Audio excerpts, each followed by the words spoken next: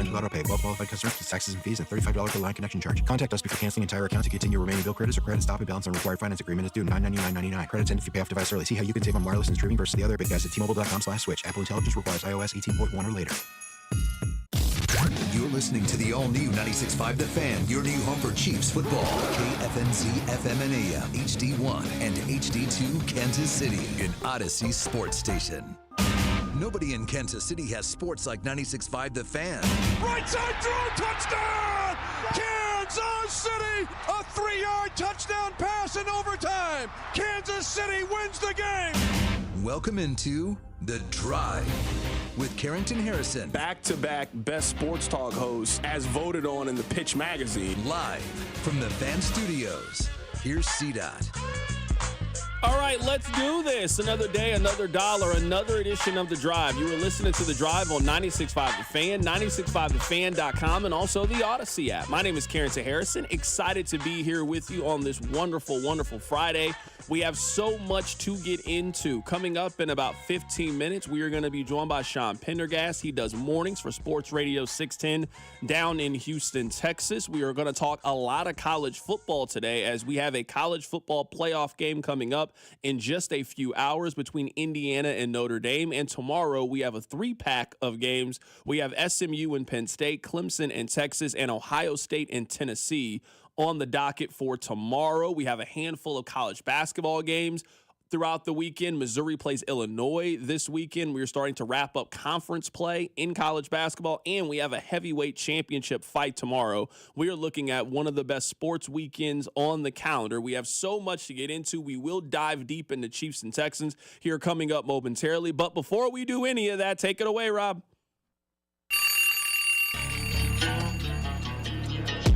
Pizza time on The Drive. Carrington, dial me up right now. Caller number 6, 913-586-7965. Caller number 6 wins a pizza from our friends over at Pizza Tassio. Pizza Tassio is Kansas City's best New York-style pizza, and they have taken over the town. They lovingly use 100% whole milk mozzarella, all organic tomato sauce, with locally grown, fresh ingredients, all made by KC guys who both know and love pizza. They also have a killer selection of craft and local beers, plus unique wines. So whether you're hungry enough for a whole pie, for some sort of football watch party, or just want a slice or two, be sure to visit them now at pizzatasio.com. That's pizza, Tascio.com.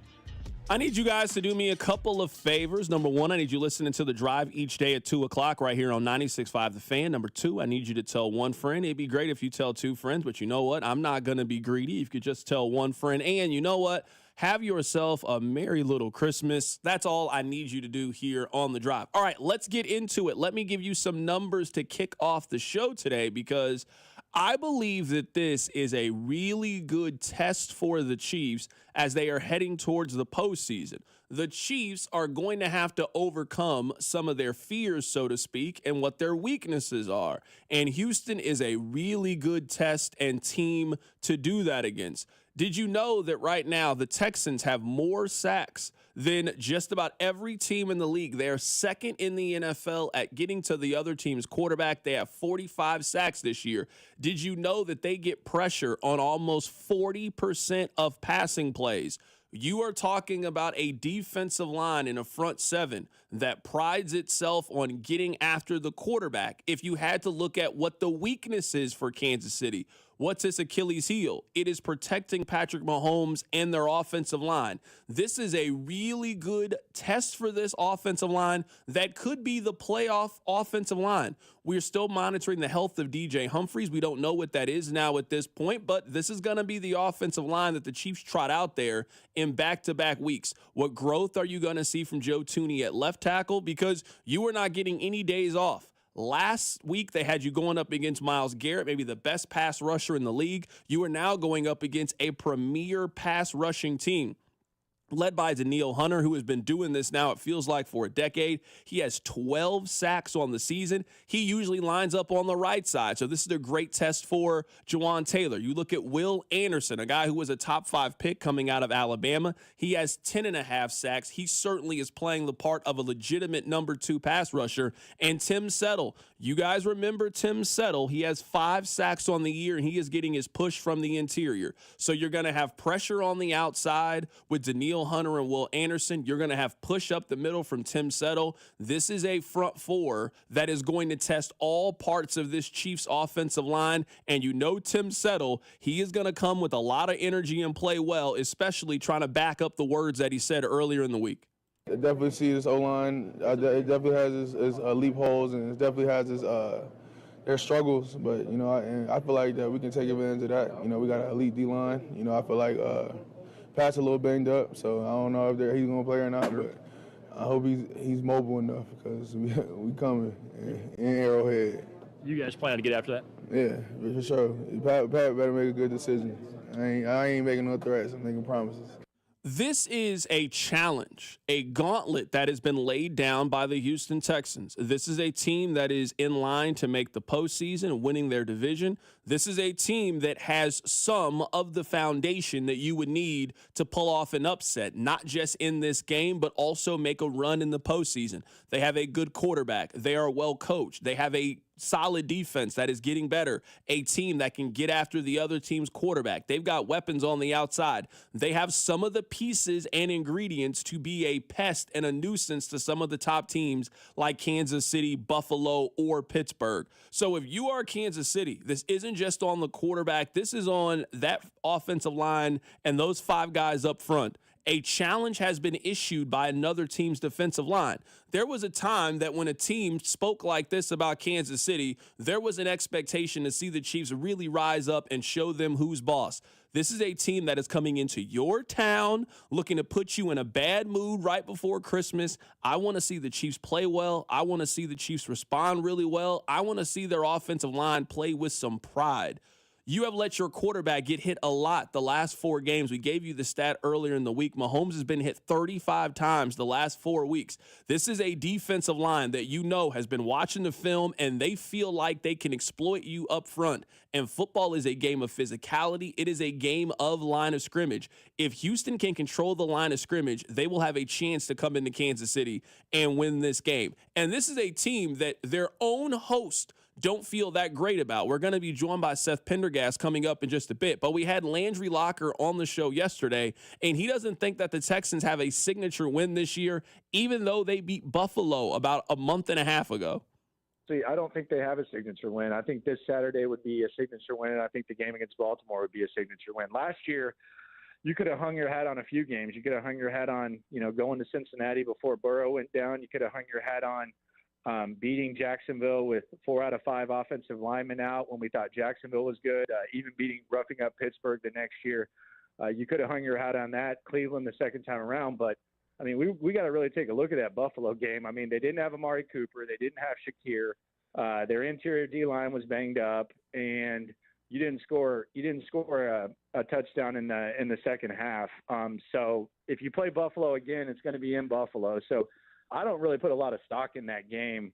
As cool as it is to be able to say you're one of 3 teams to beat Buffalo, I really don't think that this team has a signature win. DeMeco Ryans, when we talked to him this week, said he doesn't believe in measuring stick games, but I think if they're going to have a signature win, and maybe they don't need to, it would come in one of the next two games. But I don't put a lot of stock in that Buffalo win. So that was Landry Locker, who joined the show yesterday. Seth Pendergast is going to join us coming up in just a bit. Since that Buffalo win, it has been a while since Houston has sort of looked the part. Their win since Buffalo, and that was in week 5 of the NFL season. So we are talking a long time ago. They beat New England, Indianapolis, Dallas without Dak Prescott, Jacksonville, and Miami. So they're playing a little bit better of late. They have won 3 of their last 4, but certainly not against a murderer's row of teams. And they finish out the season with an opportunity to get some momentum themselves. They have the same schedule as Kansas City, where you play 3 games in 11 days. They won their first game, albeit against Miami. They did not look great in doing it. You now go on the road to play Kansas City, and you got Baltimore coming into town on Christmas Day. So Houston is a team that is looking to play with some momentum, looking to play their best football heading into the important part of the season as we get closer and closer to the postseason. And they are a team where their strength lines up against your weakness. And I really want to see how the Chiefs as a whole respond. You know your quarterback is banged up. Are the Chiefs going to rely on the run game? Are they going to protect Patrick Mahomes a little bit better? Are they going to be able to win the line of scrimmage? They have a chance to also win this on the other side. C.J. Stroud this season, if you look at the advanced metrics, he is ranked 31st in the NFL amongst qualifying quarterbacks against the blitz. So he doesn't handle pressure very well. So who can protect their quarterback better? Who is going to be able to control and dominate the line of scrimmage? That ultimately is going to be the team that wins on Saturday between two good teams. One team has shown that they can be an elite team. I don't think that the other team, the opposition, the road team, has really shown that they can consistently play at the level that I think Kansas City has. I bet Kansas City early in the week when it was still a little bit of a question if Patrick Mahomes was going to play or not. I got them at plus 110. The line is now moved heavily in the Chiefs' favor. It's right now Chiefs at minus 3.5. So obviously Vegas feels good about this game. It is the last home game for the year. It's outdoors. Houston not used to playing in that weather, that environment, that temperature. You're getting Hollywood Brown back. You're getting some of your key pieces back. This is a really good spot for Kansas City to build on what you did last week defensively against Cleveland, continue that, and you start to really catch fire as you look to get healthier heading into the postseason and shore up some of the problems that you have along the offensive line and also on defense. Coming up on the other side, we'll learn more about the Houston Texans with our guy Sean Pendergast of Sports Radio 610. We'll also talk about an incredible Saturday that we're looking forward to in college football and the NFL. Keep it right here. So Drive. The Drive with Carrington Harrison on your home for Kansas City sports. 96.5 The Fan.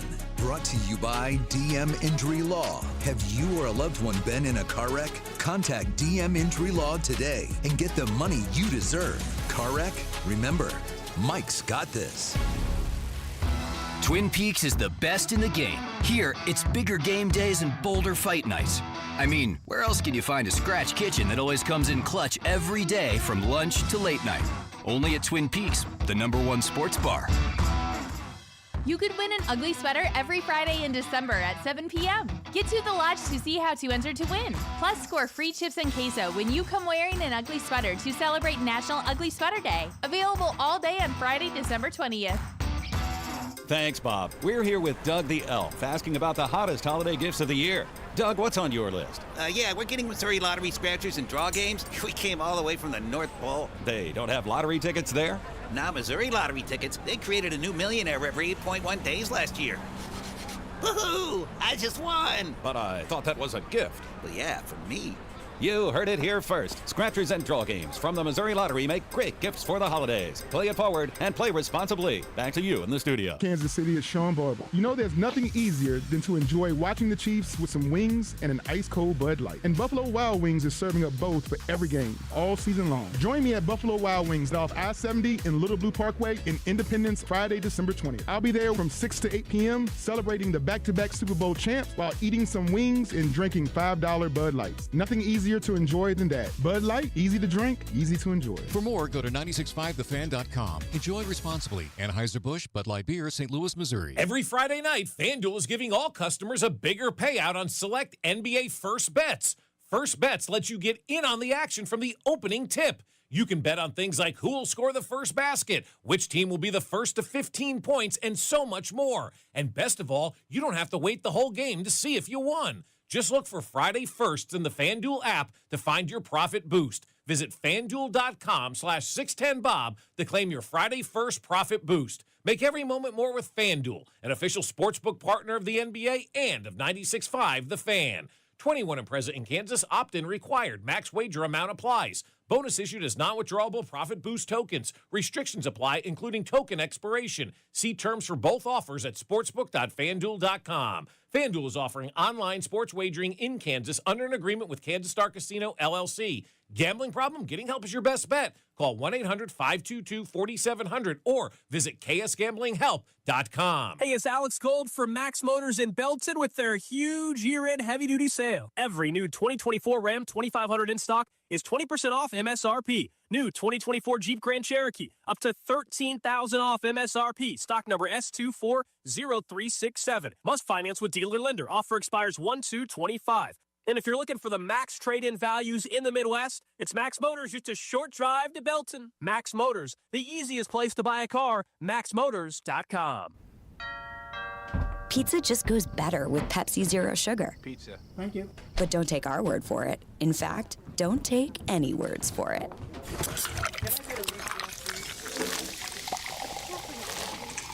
Crispy and cheesy, paired with delicious and refreshing. My mouth is watering already. Ooh, too high. Yeah, we've all been there. Every bite is better with Pepsi. Hey, it's Matt, your leaf filter trusted pro. Gutters are an often neglected part of the home. They're also one of the most important. Clogged, overflowing gutters can cause serious problems like foundation damage or basement flooding, which can cost thousands of dollars to fix. Let's face it, cleaning gutters yourself is not only a hassle, it can be dangerous.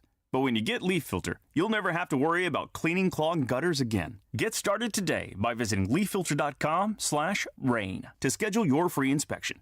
If you decide to move forward, we'll professionally clean, realign, and seal your gutters before installing our patented stainless steel micro mesh system. Leaf Filter keeps out everything but the water. And it's backed by a lifetime transferable no clogs warranty. So you're protected for good. We're in your neighborhood and ready to help. Visit Leaf Filter today for a free inspection and estimate, and you could save up to 30%. Visit leaffilter.com/rain. That's leaffilter.com/rain. Okay, so that's with bacon, cheese, lettuce, tomato, grilled onions, ketchup, and hold the pickles. You know what you like. You wouldn't order your burger just any way. Why should your sports talk be any different? With Chapters on the free Odyssey app, you can choose the topics that matter to you most. Whether it's reactions, matchup previews, injury updates, or team news, quickly find what you really care about. Your football talk, your way. Download the free Odyssey app and start listening today. You're listening to 96.5 The Fan from the Mission Plumbing, Heating, and Cooling Studios. Chiefs fans, it's Nick Bolton, MIZ. Welcome to The Drive with C-Dot on your home for Chiefs football. 96.5 The Fan. Let's head to the phone lines right now to be joined by one of the best sports talk hosts in the country. His name is Sean Pendergast. He does mornings on Sports Radio 610 down in Houston. Sean, how you doing today, my man? I'm great. Long time no talk, C-Dot. It's been, 5 hours, 6 hours since we last chatted? Yeah, I've talked to you a lot over the last 5 or 6 days or so. Hopefully these two teams play each other in the postseason so we can chat some more. That'd be fun, actually. And, it's funny you say that because we were having a debate today on the show because the Texans could be either the 3 or the 4 seed. And this is meant with no disrespect to the Kansas City Chiefs. But if I were drafting things I want to avoid in the postseason, I probably want to avoid going to Buffalo more than anything else if I'm a Texan or if I'm any team in the AFC. So there's part of me that is going, I don't know, hanging around the 4 seed, of course, assuming that you win in the first round might not be so bad. Again, no disrespect meant, but Buffalo feels like a tougher putt right now than going up to Kansas City for a divisional round game. Neither is optimal, though. I will say that. Yeah, I think a lot of it just stems from the fact of there's a chance that Buffalo blows you out. You don't really feel like Kansas City will blow you out. You feel like you'll have a chance in the last 8 minutes to win the game. Now, the Chiefs will probably make 1 or 2 more plays than your team makes, and you'll end up in heartbreak. But I certainly understand the sentiment where you look at Buffalo as a team that could score 40 points and really run away from you. The Chiefs just haven't shown that they're going to run away from anybody. Yeah, without a doubt. And I also think, too, without knowing what the weather's going to be, I don't have my Farmer's Almanac in front of me, but without knowing what it's going to look like the third week of January, there's potential for way more weather chicanery up in up in Buffalo. Although I know you guys did have that like negative 30-degree game with the Dolphins a couple of years ago, but like Buffalo just feels like you're going to the seventh circle of winter hell when you're going up there. You know what I mean? So there's a lot to get into when talking about the Houston Texans. This is how I see Houston. I always say that there is a difference between being a Super Bowl team and a playoff team. I think that Houston has more than asserted themselves as a playoff team. They've won their division the last couple of years. They won a playoff game. They're going to win double-digit games this year. I haven't really seen any evidence to believe that they are a Super Bowl team or that they can play at a level consistently with the Detroit, Philadelphia, Kansas City, Baltimore, Buffalo, those kind of teams. Yeah, well, I mean, look, if you're saying play with, like hang on the same field with, they did lose to Detroit on a last-second field goal back in Week 10 in a game that they got outscored 19-0 in the second half. I mean, they had a 23-7 lead on Detroit, and they did beat Buffalo earlier this year. Granted, those are both at home. They're not going to be playing any of those teams at home in the playoffs. And it's hard for me to argue against you in this point. The franchise as a whole, not this group of Texans, but literally the franchise has never made it past the divisional round. So I have no evidence to show that they're a Super Bowl caliber team. I do think that this particular group of Texans is better equipped to go on the road and win a playoff game, maybe a couple playoff games, because unlike last year's team, which I think was, that was completely unexpected for them to win the division, get in the playoffs, let alone win a playoff game and go up to Baltimore. That team didn't do anything really at a super elite level, other than C.J. Stroud putting a cape on third and long all the time. This Texans defense, which I know we're going to talk about here within the context of this game, but they do a few things at a very elite level. Their pass rush, they've got the best set of edge rushers in football. Their secondary is forcing more turnovers and has, I don't know if they're leading in interceptions, but they're way up there in interceptions. So they're good in coverage. They're a very good tackling team. Like they're a defense that looks a lot like those DeMeco Ryan San Francisco 49er defenses, which is a pretty high compliment. Sean, let's talk about C.J. Stroud. I was really high on him after his rookie year, the way that so many other people were. I'm still really high on him. I do kind of feel like people have I don't want to say written C.J. Stroud off, but I think they've been unnecessarily critical of a player where I don't think that he's changed as much. Of his circumstances have changed. He's been hit more this year than he was. His offensive line is not what it was last year. And the wide receiver room that we thought was going to argue to be the best in the league, that's not what it's been. Diggs is out with an injury. Tank Dell has regressed a little bit. I think that Stroud is still an elite quarterback prospect. We're talking about a guy who is 23 years old. I think the infrastructure around him has changed. Totally agree. I cringe when I see some of the debate topics on TV shows about sophomore slump and, is CJ Stroud, is he the real deal? Like that kind of thing. Like there's, other than the interceptions, he's thrown more picks this year than he did last year. Not an inordinate number. He's not going to wind up leading the league or anything like that. But people need to keep in mind, like he protected the ball at a record-setting rate for a rookie last year. He was exceptional. I'm totally with you. If you watch him, he still makes a lot of the throws he was making last year. Still tremendous poise. I would say there was a period of time in the middle of the season where it looked like he was maybe getting a little bit jittery in the pocket, but that was a period of 3 games where he was getting pressured. Nearly 55 to 60% of the time he dropped back to pass. Not an exaggeration, statistical fact. So I'm with you. There's nothing. I am just as bullish on C.J. Stroud now as I was at the beginning of the year. Now he's not totally without fault in the regression of the Texans offensively. I mean, he's made more mistakes this year than he did last year. But in terms of him, just the overall package. If we're doing like quarterbacks under the age of 25 kind of thing, he's still the man, in my opinion. Right now, we're talking to Sean Pendergast, breaking down the Houston Texans as we get ready for Saturday's matchup between the Chiefs and the Texans. All right, let's talk about the weapons and parts around him. You do have Tank Dell back healthy. Nico Collins is healthy. Joe Mixon is there. It does seem like this Texans team, if this game is played into the high 20s, it does seem like Houston has the firework to keep up. Yeah, and the big one's Nico Collins. Nico Collins, when he got hurt in the Buffalo game back in Week 5, he got hurt literally scoring a 67-yard touchdown. He pulled his hamstring, and he was gone for the next 5 games after that. He was leading the league in receiving when he got hurt. he was still leading the league in receiving yards 2 weeks later on the injured reserve list. That's how good he was, and he's been very good since he got back as well. He's the straw that stirs the drink on offense. They go as far as Nico Collins can take him. Joe Mixon's been excellent this year, but I think the rushing numbers for the Texans are a little bit deceiving. Joe Mixon's had 7 100-yard games this year.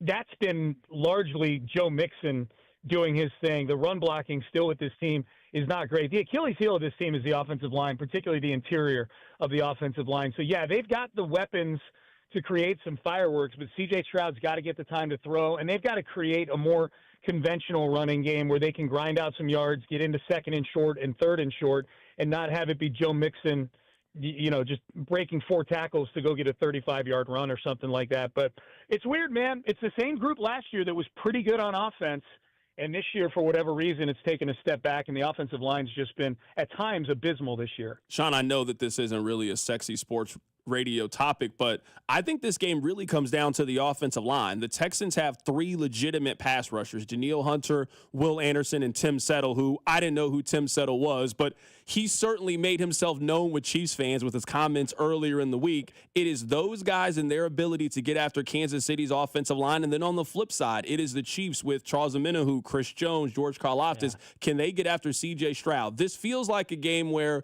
whichever team can control the line of scrimmage and dominate and get to the other team's quarterback, that ultimately is going to be the team that wins. Yeah, I think so. I mean, look, those are the marquee names you just listed right there. I think the other thing I would put as sort of an X factor in all this is the turnovers. That the Texans, if the Texans are able to force some turnovers, get some short fields, that was the one thing. The Miami game, they didn't pile up yards at all, the Texans, but every time that special teams or the defense gave them a short field, they cashed in and got points. If that's a trend where they're being a little more opportunistic after turnovers, I think that's a big one. And the other adjustment that the Texans have made, Carrington, is that they've got Tank Dell returning punts now, and he had not been doing that until the last game. I think they're just trying to find ways to get the ball in Tank's hands because they've had a tough time getting him the ball on offense. So he returned 3 punts in that Dolphins game, and all 3 of them looked like, man, he was like one cut away from breaking one. If you watch him at the University of Houston, that dude, he looked like U of H Tank Dell in these punt returns where he's just juking guys like it's Madden or something like that. A big play in the return game for Tank Dell, I think, could be something that if it's the game you and I think it's going to be, where it's low scoring, tight game, those invisible yards that you can get either on an interception return or a punt return could be a big difference in this game. Seth, I am curious, or Sean, I'm sorry. I am curious about this, Sean. It seems like Houston has everything. They have a good quarterback. They can run the football effectively. They got great weapons on the outside. They got a pass rush. They have one of the best young corners in the league. I'm surprised for a team that appears like they have all the foundational pieces why they feel like they're stuck in the same place that they were last year.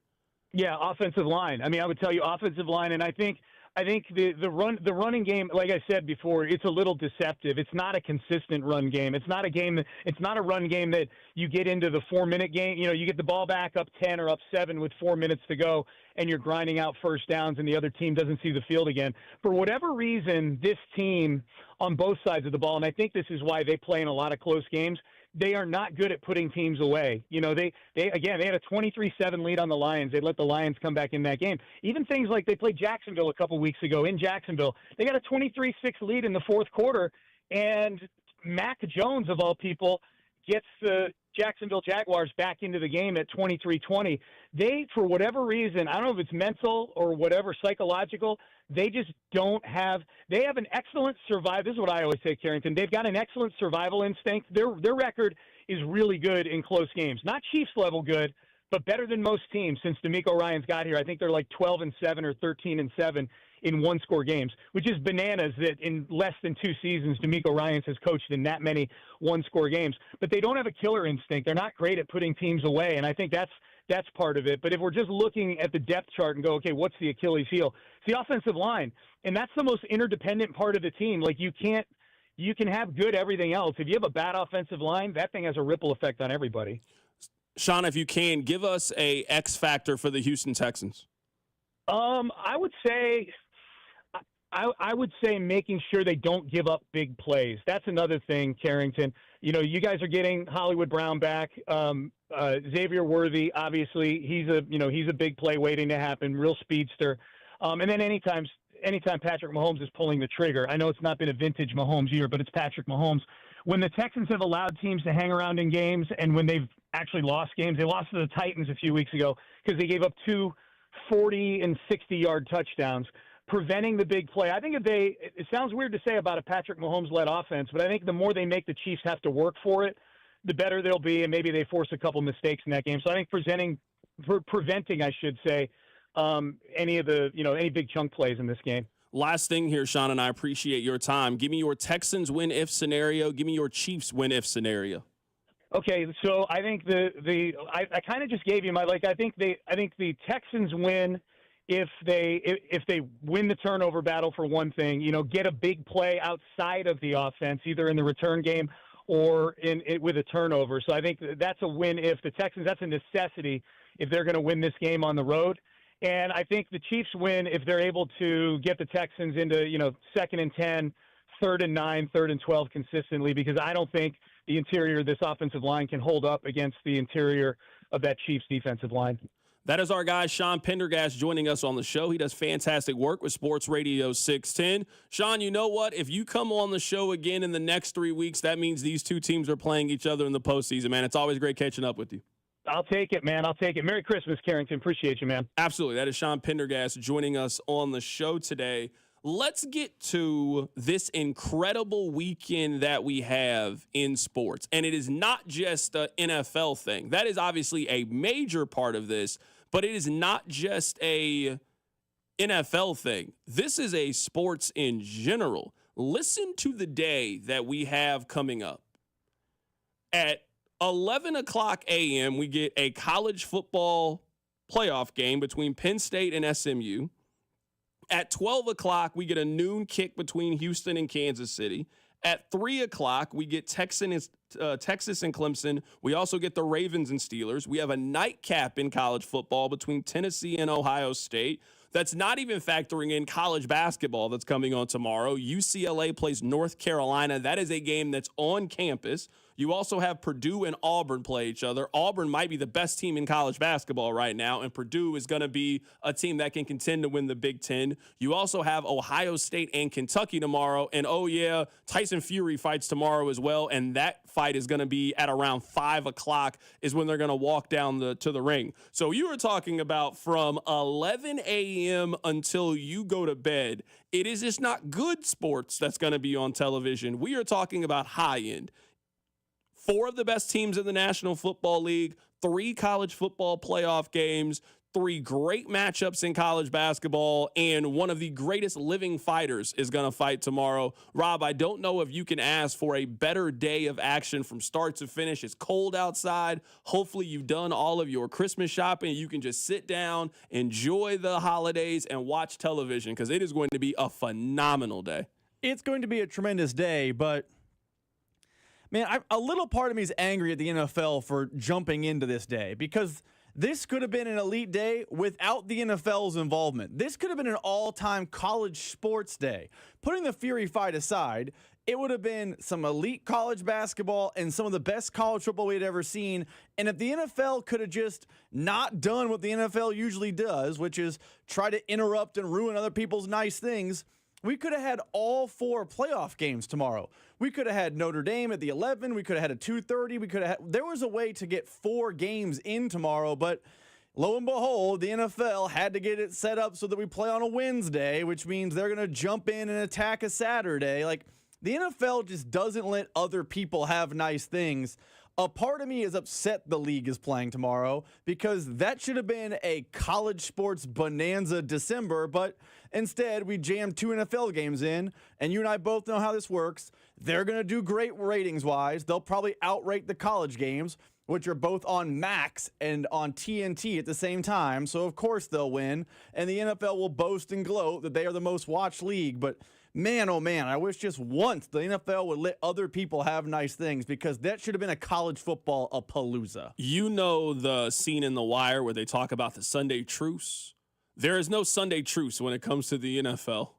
They've taken over Black Friday. You remember, that used to be a big college football day. There were big rivalries that have happened on those days. They are not interested in that anymore. This is our day now. We're going to take this day over. Now, I will give this to the NFL. They usually have played Saturday games once college football is over, and college football has now sort of extended its season, and the NFL is just, they're not willing to play nice here. You're right. The NFL could have very easily conceded these Saturday games and just played these games on a Sunday. They are not interested in that. They're going to take over the Saturday too. Well, to be fair, not to interrupt, one of the reasons they wouldn't concede the Saturday is because they were busy stealing Christmas Day from the NBA. Why is the NFL playing on a Wednesday? Oh, that's right. Another entity in sports was doing well ratings-wise. We can't allow that to happen under the Goodell regime. They're not giving you any days anymore. They're about to take over NBA All-Star Weekend coming up in a couple of years when they push the Super Bowl back. So, no, if your event happens between Labor Day and President's Day,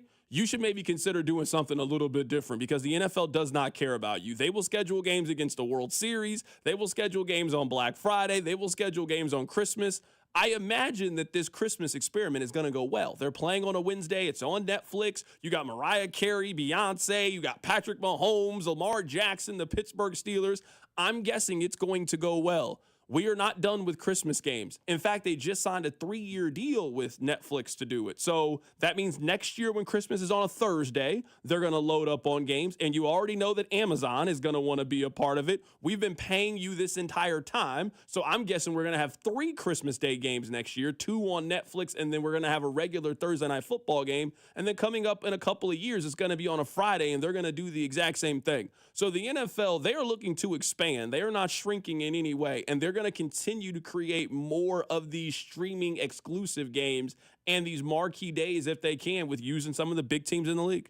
I understand that the NFL is going to do that, but just because doing that doesn't mean I have to like it because as someone points out, the NFL, Saturday has been a college football day forever. The NFL did play, you're right, in December, but that was when the college football season was kind of done in December. They couldn't let the playoff have its day. And the reason they played on Saturday is because they can't play on Sunday because of Wednesday. It goes beyond that, though. Carrington, when you and I were in high school and college, do you know what Thursday night was? That was Rutgers-Louisville. That was, oh, man, can you believe South Florida went on the road and upset? Thursday used to be a fun college football day on ESPN. You know what the NFL noticed? Hey, people are watching football on Thursday. Then the Thursday games came into existence. They ran everyone out of Black Friday other than them. I mean, I now guess there's some games on Friday for college football, but they're not any good. They're now running college football out of Saturday because they got to get their midweek Christmas Day game in. And it's frustrating to watch the NFL dominate the landscape and make every other sport niche because I like other sports. I'm allowed to like other sports, but the NFL doesn't want me watching or enjoying other sports because they want to be everything. Hell, their free agency period has taken over college basketball's first week. Let's say it's the Thursday of the NCAA tournament. Kansas and Missouri are playing. K-State, you're watching at home. And Missouri or Kansas lose in a big upset game. And that same day, the Chiefs sign left tackle X. What is this show talking about that day? It's not the major upset in college basketball. It's not the actual sport happening. What we're talking about is players changing teams and transactions because the NFL is, let's face it, they're with the draft. They are May. They go from basically August to May. They take some time off in June and July, but that's how the NFL likes it, and that's how the NFL is getting it. As I look at these two teams, I see a lot of similarities between Kansas City and Houston. Let's talk about the wide receiver rooms for both of these teams. I mean, these were teams that loaded up in the offseason. Now, Houston did a majority of it through the draft. They got Nico Collins in the draft. They got Tank Dell, but they also have been aggressive in free agency. They got Dalton Schultz in free agency. He used to play for the Cowboys. They got Joe Mixon. We thought that Joe Mixon was maybe on the tail end of his career, but he actually has played really well this year. Joe Mixon probably is going to be a Pro Bowl player for the AFC, but they've also dealt with some injuries in their wide receiver room. Nico Collins has only played in 9 games this year. He was looking like a top 5 receiver in the first part of the season, but he's been banged up with injury. Stephon Diggs is out for the rest of the year with the torn ACL. That sounds very similar to what happened in Kansas City. So I'm looking at these two teams, and in a lot of ways, they are very, very similar. two talented quarterbacks, a capable run game, and teams that I think have invested in the skill position players around their quarterback. And at least for this year, injuries have just been a significant part of both of these teams' stories. All right, coming up on the other side, you know what? Let's give a couple of picks for this weekend. We're going to give you a couple of college parlays, an NFL parlay. We'll also go through some of the top storylines for Sunday's action in the National Football League. Keep it right here. It's The Drive on 96.5 The Fan. The Drive with Carrington Harrison on your new home for Chiefs football. 96.5 The Fan, brought to you by DM Injury Law. Have you or a loved one been in a car wreck? Contact DM Injury Law today and get the money you deserve. Car wreck? Remember, Mike's got this. Hey, it's Carrington Harrison for The Drive here, and let me tell you about my friends at The Other Place. It is playoff time in college football, and we are right around the corner from the playoffs with the pros. Make sure you stop by the best place to catch the game, grab yourself a great bite to eat, and also have a cold beer and enjoy some sports. Plus, they have amazing game day specials, a 14-inch two-topping pizza for $12, 8 wings and a basket of tots for $12, and a $4 domestic cup. If you are looking for a one-of-a-kind game day experience and the next best thing to being at the stadium, the best place to do that is with my friends at The Other Place. This Friday only in Old Navy stores. Long sleeve tees are just $5 for adults and $4 for kids. Yep, long sleeve tees are $5 for adults, $4 for kids. But hurry, this deal is one day only this Friday at Old Navy stores. Valid 12/20 in stores and select styles only. Tune in this week to Kickoff with Boomer and Valenti, where they break down all the headlines in the NFL. Presented by T-Mobile. Head to T-Mobile.com and get a great deal on the iPhone 16 Pro. Men, we hear it all the time. A man comes in to get his erectile dysfunction treated, and very soon thereafter, he tells us that his relationship is renewed. This is Jeff for Heartland Men's Health, and you should know that ED doesn't just affect you, it also often affects your partner. They can feel undesired, unwanted, they may even feel like you don't love them anymore.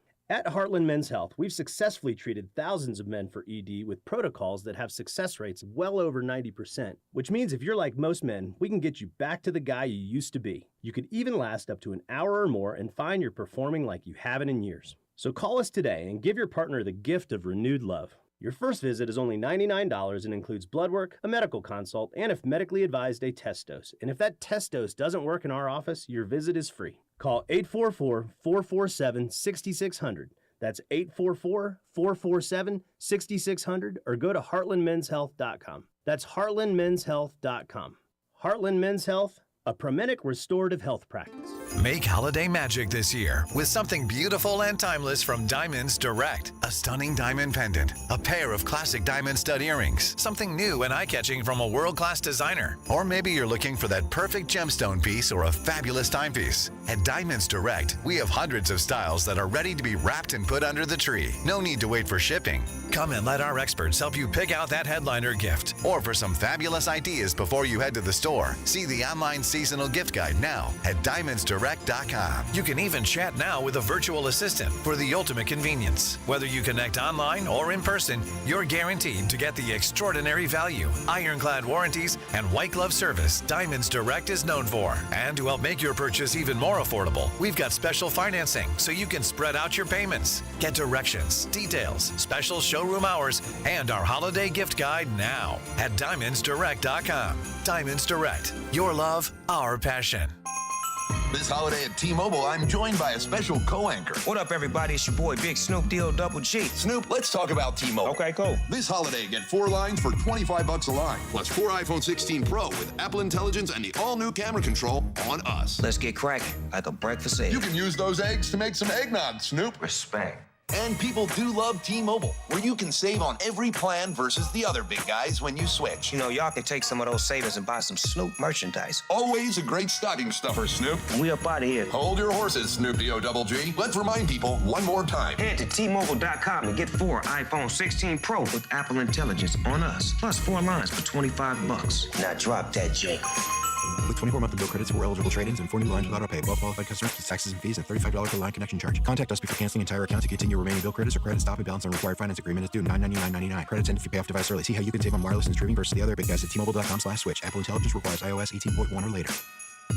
When your little one has a cold with a fever, try new DayQuil Kids Cold and Cough Plus Fever. It's the daytime coughing, aching, sore throat fever just for kids medicine. DayQuil Kids Cold and Cough Plus Fever offers fast, effective cold and fever relief for kids ages 6 and up with a delicious grape flavor that kids love. New DayQuil Kids Cold and Cough Plus Fever will help them feel better fast so they can get back to the fun stuff quickly. New DayQuil Kids Cold and Cough Plus Fever. Use as directed. Keep out of reach of children. Lowe's knows that to win the job, pros need the best prices. That's why only at Lowe's, MVP's Pro Rewards members can get a volume discount on eligible orders as low as $1,500 at the Pro Desk. That means you get the prices you need to start any job, small or large. Because Lowe's knows pros. Valid in-store only. More terms and restrictions apply. Visit Lowe's.com/terms or Pro Desk for details. This afternoon, expect sunny skies with a high of 31. Weather brought to you by Staples. Your local Staples store has hot deals and super low prices throughout the store on everything for your business. Save even more with the Easy Rewards program at Staples. Welcome to your new home for Chiefs football. 96.5 The Fan. I know that I teased that we were going to give our parlays for the week, and we still will. We'll just do it later in today's show. I want to read you guys a story that I think is far more pressing and far more important than that. So there is a senior that attends Liberty High School. His name is Tashawn Wells. I don't know, Rob, if you have been tracking this story or not, but Tashawn Wells lived in Springfield, Missouri. He played basketball at a high school in Springfield. He then transferred to Liberty High School and is looking to play basketball there. He was deemed ineligible to play. So he had an appeals hearing. I want to play basketball. Let me read to you some of the story. This comes from our friends over at Channel 9. And when you are hearing this story, can anybody explain to me why, even after the appeals process, they have still deemed this 17-year-old ineligible to play high school basketball for his senior year of school? Listen to this. A Liberty High School senior must remain on the bench for a few more days while a Clay County judge decides if he can play in games for the Blue Jays varsity basketball team. He was asked for more time to reconsider the arguments against Tashawn Wells, his eligibility to play under Missouri high school laws. Wells has worked through 5 months of appeals. Think about 5 months of appeals. That is the entire NFL season. You have been trying to figure out if you can play, and they have already started playing high school basketball, and they still have not been able to come to a decision on whether or not you are eligible to play or not. All right, let's keep going. Wells, who is 17 years old, said that he has worked through 5 months of appeals after leaving his home in Springfield, citing an unsafe home, neighborhood, and bullying at school. He said that shootings and drug deals took place in his neighborhood, and he was bullied at school and during basketball games. He also testified on Wednesday, so a couple days ago, about 3 men who broke into his home a few years ago while he was asleep and also held his mother at gunpoint. He was asked by an attorney, "Did that event scare you?" Yes, and he broke down in crying. He then talks about how he's thankful for the opportunity to move to Liberty, Missouri. He had 4 hours of testimony from the kid, his new legal guardian, who is now the basketball coach at Liberty, and also the executive director. And today they ruled that that kid is ineligible to play high school basketball. What in the world are we doing? The worst people when it comes to youth sports are never the kids. They are the adults. You cannot tell me, based on the information that I just read to you, that you are arguing that this kid moved from Springfield to Liberty for his senior year of high school for athletic reasons and not for personal safety. Aren't we supposed to be in the business of giving kids opportunities and chances to play and better life experiences through education and through sports? And you're telling me that a group of adults our age, Rob, or a little bit older than us could hear 4 hours of testimony from all of these people and then come to the conclusion that this kid is ineligible to play for the remainder of his high school year? I didn't even keep reading you the story. He was going to transfer to a school that was in Springfield, but because his mom didn't sell his home, you can't just change districts, right? You can't just, hey, I'm going to Blue Valley Northwest. I don't want to go to Blue Valley West anymore. I want to go to Blue Valley West. That ain't how public school works. So he wanted to stay in Springfield and just go to a different school. He could not do that, so he thought that moving 2.5 hours away from all your friends and family, that you would still get an opportunity to play high school basketball. What are we doing here? How can you not rule that's in the best interest of a 17-year-old? And why are adults in the business of taking away opportunities from kids? I've never seen this kid play basketball. I'm assuming he's good. You want to know why I know that he's good? Because if the kid couldn't play, they wouldn't be doing all of this. If the kid averaged 4 points a game and was a role player, I'm assuming we wouldn't be arguing about his athletic eligibility. I'm assuming they would just let the kid play. I'm assuming the kid can ball a little bit and can hoop, and all the other schools are mad that Liberty now has this advantage. Just be better at basketball. Isn't that the argument? Be better at basketball. I'm sorry that your school's not good enough. How are we doing this? This doesn't make any sense to me. I would love to hear the argument, and I saw some of the audio from it. We don't have to spend too much time on this. I at least wanted to acknowledge this story that right here in our community, they ruled against a high school student playing basketball for his senior year. Just gross from the Missouri High School Board. Just gross. Here's the thing, and I'm not trying to, be dirty pool with my alma mater in high school, but we all know high schools in the area that have brought kids in strictly to win basketball games. And whether it be KSHAA or MSHAA, those things got through. Christian and Parker Brown are from Burlington, Kansas, and they played high school basketball in Overland Park. There are lots of examples of that sort of thing happening. And guess what? Those kids played high school basketball locally with no problem, which means some sort of governing board greenlit that. It wasn't just they snuck it through. It happened somewhere. Meanwhile, this kid who has every real reason for wanting to move. It's not just, hey, I'm trying to hoop for this coach, or my AAU coach is the assistant here, or he has legitimate reasons to want to transfer, and the governing body says no thanks. That's the problem to me, is how hypocritical we are here. We're cool with some kids transferring, and we know for a fact those transfers happen sometimes strictly for on-the-court basketball reasons, and they get pushed through. Cool, whatever.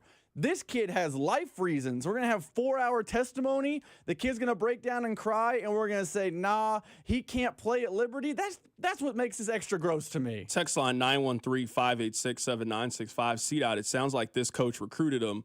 I don't think you guys want to have a real conversation about the recruitment that is going on in high schools right now. I don't think you want to have a conversation about black kids that grow up in the inner city that get pushed to schools out in the suburbs because they're really good at sports. If that's the line that we're willing to draw on this thing, I'm here telling you that there are no rules when it comes to this thing. And if you have a legitimate reason, like you grow up in a dangerous environment and you want to go to a better school for a better education and a better quality of life, isn't that what we're supposed to be supporting as a society? This kid very easily could have fell into all the traps that he is telling you that he is trying so hard to get away from. In his senior year, you take away his opportunity to play basketball, his opportunity to try to earn a college scholarship and continue to move on. What are we doing here? What are we doing here? How do you think kids are winding up at Bishop Miege? How do you think kids are winding up at Rockhurst? Is that where he should have went? He just should have went to a private school? Is that what we're arguing? Can he do that right now? I'll chip in. Are you telling me that right now this kid can go play at Bishop Miege? If so, I'll chip in. How much is it? I don't know if I can pay for the whole thing. Put me down for like 2 weeks. How much is 2 weeks tuition at Bishop Miege? I can spring that. I'm here to help. Why don't we come together again and we can do this? This is wrong. I'm sorry. This is wrong. This is wrong. This is 100% wrong, and I just don't know how adults could be in favor of limiting opportunities to teenagers. I don't know how you can be in the business of doing that. We're talking about a 17-year-old, and you now said he can't play high school basketball because he moved from Springfield to Liberty. That's wrong. There's really no other way to put it. We'll get back to the Chiefs coming up at the top of the hour. I did want to tell you guys that story. I am certainly hoping that the high school board reverses their decision. I'm hoping that this kid has an opportunity to finish out his senior year and play basketball at Liberty High School. Keep it right here, Sir Drive. The Drive with Carrington Harrison on your new home for Royals baseball. 96.5 The Fan. Brought to you by DM Injury Law. Have you or a loved one been in a car wreck? Contact DM Injury Law today and get the money you deserve. Car wreck? Remember, Mike's got this. Hey, let me tell you guys about my friends over at Gates Barbecue. With 5 locations around town, you are never too far away from that classic Gates Barbecue taste. And the menu is changing a little bit. They got the new Burnt E Mac. They're great mac and cheese topped with some Gates burnt ends. You can also order the Splits Gates fries. So you can get some fries, also some onion rings, and go ahead and get that with a slab of ribs. Delicious. This is a great football weekend. Whether it's college with the playoffs, whether it's pro football, we got some basketball, we got a championship boxing this weekend. This is one of the great sports weekends, so you want to make sure that you have a great meal to go alongside it. So stop by any of these area Gates locations and also get ready for your company party. Make sure you pick up a party tray. Maybe you're having a holiday gathering with friends. You can also do that as well. Whatever your food needs are, whatever your holiday food needs are, make sure that they include Gates Barbecue. Thanks to Total Wine, you saved more on all the gifts for the ones you adore. Wine, spirits, beers, all nestled on shelves. Curbside pickup available and the lowest prices for over 30 years only at Total Wine & More. Drink responsibly. B21. Protect your vehicle's engine with Syntec and O'Reilly Auto Parts. Syntec Full Synthetic Motor Oil is formulated for today's engines to protect against wear and deposits. Get 5 quarts of Syntec Full Synthetic and a MicroGuard Select filter for just $32.99. In-store only. Limit supply. Learn more at O'Reilly Auto Parts. O'Reilly Auto Parts. Welcome to TGL presented by SoFi. Golf's newest league, live on ESPN and ESPN+. It's 2 hours of hammer-dropping, overtime forcing, playoffs on the line golf. Tiger, Rory, and more of the best from the PGA Tour split into 6 teams. Learn more at TGLGolf.com. And tune into the inaugural season beginning January 7th. Keep up, it's golf. Hey everyone, it's Ted from Consumer Cellular, the guy in the orange sweater, and this is your wake-up call. If you're paying too much for wireless service, you don't have to keep having that nightmare. Consumer Cellular has the same fast, reliable coverage as the leading carriers for less. And for a limited time, new customers receive their second month free when they sign up and use promo code SECONDFREE by January 26th. So why keep spending more than you have to? Seriously, wake up and call 1-888-FREEDOM or visit consumercellular.com. Taxes, fees, and other third-party charges will apply. See website for additional details. This is the story of the one who, as a maintenance specialist for a historic high-rise, knows that vintage charm historically needs constant attention. Which is why when it's time to upgrade turn-of-the-century mechanicals, they turn to Grainger. With easy access to 1 million+ products and the scale to deliver when and where you need them. The right tools and supplies are never far away. So the one can keep that vintage building running like new. Call, click Grainger.com, or just stop by. Grainger, for the ones who get it done. The election is finally over. Now you can get the cash you need. Imagine what you could do with $50,000. Pay off credit cards, do home improvements, or even pay off auto loans. Golden Oak's mortgage rate is 5.25%. There's no out-of-pocket costs, so call today and make no payments until next year. Call 913-890-GOLD. Golden Oak Lending cured my blues. 6.19 APR, FHA, 15-year, 20% equity, qualified credit. Additional terms apply. NMLS 114937. At Shane Company, we want you to be the holiday hero. We have so many ways to create unique, fine jewelry gifts. Give a ring or necklace with their favorite gemstone like amethyst or peachy morganite, one to match their eyes, or even pick out their favorite team colors. Customize our North Star charm with the gemstone of your choice for a reminder to follow their own path. Or create a personalized piece with zodiac, birthstone, and diamond letter charms. Visit us in store and shop online at shaneco.com. Shane Company, your friend and jeweler. Kansas City is Sean Barber. You know there's nothing easier than to enjoy watching the Chiefs with some wings and an ice-cold Bud Light. And Buffalo Wild Wings is serving up both for every game, all season long. Join me at Buffalo Wild Wings off I-70 in Little Blue Parkway in Independence, Friday, December 20th. I'll be there from 6 to 8 p.m. celebrating the back-to-back Super Bowl champs while eating some wings and drinking $5 Bud Lights. Nothing easier to enjoy than that. Bud Light, easy to drink, easy to enjoy. For more, go to 965thefan.com. Enjoy responsibly. Anheuser-Busch, Bud Light Beer, St. Louis, Missouri. Chiefs coverage brought to you by Andy's Frozen Custard. Visit eatandys.com to find the location nearest you. Top your day with a smile. Let me tell you about my good friend Andy from Andy's Frozen Custard. He's from Kansas City, never misses a game, and serves the world's finest frozen custard. Tailgate with a pick six, or grab a freshly made custom treat before or after a game, and tell him Mitch and Andy sent you. Listen to the Chiefs and Texans game on Saturday with pregame starting at 9. Kickoff at noon with Mitch, Danon, and Kling. Right here on your new home for Chiefs football. 96.5 The Fan. KFNC FM and AM, HD1 and HD2 Kansas City. An Odyssey Sports Station.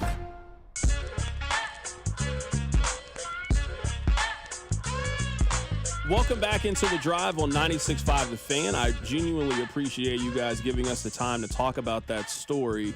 I would highly encourage you to do a little reading on it. The kid's name is Deshaun Wells. He goes to high school at Liberty, and he was voted ineligible to play high school basketball because he moved from Springfield to Liberty. It just feels like a very cruel decision to limit an opportunity for a 17-year-old. Doesn't make a whole lot of sense to me. I'm hoping that there is possibly another appeal process. I hope that this thing can get resolved to try to give him some semblance of a normal senior year. If there is an update on the story, we definitely will update you guys on it. But again, thank you for letting us have the time to talk about it. I know you guys want us to be talking Chiefs right now. So we talked about this at the very beginning of the show. This was the open. I do think that this is a game that is really going to challenge the Chiefs in some of their weaknesses. We don't have to spend a lot of time on it. I think we all know what one of their weaknesses is. It is their offensive line. The Texans have the second most sacks in the NFL at 45. The Texans get pressure on almost 40% of pass plays. So you were talking about a defense that really gets after the quarterback. Danielle Hunter has 12 sacks. He's been doing this for a long time. Doesn't matter if it was in Minnesota. Doesn't matter if it's down in Houston now. He is a guy who has a proven track record of being able to get to your quarterback. Will Anderson is one of the best young defensive players in the league. Like, if they had to make an all-pro team for defense of defensive players under the age of 25, Trent McDuffie would certainly be one of those corners, and Will Anderson would be on that team too. He is one of the premier young pass rushers in the league. And also Tim Settle. Maybe you don't know who Tim Settle is, but he has 5 sacks this season. He is one of the better defensive tackles in the league, and he also said this earlier in the week. I definitely see this O-line. It definitely has its leapholes, and it definitely has its their struggles. But I feel like that we can take advantage of that. We got an elite D-line. I feel like Pat's a little banged up, so I don't know if he's gonna play or not. But I hope he's mobile enough because we coming in Arrowhead. You guys plan to get after that? Yeah, for sure. Pat better make a good decision. I ain't making no threats. I'm making promises. So the Texans are obviously coming into this feeling very, very good about their ability to get after the other team's quarterback. I think there are a couple other things in this game that are really going to challenge Kansas City, so let's talk about them. Houston is a team that is very, very committed to running the football. They are not a team that goes away from running the football. Joe Mixon averages 19.7 carries per game, so let's go ahead and round that up to a real nice 20. So this is a team that is going to be very diligent in trying to control the line of scrimmage and run the football, and a guy in Joe Mixon who has played like a top 10 running back in the league. You also know that Joe Mixon has the ability to catch the ball out of the backfield and be a dual threat in that way. So this is the team that has weapons on the outside. Nico Collins is healthy. Tank Dell is healthy. And they also have the ability to throw it out of the backfield to Joe Mixon and run the football, and they are going to constantly do that. But where I'm looking at this game, Rob, is one thing that I want to see the Chiefs really work on in this. I told you about the pass rush, how Kansas City is going to have to protect its quarterback. One place where Houston has shown themselves to be very weak, they're really bad in the red zone. Did you know, Rob, that Houston has given up touchdowns on 65% of their opponent's red zone drives? If you are asking where is the Chiefs' offense the weakest, I would say it is in 2 of the areas that Houston is also struggling with. They don't really do a good job of blocking. And if you are Houston, once you get to the red zone, you score touchdowns against that team. If Kansas City can be their normal offense and continue to be efficient once you get in the red zone, this is a game that you can. This is a game that you should win. I really think that this game is going to come down to the line of scrimmage. Houston can't really protect its quarterback. Let's be honest, Chiefs fans, neither can the Chiefs. So both teams are going to have some protection issues. Who can manage that the best? Who can handle it the best? Who does the best job of protecting their quarterback and allowing their offense to flourish? I think that Houston's going to be able to move the ball. I think Kansas City's also going to be able to move the ball.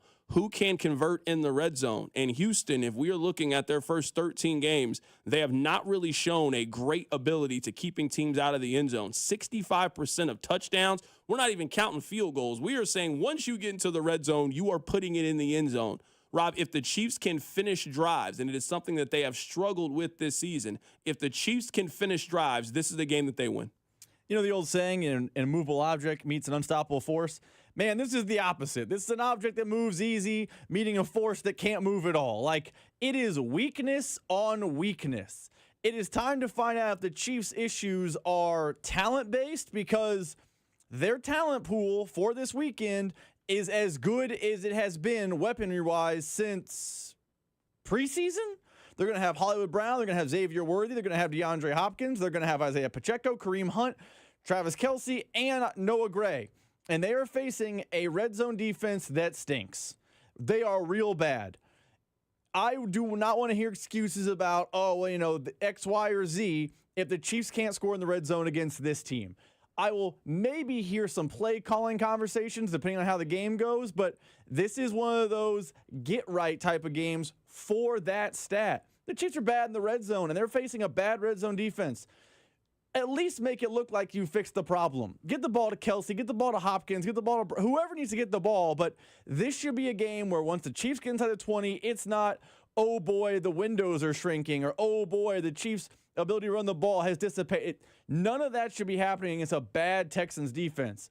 I know I've heard Cody and Gold talk about this, Bob and Dusty too.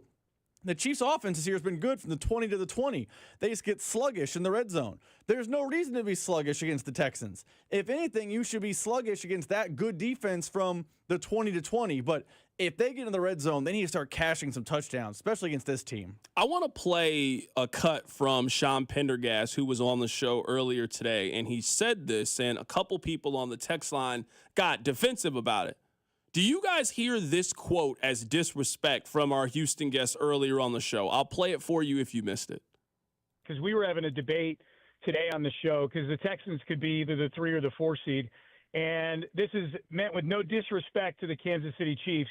But if I were drafting things I want to avoid in the postseason, I probably want to avoid going to Buffalo more than anything else if I'm a Texan or if I'm any team in the AFC. So there's part of me that is going, I don't know, hanging around the 4 seed, of course, assuming that you win in the first round might not be so bad. Again, no disrespect meant, but Buffalo feels like a tougher putt right now than going up to Kansas City for a divisional round game. Neither is optimal, though. I will say that. Text line 913-586-7965. Do you guys hear that as disrespect? Do you think it's disrespectful? I know we tried to preface it that way, but we all know sometimes you can say no disrespect and still be disrespectful. What movie is that where they say just because you say no disrespect? You know the movie I'm thinking of. I don't hear this as disrespect for this reason. I think this has been earned by the way that Kansas City has played this year. You can't play in as many one-score games as Kansas City does, and at least this year, not really shown that big heavyweight punch to really knock a team out, and then think that other teams are still going to come into the game and be afraid of you. Now, I think teams understand that you have to play your best, that you have to execute, that you have to play a full 60 minutes, all of those superlatives. But I don't think there's any reason to be afraid of Kansas City.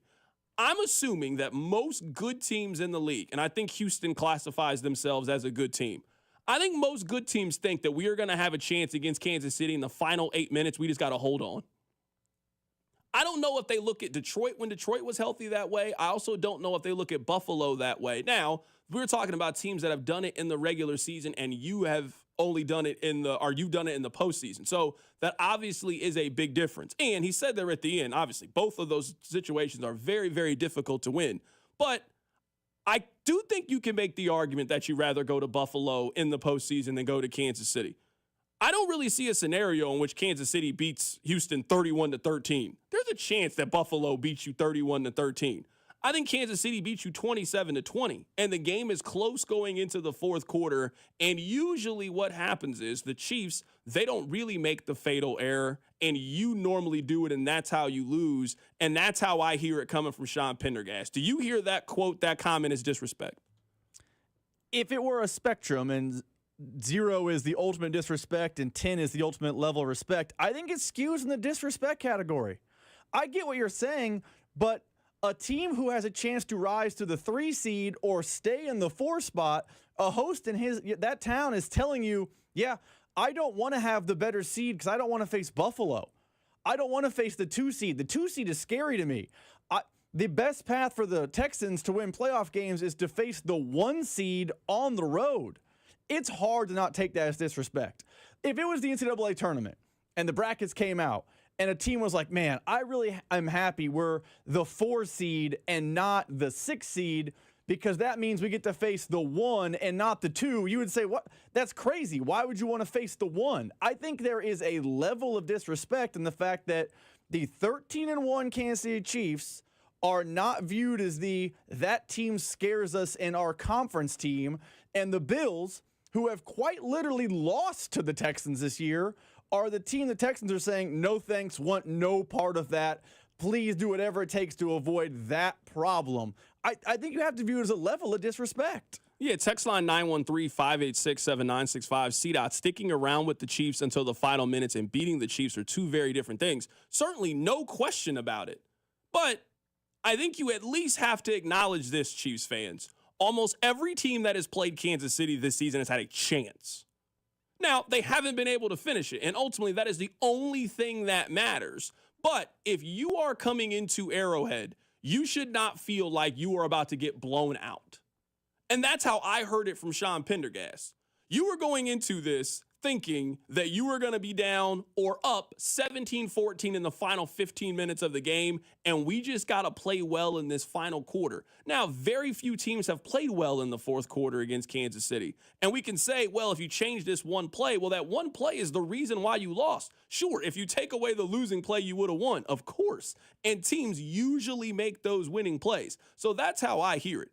It is interesting to hear that from a team that could quite possibly play Kansas City in the second round. There are not a whole lot of teams they can play in the second round of this thing. They're not going to play Buffalo in round 2. They're not going to play Pittsburgh in round 2. They're going to play some combination of Houston, Denver, the Chargers, the Ravens. There are not a whole lot of teams that they can play. So to hear one person from one of those teams just say, I mean, we don't want to go to Buffalo. We're fine with going to Kansas City. I did think was pretty interesting. You guys let me know what you think, 913-586-7965. Coming up on the other side, the Chiefs and Texans are not the only game on Saturday. We're going to head to Baltimore and also Pittsburgh, a game that obviously has implications not just for the AFC, but also for the Kansas City Chiefs. And we'll also get to the playoff games that we have coming up over the next 24 hours or so. Keep it right here. It's The Drive. The Drive with Carrington Harrison on your new home for K-State Athletics, 96.5 The Fan.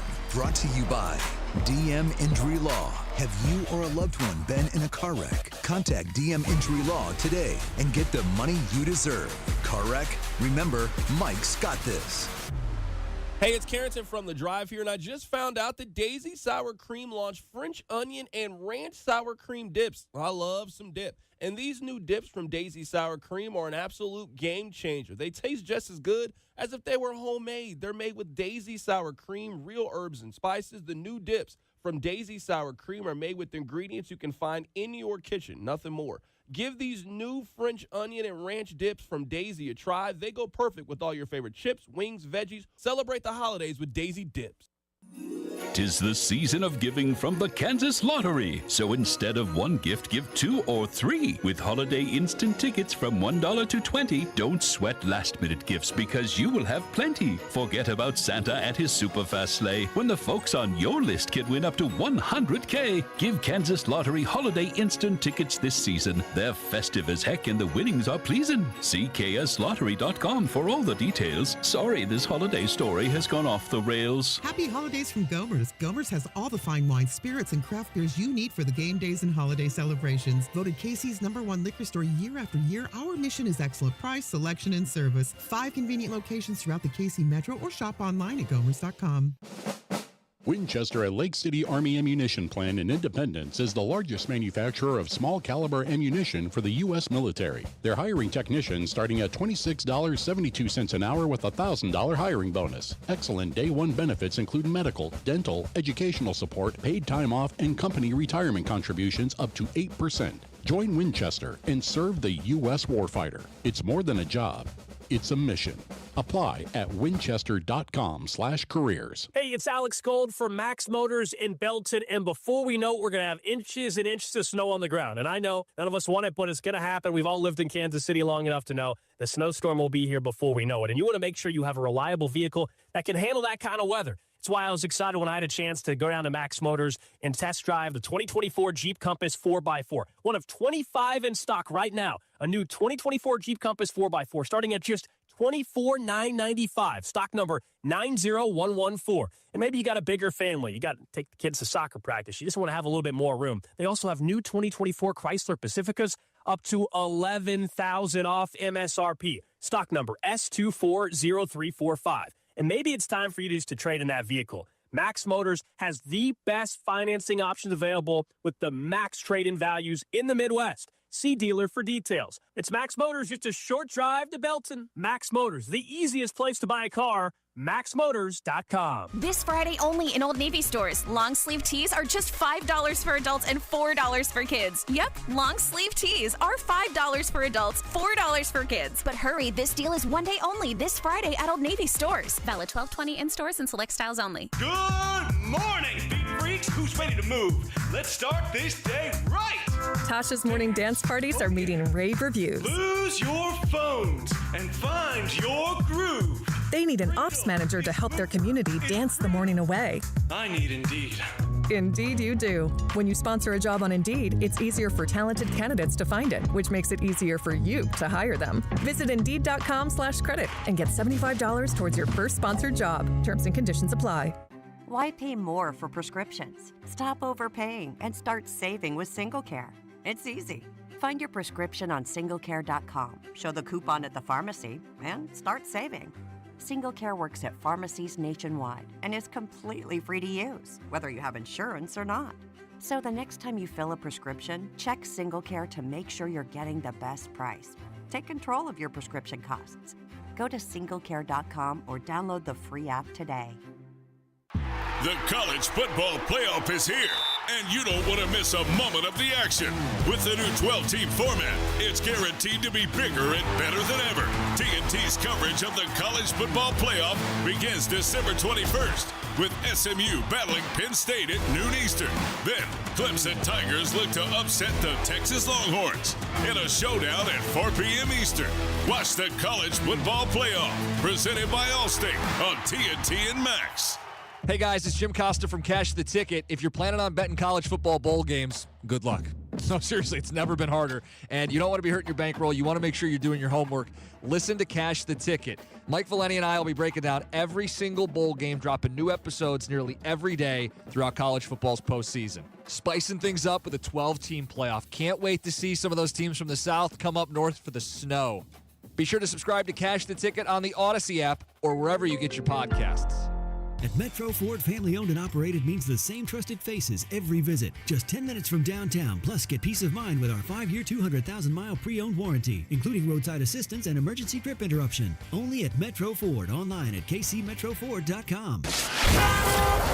Here's traffic, brought to you by DM Injury Law. Have you or a loved one been in a car wreck? Contact DM Injury Law today and get the money you deserve. Car wreck? Remember, Mike's got this. This traffic is brought to you by Metro Ford, online at kcmetroford.com. Just a few brake lights on the southern lanes of the downtown loop and heading into downtown, northbound 35. Also seeing some slowdowns 70 eastbound out of 435. I'm Lori Pearson, 96.5 The Fan Traffic. You're listening to 96.5 The Fan from the Mission Plumbing, Heating, and Cooling Studios. Welcome to your new home for Royals baseball. 96.5 The Fan. What a perfect time to have our next guest. The Baltimore Ravens have made the decision to cut Deontay Johnson. Just days after they basically told him, do not come up to the facility, they have taken his playbook and his door pass and said, you know what, you can go play for whatever team you want. We do not care about this. Let me give you the quick timeline on Deontay Johnson. He was traded from the Steelers to the Panthers on March 12th. He was then traded again from the Panthers to the Ravens on October 29th. He was suspended on the 4th of December. He was cut today by the Baltimore Ravens. He has done wonders to his trade value as he is set to be a free agent in March. Let's head to Baltimore right now to be joined by Cordell Woodland, who covers the Baltimore Ravens. We did want to talk about their game against the Steelers, but we got to start with Deontay Johnson. Cordell, what in the world went wrong with Deontay Johnson? Everything, pretty much. I mean, what didn't go wrong at this point? The Ravens made the trade for him, and really, you know, you look at what they gave up. They gave up next to nothing to get him, and I think you see why Carolina pretty much pushed him out of the door. But he's brought to Baltimore, and it was kind of unclear to me at the time. While the Ravens didn't give up much to get him, I didn't necessarily understand what the future would hold for Deontay with Baltimore. I didn't know what type of role they were looking for from him because at the time, the Ravens' offense was looking like potentially the best offense in football when they made that trade. And Rashad Bateman is having a career year. Zay Flowers, top 5 in receiving yards. So I was surprised at the time when they made that trade because I just didn't know how much Deontay would play. And anybody joining a team mid-season, especially an offense that's humming, it's going to be tough to kind of catch up. So I think Deontay struggled to really figure out what they wanted him to do. And it seemed like when his limited time on the field, it never really worked out. He's falling down in the middle of the play when the ball is thrown to him. He's not able to pick up a key first down or get out of bounds at a pivotal moment of the game. And then he refuses to go in the game, in the Eagles game. It was just really from bad to worse with Deontay here. And it's not the first time that this has happened. Anybody that knows his track record to this point knows how he has operated in the middle of some of these games. So I'm not surprised that this thing has kind of gone up in flames. Cordell, if you were a team that's in contention, if you were Buffalo or Kansas City, would you claim Deontay Johnson on waivers? I absolutely would not. I don't see how you can justify doing that. This guy has shown that he could be literally a stink bomb to your locker room. I mean, honestly, I mean, we're in a term where, unfortunately, people deciding to not go in a game and quit on their team in the middle of a game is a thing. And if you're really serious about winning it all, I just don't see how you could even take the risk, how you could justify taking the risk of bringing Deontay Johnson into your locker room, especially after this. You can say what you want about the Panthers and the type of organization that they've been, but you can't ignore the prestigious organizations like Pittsburgh and now Baltimore who have basically kicked him out of the door for multiple reasons. So I just don't see how a team like Kansas City, who's looking to continue on what they've been doing over the last few years, a team like Buffalo who's looking to break through, any of these teams, even Pittsburgh, why would they want him back? I just don't know how anybody could who's serious about winning a Super Bowl right now could bring him in. Right now, we're talking to Cordell Woodland, who covers the Baltimore Ravens. You guys have a very important game this weekend against the Pittsburgh Steelers. It feels like a playoff game. There does not feel like there is a path to winning the division and having a home playoff game if Baltimore loses this week to Pittsburgh. I mean, Pittsburgh flat out wins the division, I believe, tomorrow if they win that game. So definitely a lot at stake. Right now, Baltimore trying to steal this division away from Pittsburgh, who has a tough stretch to finish the year. And Baltimore is hoping to get hot at the right time. Coming off that bye week, they destroyed the Giants as expected. And now they're looking to kind of rewrite history a little bit against the Steelers. They've lost 8 of 9 against this team, and Lamar Jackson hasn't looked like the Lamar Jackson that we all know when he goes up against Pittsburgh. So they're fighting some demons in this game, but I think George Pickens not playing is a huge boost for the Ravens because it pretty much erases Pittsburgh's offense in my mind. I mean, we saw last week against Philly. They don't have anything in the pass game really, especially vertical, except for George Pickens. The run game can only give them but so much. So if the Ravens offense is able to give them anything in this game, I think they'll be able to pull it out, and hopefully Justin Tucker doesn't miss 2 field goals the way he did in the first game. I saw a crazy stat. Can you confirm this to me, that this is only the second time that Lamar Jackson has played a home game against the Pittsburgh Steelers? Is that true? I don't think – I'd have to look. I know this is the first time that he's playing Pittsburgh at home with a real crowd. The last time he played them at home, I believe it was during the COVID year, and the Ravens did allow fans, but it was only maybe about 20% capacity at the time. So, yeah, this could actually, I guess it would check out. This would be a second home game against Pittsburgh. And that kind of goes to show you how weird this thing has been. Like I said, the Ravens have lost 8 of the last 9 to Pittsburgh, but Lamar, I think, has only played in 5 of those games. So it's not like he has always been available. He had that 2-year span where injuries were an issue for him. There's also been situations like last year, Week 18, where the Ravens had clinched the first seed, so they rested their starters against Pittsburgh. So it's a lot of different factors in that, but yeah, that definitely speaks to how weird this rivalry has been. Derrick Henry got off to such an incredible start to kick off the season. He scored 12 touchdowns in the first, I believe, 10 games of the season. He actually hasn't had a touchdown in the last month or so. Are we talking about a player who has run out of gas? I don't necessarily think he's run out of gas. I think the offensive line, even in the Giants game, they didn't really push the line of scrimmage. And I think Derrick Henry, as great of a back as he is, it's tough to really get going when you're getting hit first contact at the line of scrimmage more times than not, 2 yards in the backfield. So, albeit he hasn't been as good as he was at the start of the season for sure. But I think the offensive line hasn't been as great and more so hasn't been as consistent with the run block. And they're just not pushing the line of scrimmage. And there's certain teams like Pittsburgh that gives them a problem in the trenches. So I'm curious to see what happens tomorrow, especially with Nelson Aguilar already declared out in this game. Rashad Bateman was in a boot yesterday in the locker room after practice. So with that being a huge blow to their receiving core, and obviously Deontay Johnson being let go, they're going to need that run game to be big for them tomorrow. So hopefully Derrick Henry can kind of turn back the clock a little bit. Last question here, Cordell. Give me your Ravens win-if scenario. Give me your Steelers win-if scenario. I think the Ravens win if they don't beat themselves. And I really don't like saying that because that's what a lot of people out here in Baltimore continue to say every time the Ravens lose. Oh, the Ravens beat themselves. And it's almost like a cop-out almost. And it kind of, in my mind, feels like a slight at the opponent. But honestly, you look at it, you go back to that last game against Pittsburgh, they lost 18-16. Tucker missed 2 field goals. The penalties were crazy. They had 12 penalties in that game. And the turnovers, they beat themselves literally in that game. So I would say, number one, minimize the penalties. You can't turn the ball over. And Pittsburgh made more of the just, I wanted more than you type of plays in the first game. The Ravens just can't allow that, especially at home this time around. For Pittsburgh, I think if they can find a way to just get anything vertically, you have to find a way to force this Ravens secondary to respect your passing game, your vertical passing game, even without Pickens.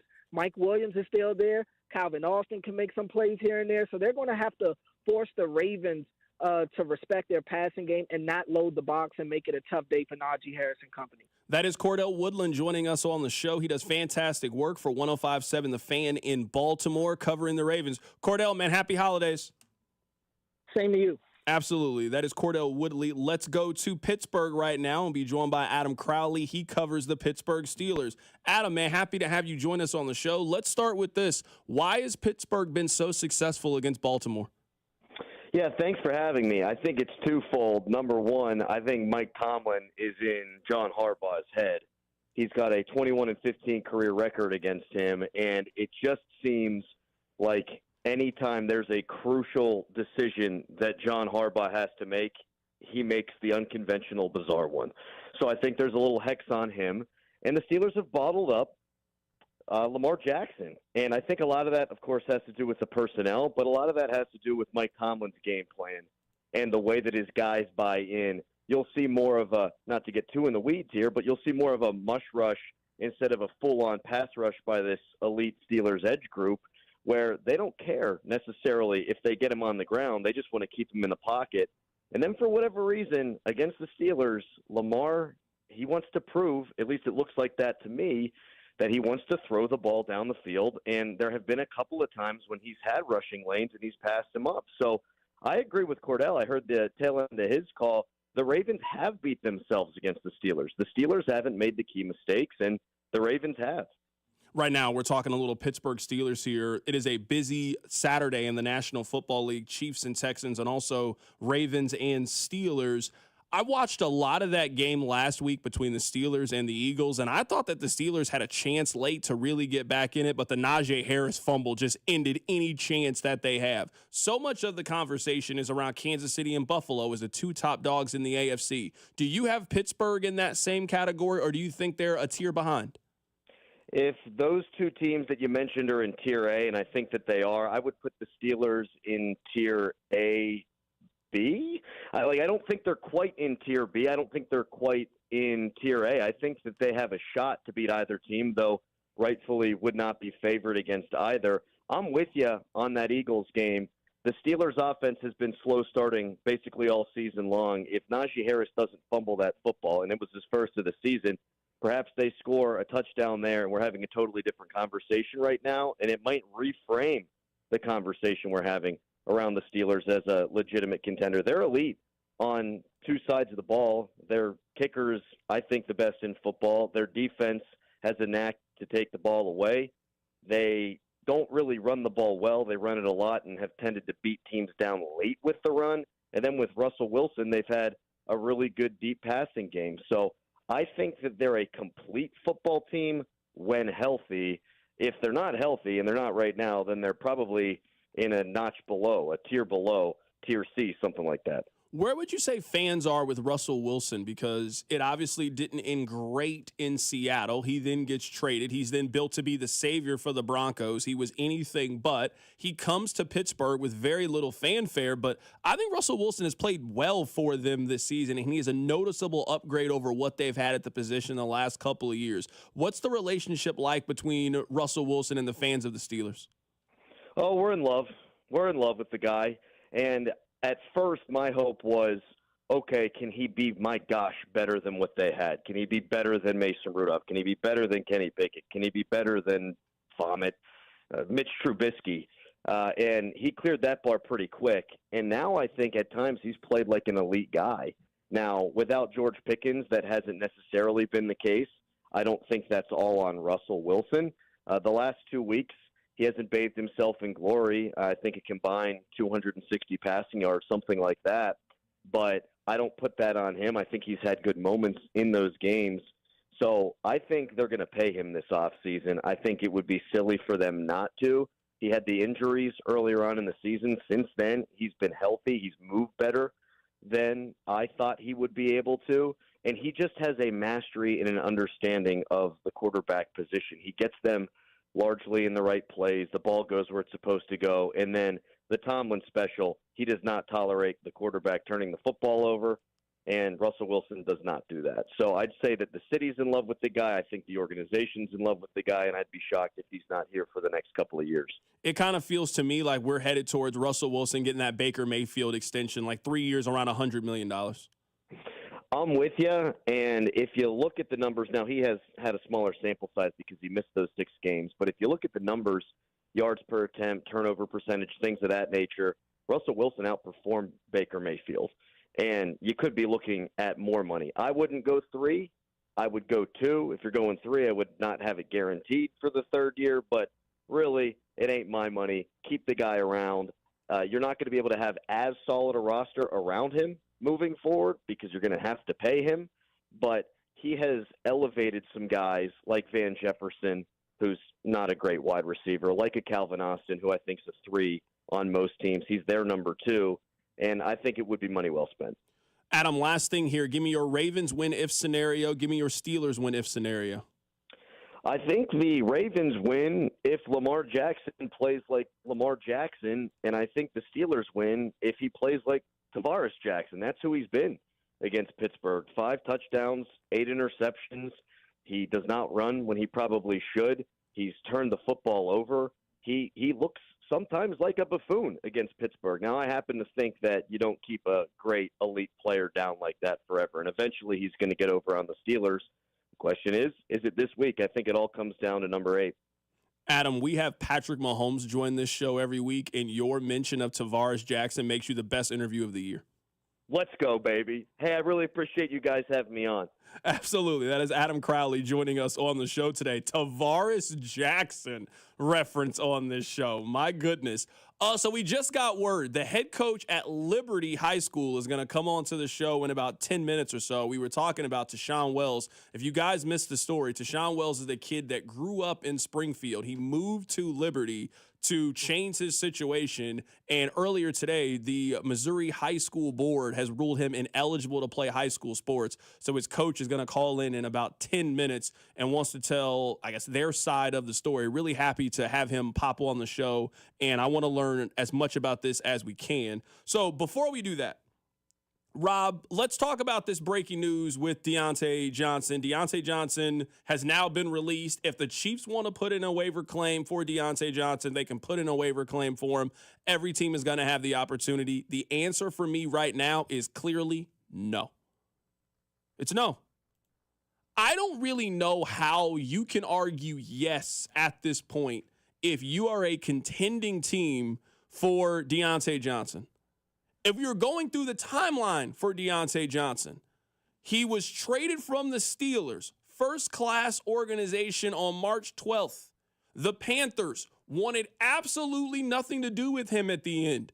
The Panthers lost money in the trade. They paid $3 million for him to go play for the Baltimore Ravens, and they didn't really gain any picks in the process. They did a pick swap. They got the Ravens' 5th-round pick, and they gave up their 6th-round pick. So they moved up, we think 11, 12 spots and paid $3 million to do so. So you had Team 1 tell you, nah, we're good, we're done. You had Team 2 tell you, we are happy to pay to get you off of our team. And then you had Team 3 never pay that player, never put him in the game, and then decide our relationship is over. We don't care what team you go to. The Ravens very easily could have made the decision to just suspend him, not waive him, and just let him mire on the bench for the rest of the season. They could have made that. That's basically what San Francisco did with the Devondre Campbell kid. That you guys know the story. He was asked to go in the game. He chose not to go in the game. They didn't release him because they didn't want it to be viewed as a reward. You cannot play for us and now get picked up by a playoff team, and now you can go be happy-go-lucky. No, you're not doing that. We're not doing that.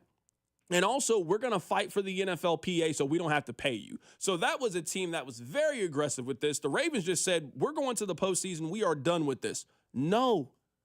3 teams since March 12th has told you Deontay Johnson is crazy. That's what they've told you. The Steelers told you this. The Panthers told you this. The Ravens just told you this. Why would you then sign up for that player? I don't care what the acquisition cost is. The answer is a no for me. The answer is a no for me for every team. It's a no for Kansas City. It's a no for Buffalo. It's a no for the Chargers. If you think that this guy is coming into your locker room in your situation and is going to have a happy home, I'm telling you the answer is no. We do not have any evidence of that. And if you're Kansas City and you got a happy home, everybody's happy. Patrick Mahomes is happy. Isaiah Pacheco is happy. Kareem Hunt is happy. Travis Kelce is happy. I just saw those pictures with his surprise party with his girlfriend. Everybody looked like they were having a jovial time. You're now about to disrupt this happiness for Deontay Johnson, who has 6 yards receiving the last 2 months of the season? Nah, man. No. The answer is a no for me. No, thank you. I know I wanted Deontay Johnson at one point. I didn't know how bad it was. I'm willing to admit that I was wrong about Deontay Johnson. I'm willing to tell you now that the Chiefs actually have the opportunity to go get Deontay Johnson for basically nothing. The answer is no. Please don't.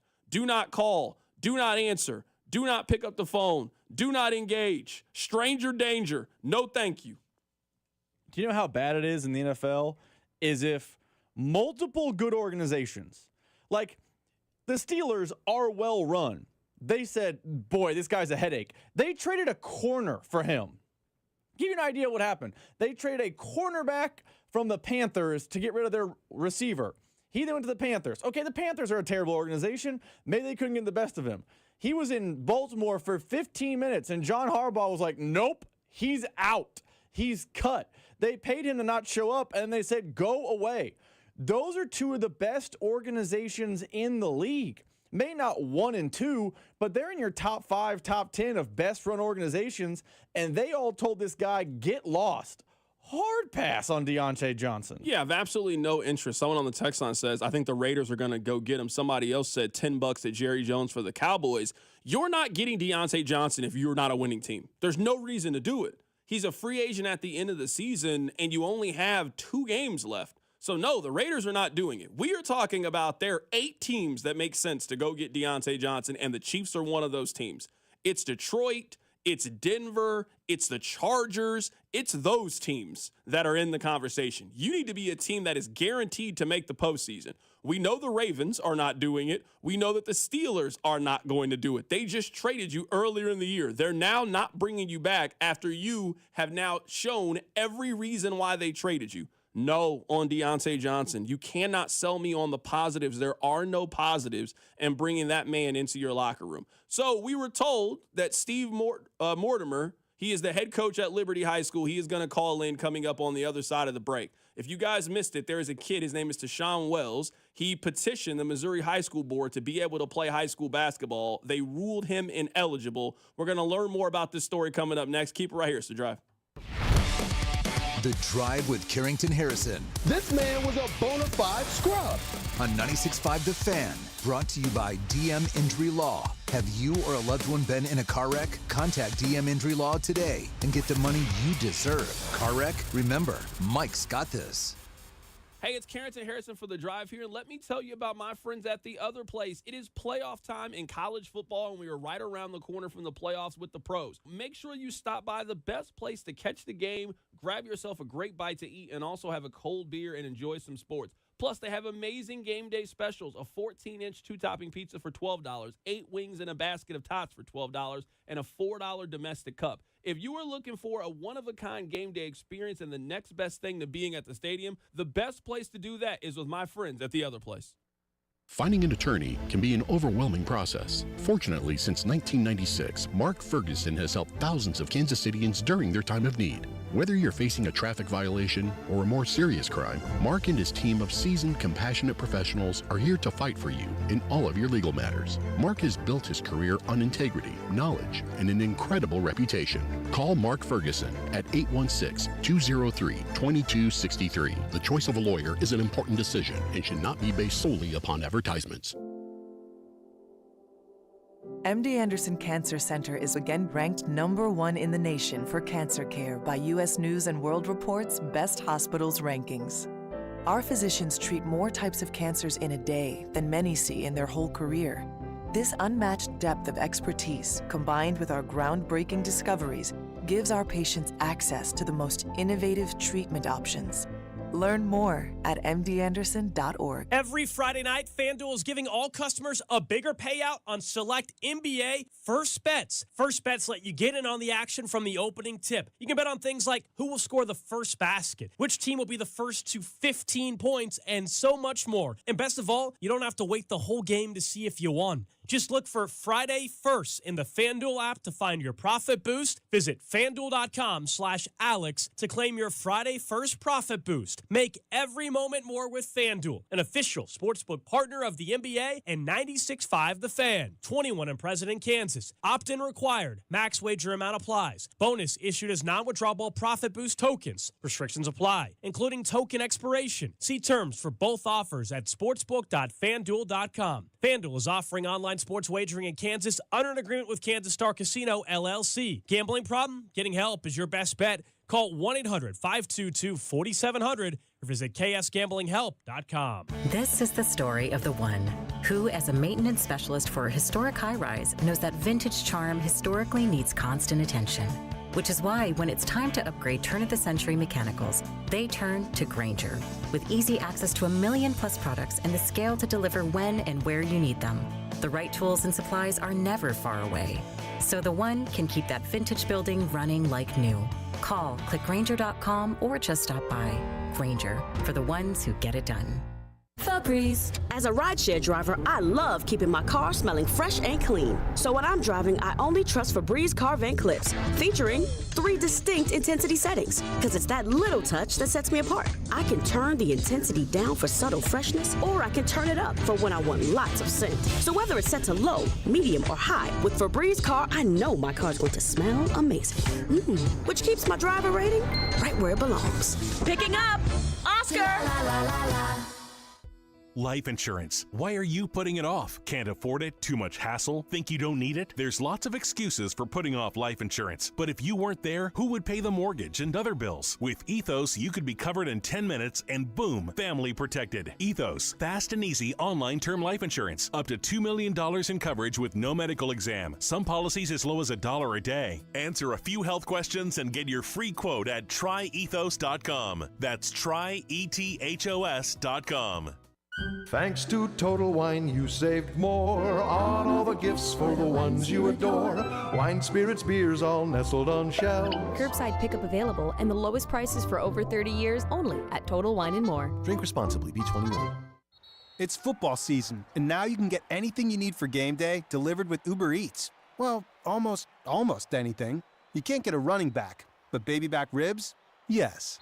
Uber Eats, official on-demand food delivery partner of the NFL. Brought to you by Bud Light, the official beer partner of the Kansas City Chiefs. Bud Light, easy to drink, easy to enjoy. Sean Barber. You know there's nothing easier than watching the Chiefs with some wings and an ice-cold Bud Light. Join me at Buffalo Wild Wings off I-70 in Little Blue Parkway in Independence, Friday, December 20th. I'll be there from 6 to 8 p.m. eating some wings and drinking $5 Bud Lights. Easy to drink, easy to enjoy. Here's traffic, brought to you by DM Injury Law. Have you or a loved one been in a car wreck? Contact DM Injury Law today and get the money you deserve. Car wreck? Remember, Mike's got this. Stalled car northbound 35 right past Penway, causing some slowdowns, and in the south side of the metro, got a multi-car crash eastbound 435 just before the state line. Also have emergency vehicles on the scene tending to that, so we are seeing some brake lights around that whole area again, eastbound 435 between 69 Highway and the state line. I'm Lori Pearson, 96.5 The Fan Traffic. Patrick Mahomes joins CDOT every week during the season, right here on 96.5 The Fan. I want to correct one thing that I said. I believe that Steve Mortimer was the head coach at Liberty Basketball. He is not. He is the legal guardian for Tashawn Wells. He has no affiliation with the school, so I at least want to correct that before he hops on the phone line right now. We read a story to you earlier about a 17-year-old from Springfield that moved to Kansas City and attends Liberty High School. He is trying to play high school basketball. His eligibility was denied today. I think that's wrong, and to me, it is up for us, the adults, to protect the children, and I think the adults failed this kid. Let's go to an adult who is trying to help. His name is Steve Mortimer. He is the legal guardian for Tashawn Wells.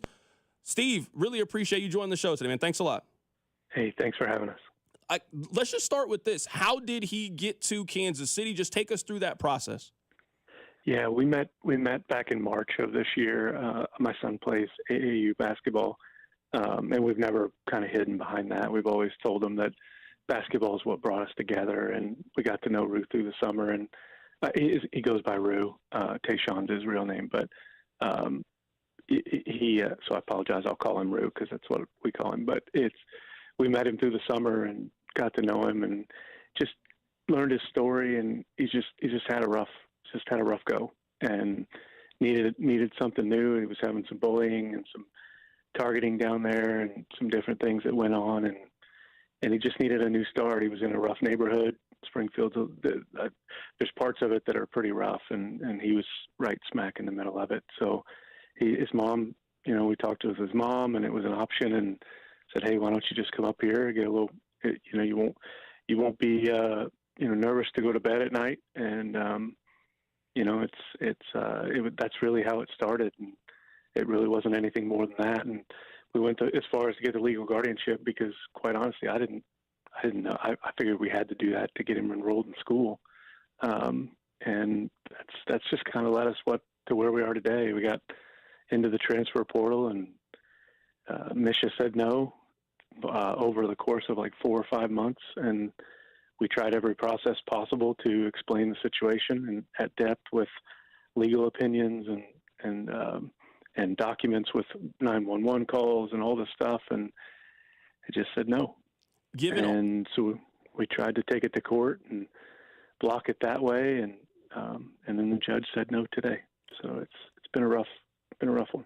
Absolutely. Right now we're talking to Steve Mortimer. He is the legal guardian for Tashawn Wells. Just want to get his side of the story from everything that happened. I read the story that was in Channel 9, and you mentioned it. 911 calls. There was a break-in where his mom was held at gunpoint. A lot has happened. What is the actual reason that you guys were given from the Missouri High School Board that they have denied this appeal? They say it's not necessary. That's what Jennifer Ruckstad is, the executive director of Misha, and she basically sat in court Wednesday and told the court and us that it's her decision whether she chooses it, whether these things are necessary or not. And she chose that this one was not necessary. And it's just, I don't even understand what necessary is at this point.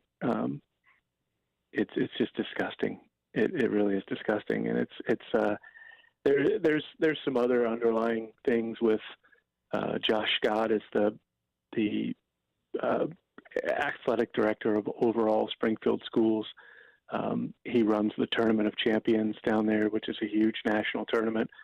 The school Rue came from was invited to that tournament, and there's an active case with Kylan Mabin right now in the court system with Josh Scott and Jennifer Ruckstad, and I don't know if there's any association with that, but these two people should not be involved with children whatsoever, and they shouldn't, and they just have not made the right decision here, and it's I've tried to be respectful and quiet about it to try to get through this process, but I'll be 100% honest now. I've talked to Sean Mabin, which is Kylan's dad, and there's actual text messages that go back and forth between these two individuals that almost celebrated Kylan not playing football, who I think is now at UCM playing football. And there's a civil case that's going to go to court at the end of January that both those two were named, along with other Misha board members.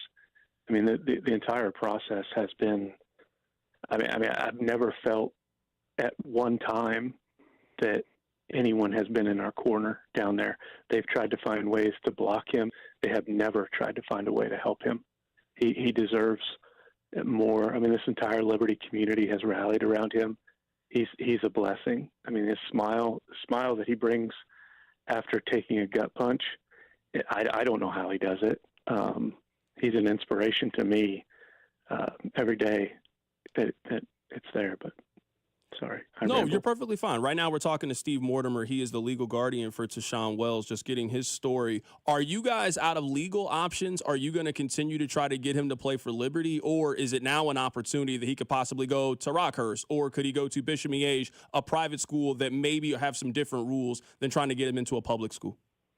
I don't know if they would have any way to block any of those, and unfortunately, I don't know if we're going to try some other options, but I just don't know if we're going to run out of time before the season's over. We're already 6-7 games in for most people, and it's 20-30% of the season for high school, and it's unfortunate because I explained to him how the transfer portal has made high school students at such a disadvantage, from a recruiting standpoint, that not being seen you've all but taken away his college ability for a potential scholarship. And we're going to find a way to get him into college. That's not going to hold him back. But I mean, this hurts him financially and mentally. I've had several coaches that have talked to me about kids that Misha has done this to, and all of them have talked about the mental strain that it puts on an individual to lose their senior year.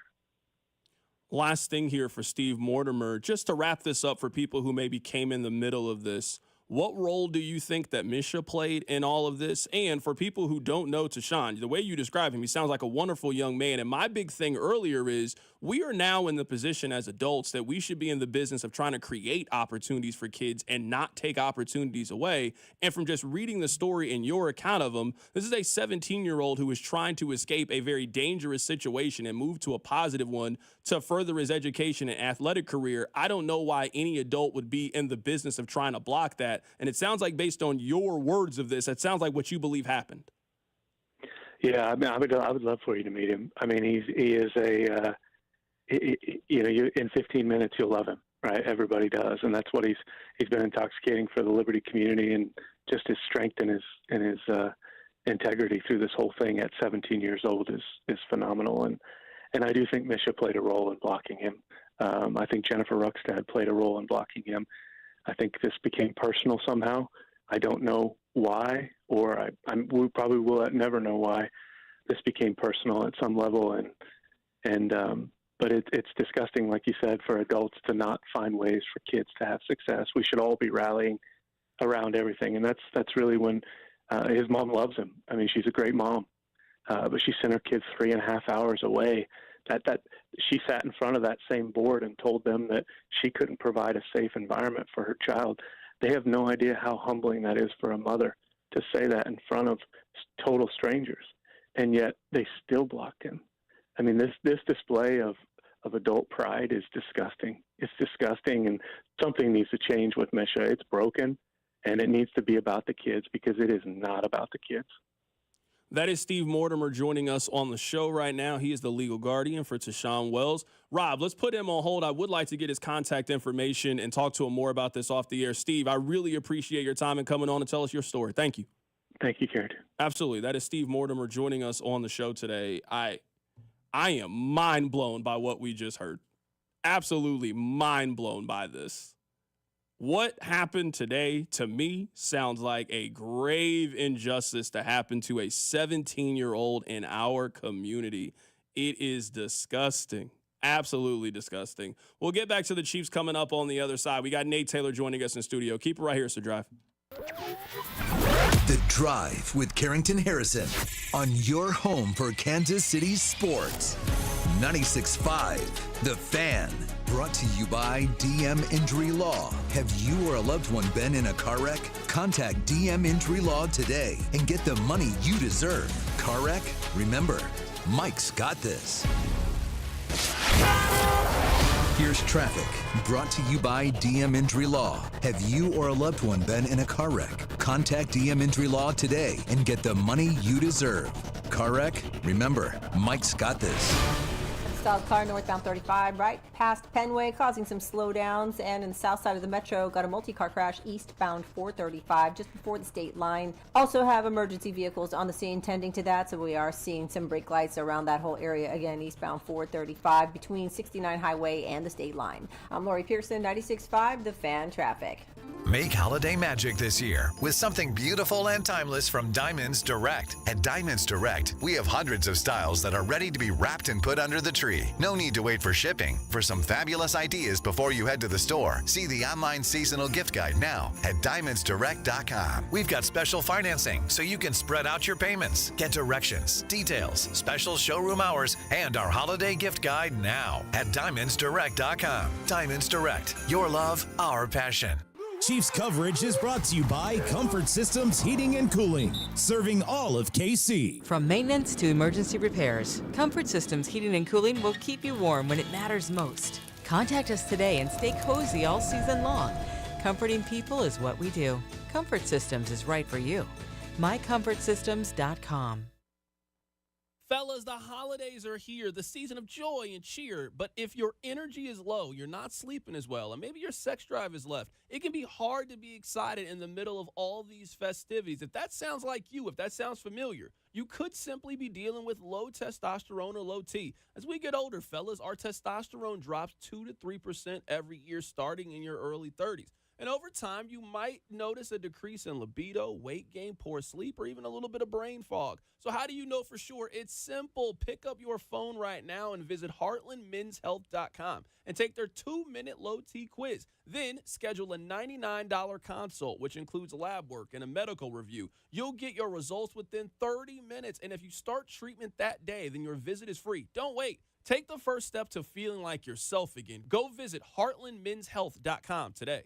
Football fans, picture this. You bet on your favorite player to score the first touchdown, and he throws a block, and his teammate scores instead. With BetMGM's second chance promotion, you'll get your stake back if your first touchdown scorer scores second. Bet on any pro football player to score the first touchdown of the game. If you're right, you win. If your player scores second, you get your stake back in cash. BetMGM and GameSense remind you to gamble responsibly. See BetMGM.com for terms. 21 years of age and older. This U.S. promotional offer not available in Mississippi, Nevada, Ontario, or Puerto Rico. Gambling problem? Call 1-800-GAMBLER. Available in the U.S. For New York, call 877-8-HOPE-NY or text HOPE-NY 467-369. For Arizona, call 1-800-NEXT-STEP. For Massachusetts, 1-800-327-5050. For Iowa, 1-800-BETS-OFF. For Puerto Rico, 1-800-981-0023. Subject to eligibility requirements in partnership with Kansas Crossing Casino and Hotel. Thanks, Bob. We're here with Doug the Elf, asking about the hottest holiday gifts of the year. Doug, what's on your list? Yeah, we're getting Missouri lottery scratchers and draw games. We came all the way from the North Pole. They don't have lottery tickets there? Now Missouri lottery tickets. They created a new millionaire every 8.1 days last year. Woohoo! I just won! But I thought that was a gift. Well, yeah, for me.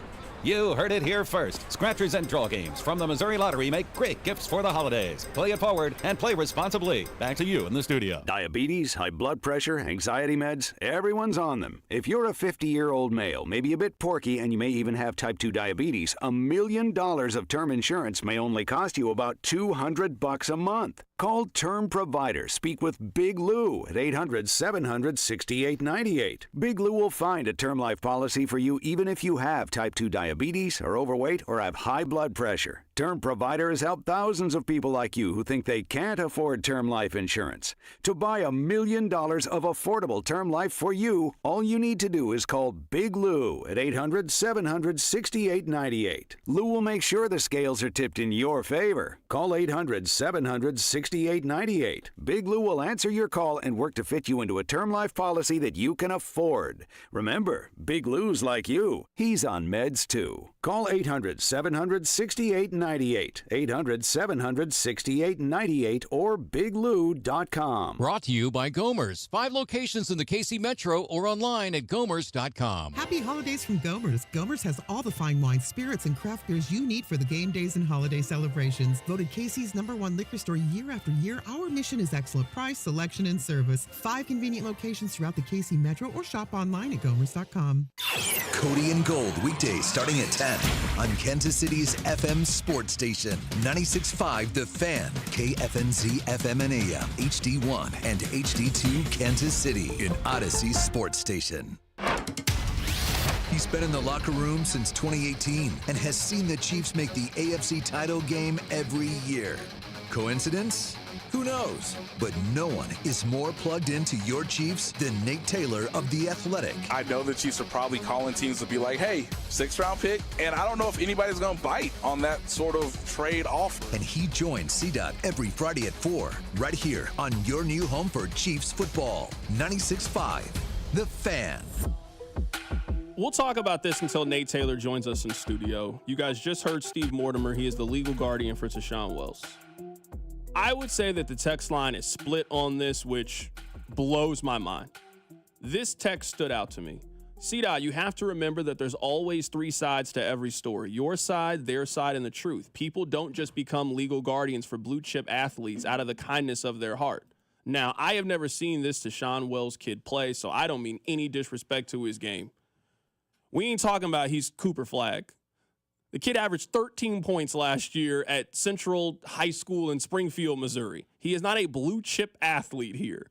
This is what I don't understand from any adult.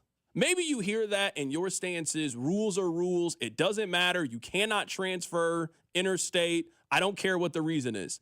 This is my question to you. Why are you hell-bent on denying teenagers opportunities to play high school basketball? That's what the ruling is. I have moved from this place to play high school basketball, and you, an adult, are looking at the 17-year-old and saying, no. What? What are we doing here? That's what you wanted to be when you were a kid growing up? You wanted to be the adult that was going to deny kids privileges to play high school basketball?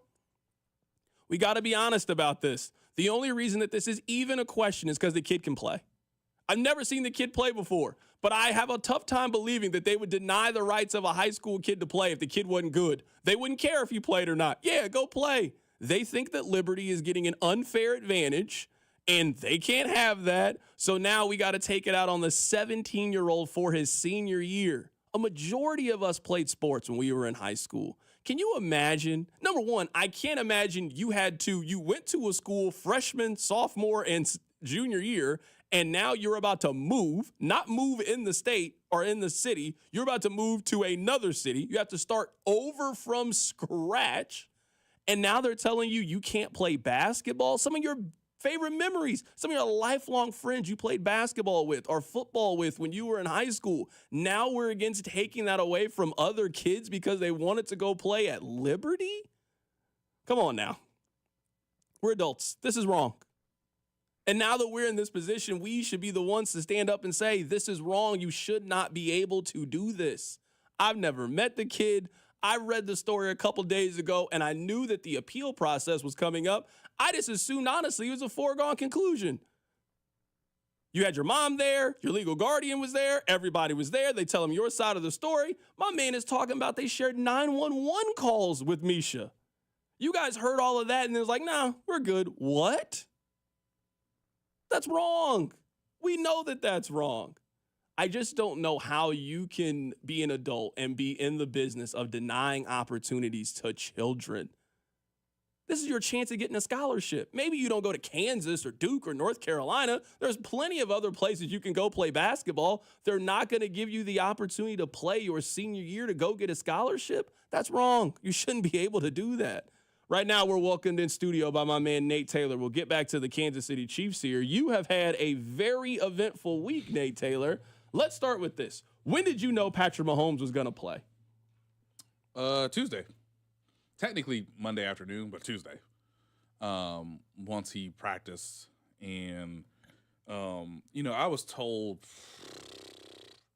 around Monday afternoon, that no, he expects to practice. We've been through this before. He's going to play. Okay, cool. And then Tuesday, he talks to us in the press conference. He practices in full. And what I noticed throughout the practice week, and again, I have to remind the audience, it's Tuesday, Wednesday, Thursday, because they were off today ahead of tomorrow's game. He looks really good yesterday in the open portion of practice that we saw, the dropbacks, moving within the pocket. You're not doing exaggerated moving. Obviously, you're not sprinting. But it looked a lot better than it did at, the last practice before, that 2022 AFC Championship game against the Bengals, where I was still I don't know how he's going to do it, even though I knew then he was going to play as well.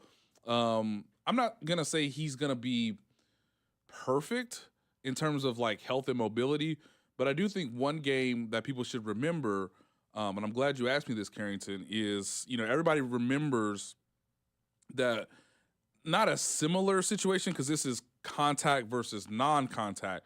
But if I remember the schedule right, and I'm looking it up now, they played Tampa Bay on Monday night, November 4th. He has the, tweaked ankle, rolled his ankle injuries somewhere, I think late in the third quarter, early fourth quarter. That game goes into overtime. They win. The next game, they play the Denver Broncos on a somewhat short week from Monday to Sunday. Now, Patrick threw for 266 yards. He should have had more than one touchdown. Obviously, he missed an easy touchdown to Travis Kelce, missed another one potentially to Xavier Worthy. But he played that game and he got through it, and it wasn't as bad as, like, say, the average quarterback playing on a, damaged ankle. I haven't seen him yet, but it's almost like he hasn't been hurt this week. Just how they've operated. You and I both know if you are hurt in any way, the Chiefs are quick to say, no, can't talk to him. Can't talk to him. Don't do it. Right. Yes. The fact that he did his normal media availability and has been a full participant in practice, and I remember this because we had him on the show after the Cleveland game heading into the AFC Championship game. Mm-hmm. And I talked to Pat enough that I can usually tell when he's in a good mood. I can tell when he's mad about you. Talk to him. Yeah, of course. A lot. Right. He sounded tired that week heading into the AFC Championship game. He sounded normal. He sounded like nothing had happened. Now, it's a football injury, right? I'm not going to make it seem like he's 100%, but nobody is 100% if you've been playing football for the last 4 months. So, correct. Yes, I think you will notice some things. I don't think there is any reason to believe heading into this game that Patrick Mahomes is going to be anything less than himself, or you are going to be able to point to and say, oh, well, that's because this thing happened last week. I think he's going to be fine.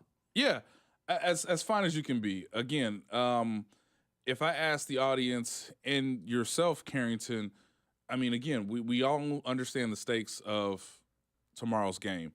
But if it's 266, no interceptions, no fumbles, one touchdown, you're probably taking that. And again, he gets through the game. He plays every snap that's important, whether the Chiefs are, up multiple scores in the fourth quarter, notwithstanding. So if it's a somewhat close game like we anticipate, we think the Chiefs are better, and he gives you 266, one touchdown and no turnovers, you're probably, congratulating him, thanking him for a fine effort, and hoping that he could play, 4 days later on Christmas.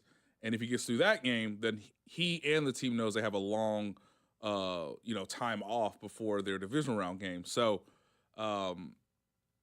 if he has anything that's similar to what we saw in the first matchup against Denver, then that's a nice baseline. If he improves on that, then I would think would be sort of a bonus if he was somehow to throw for, 290, 300 yards, 2 touchdowns, no interceptions, no fumbles.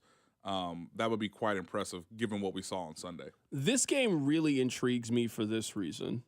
I think the strength of the Texans lines up with the weakness of Kansas City. Mm-hmm. They can get pressure on the quarterback. They really can. Yes. With Danielle Hunter, you got Will Anderson, and I made the point earlier, if you were creating an all-pro team with under 25-year-old defensive players, Trent McDuffie would be on that list. Right. Will Anderson would also be on that list. He is one of the best young defensive players in the league. You've got Tim Settle, who has 5 sacks and a great interior push.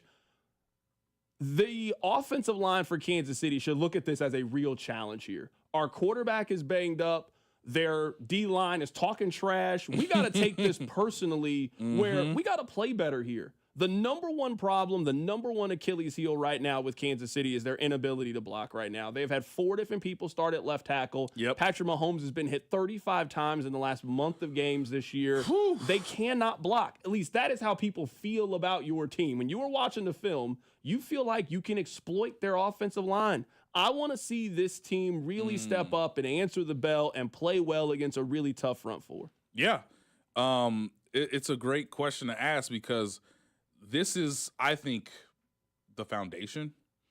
Like, I don't think it's, again, based on where we are from a seed standpoint, it might happen. I don't think they'll probably play the Texans again in the postseason, but this is a legitimate playoff team. Like, I think Pittsburgh's better. I think Baltimore's better. Obviously, Buffalo, the one team that beat them, is better right now. So this is, in some ways, a litmus test for the offensive line. Now, of course, it's not going to be DJ Humphries. He's going to sit this game out to continue to sort of truly heal his hamstring injury. But this is for the coaching staff and the offensive line. Like, you can't be asking Patrick to, like, scramble for 11 yards on 3rd and 10, because that's, like, the last resort he can go to. You got to block until the pass is thrown or the whistle is blown, and you can't let this guy get hit double-digit times. I mean, you just saying that statistic again, it hurts my body. Carrington, 35 hits in the last month, and these games are not getting, the normal. You're not getting the normal rest period, and you're trying to rehab a high ankle sprain. Man, Joe Thuney, once again, give us everything you've got. You got pretty good experience with Myles Garrett. You did not let Myles Garrett kill Patrick Mahomes. Congratulations. For Mike Caliendo, I think that's where the target's going to be because it's just his second career start. They're not going to put Wanye Morris at guard. They're not going to do the same with Kingsley Suamataia. So until DJ Humphries come back, the weak link is on the left side, and most notably, it's on a guy who just doesn't have the experience compared to Creed Humphrey, a Trey Smith, and obviously a Jawan Taylor. Right now, we got Nate Taylor in studio here. This has something to do with what we've been talking about, but not really have anything to do with it. It is so crazy to me that the NFL has these guys play in whatever country they want, whatever field condition that they want, whatever day of the week that they want. And their stance is, hey, if you guys agree to one more game, we'll then give you another bye week. What? Hold on. That's what we need to do to get another bye. We have to agree to keep playing more games in order to be like, that is so crazy It's to me. diabolical. I mean, look, I don't say the word lightly. Ladies and gentlemen, what these owners, and I would say this, for the common fan, you need to think about the owners and the TV streaming markets, right? The broadcast partners, I guess is the best way of saying that. Whether that's Netflix now, Amazon, ESPN, CBS, Fox, NBC.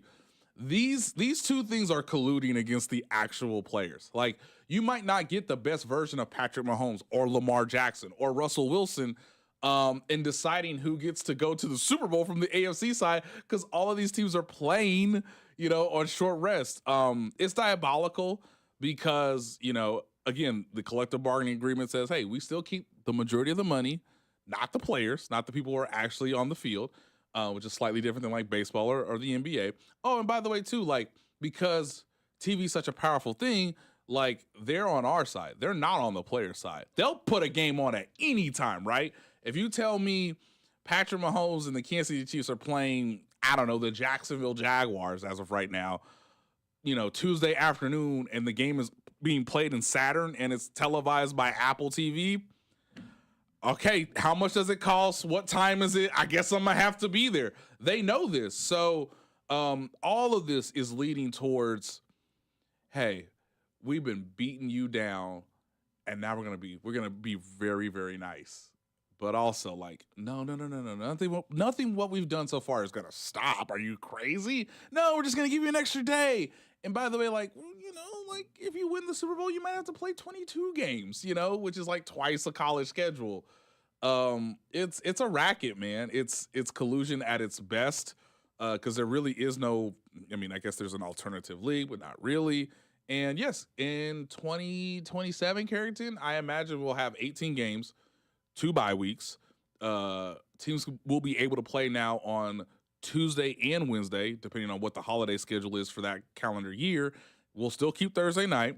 We'll still have Christmas. We'll still have Thanksgiving. You'll play on Labor Day weekend, which is like the last thing the NFL has not chosen to do is like, no, we'll let college football have Labor Day weekend. Yep, that'll stop. And the football season will basically be from Labor Day till Valentine's Day.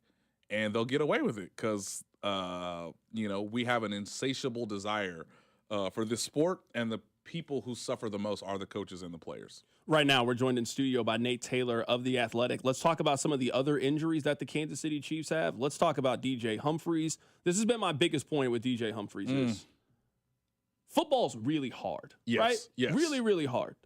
And the position that he plays is one of the most difficult and most important positions on the field. Yep. You can't tell me that you can just drop down in the postseason with no offseason, no training camp, no practice, no nothing, and think that guy can be a positive for you. So I think the Chiefs need to do everything in their power to get him back for at least one of these next 3 games. He's obviously not going to play on Saturday against the Houston Texans. Yep. Maybe you think he can play on Wednesday against the Pittsburgh Steelers. But when Pat has the day off against the Broncos and Travis has the day off against the Broncos, DJ, you working. I don't know what to tell you here. Right. We would usually give you the day off as a veteran. You had way too many days off this year. You have to play football to get better at playing football, and he has not played a lot of football in 2024. Yes, you are on the money, Carrington, because the plan as of right now is for DJ Humphries to really give it a go as best he can. Again, hamstrings are a little tricky. Obviously, he's 30, right? So he's not young compared to some other guys. But the plan is for him to see if he can play against Pittsburgh, right? I mean, the other thing, too, is like this all has a cumulative effect. Joe Thuney knows he's playing 2 games in 5 days. He would probably like to go back to his natural position at left guard so that you can play left tackle. If that doesn't happen, then yes, you have to play every snap with Carson Wentz so that, again, you have more rhythm. You have understanding of the playbook better. You actually can get through a game. We would like to see that before, obviously, the most important game of the season. They signed you to be the starting left tackle. It's time to do that. They've given you this additional rest. And when I say, like, when he's not practicing, that doesn't mean he's not, like, conditioning or, like, going through individual sort of pass sets. Okay, what's the timing on this play? That ain't playing football. What is Patrick like? Also, not playing football. Like, you can only do so much, but you're not trying to, you're trying to make sure the hamstring heals properly, but you are kind of running out of time. And that was always a concern about a guy jumping on basically a moving train and not, getting hurt in the process. So Joe Thuney can't be your left tackle on divisional round Saturday against whoever you're playing in Arrowhead. I don't know if this counts as a hot take, but if you can't get DJ Humphries reps in the regular season, I would roll with the offensive line that you have right now. Man. You at least have some continuity. You guys played 4 games together to end the season. To me, that has to be the option. The option cannot be DJ Humphries. you have just appeared from the sky right. And now we're going to put you out there against the Baltimore Ravens in the second game of the playoffs. No, that cannot be the plan. Again, the plan as of right now is that hopefully he can play on Christmas Day because, of course, if the Chiefs win tomorrow, ladies and gentlemen, no matter what Buffalo does, I don't think they will lose to, the New England Patriots. I don't see that happening in Buffalo. But the Chiefs will wake up Sunday game planning, again, if they win tomorrow, game planning to win against Pittsburgh to get the 1 seed to accomplish one of the most important goals of their season so that they have the shortest distance to run once the postseason begins towards New Orleans and Super Bowl 59. If DJ Humphries can't play against the Steelers, then he has to play against the Denver Broncos. But the issue there will be he wouldn't be doing it with Patrick. He would only have 50-something snaps with Patrick Mahomes. And that seems really important heading into the postseason. Yes, that really does. And, again, you can only do so much in practice anyway this late in the season. These guys are not going through, full pads and, the long drive drill and 9-on-7, like they're not really doing that. They're trying to protect other guys' bodies. If it comes down to Joe Thuney as your left tackle, man, what a burden it would put on Mike Caliendo to be the left guard. Because as of Sunday, I understood that like if something were to happen to Joe Thuney, then Wanya Morris would have come onto the field.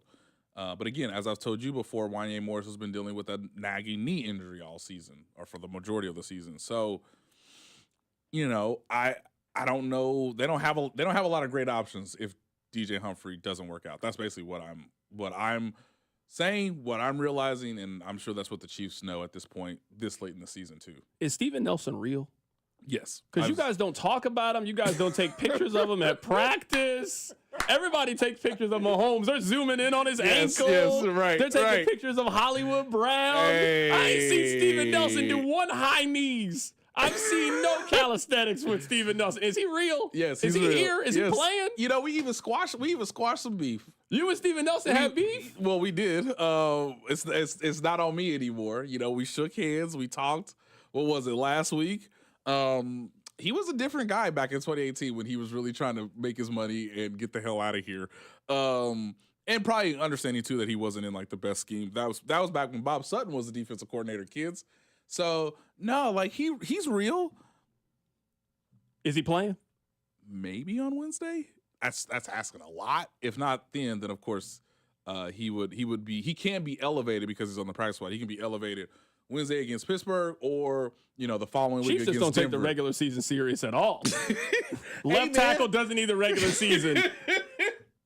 They're going to say top corner doesn't need the regular season. Hey, Najee Johnson, keep getting these snaps. Yeah. Hollywood Brown, you know what? You don't need the regular season. It's fine. Just, you know what? Why don't you show up around Christmas time and we'll make it work? We got a spot for you. By the way, guys, I'd be shocked if Hollywood Brown played more than less than 20 snaps. I mean, it can't be a ton. They can only integrate him so much. I know he'll be a part of the opening script and the 15 plays, and you might have a specialty play here and there, but there's not a ton he can do. And again, he's also going to be incredibly sore on Sunday with the understanding that we got to do this again on Wednesday. Yeah, man, we got to do this again on Wednesday. So they'll try to protect him a little bit from that standpoint. But yeah, it's not like Hollywood's just gonna be dropped on tomorrow and have 50 snaps. I'd be shocked if that occurred. I actually like the way they're using Hollywood because I would treat these 3 games like the preseason. You got 3 games against 3 quality opponents. Now, we'll see what the game means for Denver, but Hollywood, you are not one of the people that gets to take off the last game of the season. Go out there, get some reps with the playbook, learn the terminology. You got to get some live bullets in this thing. So I actually like the way that Hollywood is coming back. It's obviously not ideal, but you get 2 games for sure against playoff teams to kind of get acclimated to the speed and all of those things. And then you get a game that it should be easier than the other ones. Now we'll see if that game could really mean everything for the Broncos. For the Broncos, that last game of the season. If Cincinnati keeps winning, I don't think. I mean, the Colts are out. I can't see it happening. I saw their quarterback play. I know they're cooked. I know they're cooked. But Cincinnati could win out, and don't they get Denver as well? Yeah, so it'd be nice if, like you said, Steven Nelson, DJ Humphries, Hollywood Brown, they're all on the field when the Broncos are fighting desperately to be the 7th seed, so they can probably head to Buffalo. Coming up on the other side, there was breaking news earlier today. Deontay Johnson was released by the Baltimore Ravens. We will ask you, is there any chance that the Chiefs put in a waiver claim for Deontay Johnson? We got Nate Taylor in studio. Keep it right here. It's The Drive. The Drive with Carrington Harrison on your new home for Chiefs football. 96.5, The Fan, brought to you by DM Injury Law. Have you or a loved one been in a car wreck? Contact DM Injury Law today and get the money you deserve. Car wreck? Remember, Mike's got this. Hey, let me tell you guys about my friends over at Gates Barbecue. With 5 locations around town, you are never too far away from that classic Gates Barbecue taste. And the menu is changing a little bit. They got the new Burnt E Mac. They're great mac and cheese topped with some Gates burnt ends. You can also order the Splits Gates fries. So you can get some fries, also some onion rings, and go ahead and get that with a slab of ribs. Delicious. This is a great football weekend. Whether it's college with the playoffs, whether it's pro football, we got some basketball, we got a championship boxing this weekend. This is one of the great sports weekends, so you want to make sure that you have a great meal to go alongside it. So stop by any of these area Gates locations and also get ready for your company party. Make sure you pick up a party tray. Maybe you're having a holiday gathering with friends. You can also do that as well. Whatever your food needs are, whatever your holiday food needs are, make sure that they include Gates Barbecue. The election is finally over. Now you can get the cash you need. Imagine what you could do with $50,000. Pay off credit cards, do home improvements, or even pay off auto loans. Golden Oak's mortgage rate is 5.25%. There's no out-of-pocket costs, so call today and make no payments until next year. Call 913-890-GOLD. Golden Oak Lending cured my blues. 6.19 APR, FHA, 15-year, 20% equity, qualified credit. Additional terms apply. NMLS 114937. Hey, holiday heroes. It's a special time of year at Shane Company. As a family business for 4 generations, we know firsthand that fine jewelry is the gift that says it all. From the engagement ring that says, "You're the one," to the diamond tennis bracelet that says, "Thank you for being you." We have the widest selection of fine jewelry gifts, in stock and ready to take home. Come pick out a pair of hand-matched diamond stud earrings or a necklace with a colorful gemstone. Check out our new Bloom collection, one of owner Tom Shane's favorites this year, featuring stunning sapphires, emeralds, or rubies. At Shane Company, every gift and every price range is crafted to our high-quality standards. We have jewelers working in every store to bring your gifts to life, making sure rings fit just right, setting center stones and engagement rings by hand, and engraving your pieces to make your gifts even more special. Your gifts will always be protected with our unmatched free lifetime warranty. Visit shaneco.com and come see us in store. Shane Company, your friend and jeweler. This is your MIAA Minute with Commissioner Mike Reese, your weekly update from Kansas City's only NCAA Conference headquarters. During the past 30 years, MIAA member schools have won 58 NCAA team national championships. Whether it's Northwest Missouri State men's basketball, Pittsburgh State football, Central Missouri baseball, Central Oklahoma wrestling, or Emporia State women's basketball, the MIAA loves winning national championships. Last year, MIAA schools broadcast more than 1,500 live sporting events on the MIAA Sports Network. Make sure you subscribe today to the MIAA Network and follow the best local college action all season long. Remember, the 14 schools in the MIAA are champions in the classroom, in competition, and in the community. As we like to say in the MIAA, bring your A game. What's up, everybody? Nick Costos here with the Sports Betting Minute, brought to you by BetMGM, the sportsbook born in Vegas. Please gamble responsibly. Coming up tomorrow, Week 16 Pro Football Saturday, the second in the doubleheader. Huge rivalry game in the AFC North. Baltimore, a 6.5-point home favorite against Pittsburgh. Total in the game is 45. If Pittsburgh wins, Pittsburgh is the AFC North champion. Now, Pittsburgh going to be without its number one wide receiver, but will have its star pass rusher active for the game, and that's enough to get me here to bet Pittsburgh plus 6.5. I do think Baltimore is likely to win the game, but Pittsburgh's had mastery over Baltimore's quarterback, and I think it's too many points. So coming up tomorrow, Pittsburgh plus 6.5 in Baltimore. That's it for this Sports Betting Minute, brought to you by BetMGM, the sportsbook born in Vegas. Download the BetMGM app today. Please gamble responsibly. BetMGM and GameSense remind you to play responsibly. See BetMGM.com for terms. 21 plus only. Kansas only. Please gamble responsibly. Gambling problem? Call 1-800-GAMBLER. In partnership with Kansas Crossing Casino and Hotel. I'm Brian Tedesco, CEO of Blaupunk Americas, the pioneers of the car stereo. Today, we're not just about sound systems. We are revolutionizing the e-bike scene with Blue Dot Bike. Thanks to AmericanEagle.com, our online presence now features a dynamic e-commerce website that showcases the quality and affordability of our foldable e-bikes. And our collegiate e-bikes, just perfect for the college fanatic. These e-bikes offer a new way to experience freedom on two wheels, no matter your age. When we needed a top-notch website to match our cutting-edge e-bikes, we turned to AmericanEagle.com. They made the impossible seem easy, tackling digital challenges like pros. Check out the Blue Dot Bike website to see AmericanEagle.com's amazing work in action. Need the best in website and digital marketing solutions? AmericanEagle.com is your go-to. They've been a game changer for us, and they can be for you too. Visit AmericanEagle.com or call 877-WEB-NOW-1. That's 877-WEB-NOW-1. Here's traffic, brought to you by DM Injury Law. Have you or a loved one been in a car wreck? Contact DM Injury Law today and get the money you deserve. Car wreck? Remember, Mike's got this. Two-car crash southbound 35 right at the 18th Street Expressway, closing the left lane. Traffic heavy all the way back to the state line there. A stalled out car at westbound 435 just past the state line. That's what's left of a collision. Traffic moving a lot more smoothly through there. We are seeing slowdowns out of the 435 and 70 exchange eastbound 70. Also looking at a stalled car at eastbound 70 and 435. I'm Lori Pearson, 96.5 The Fan Traffic. You're listening to 96.5 The Fan from the Mission Plumbing, Heating, and Cooling Studios. Chiefs fans, it's Rashee Rice. Welcome to The Drive with Carrington Harrison on your home for Chiefs football. 96.5 The Fan. Let me tell you guys, the Nate appearance on the show is presented by Mark Ferguson. We all make mistakes. Let Mark and his legal team make the best of them. Give them a call at 816-221-1750. We don't have to spend too much time on this, and I do want to get back to football, but I just want to make one point.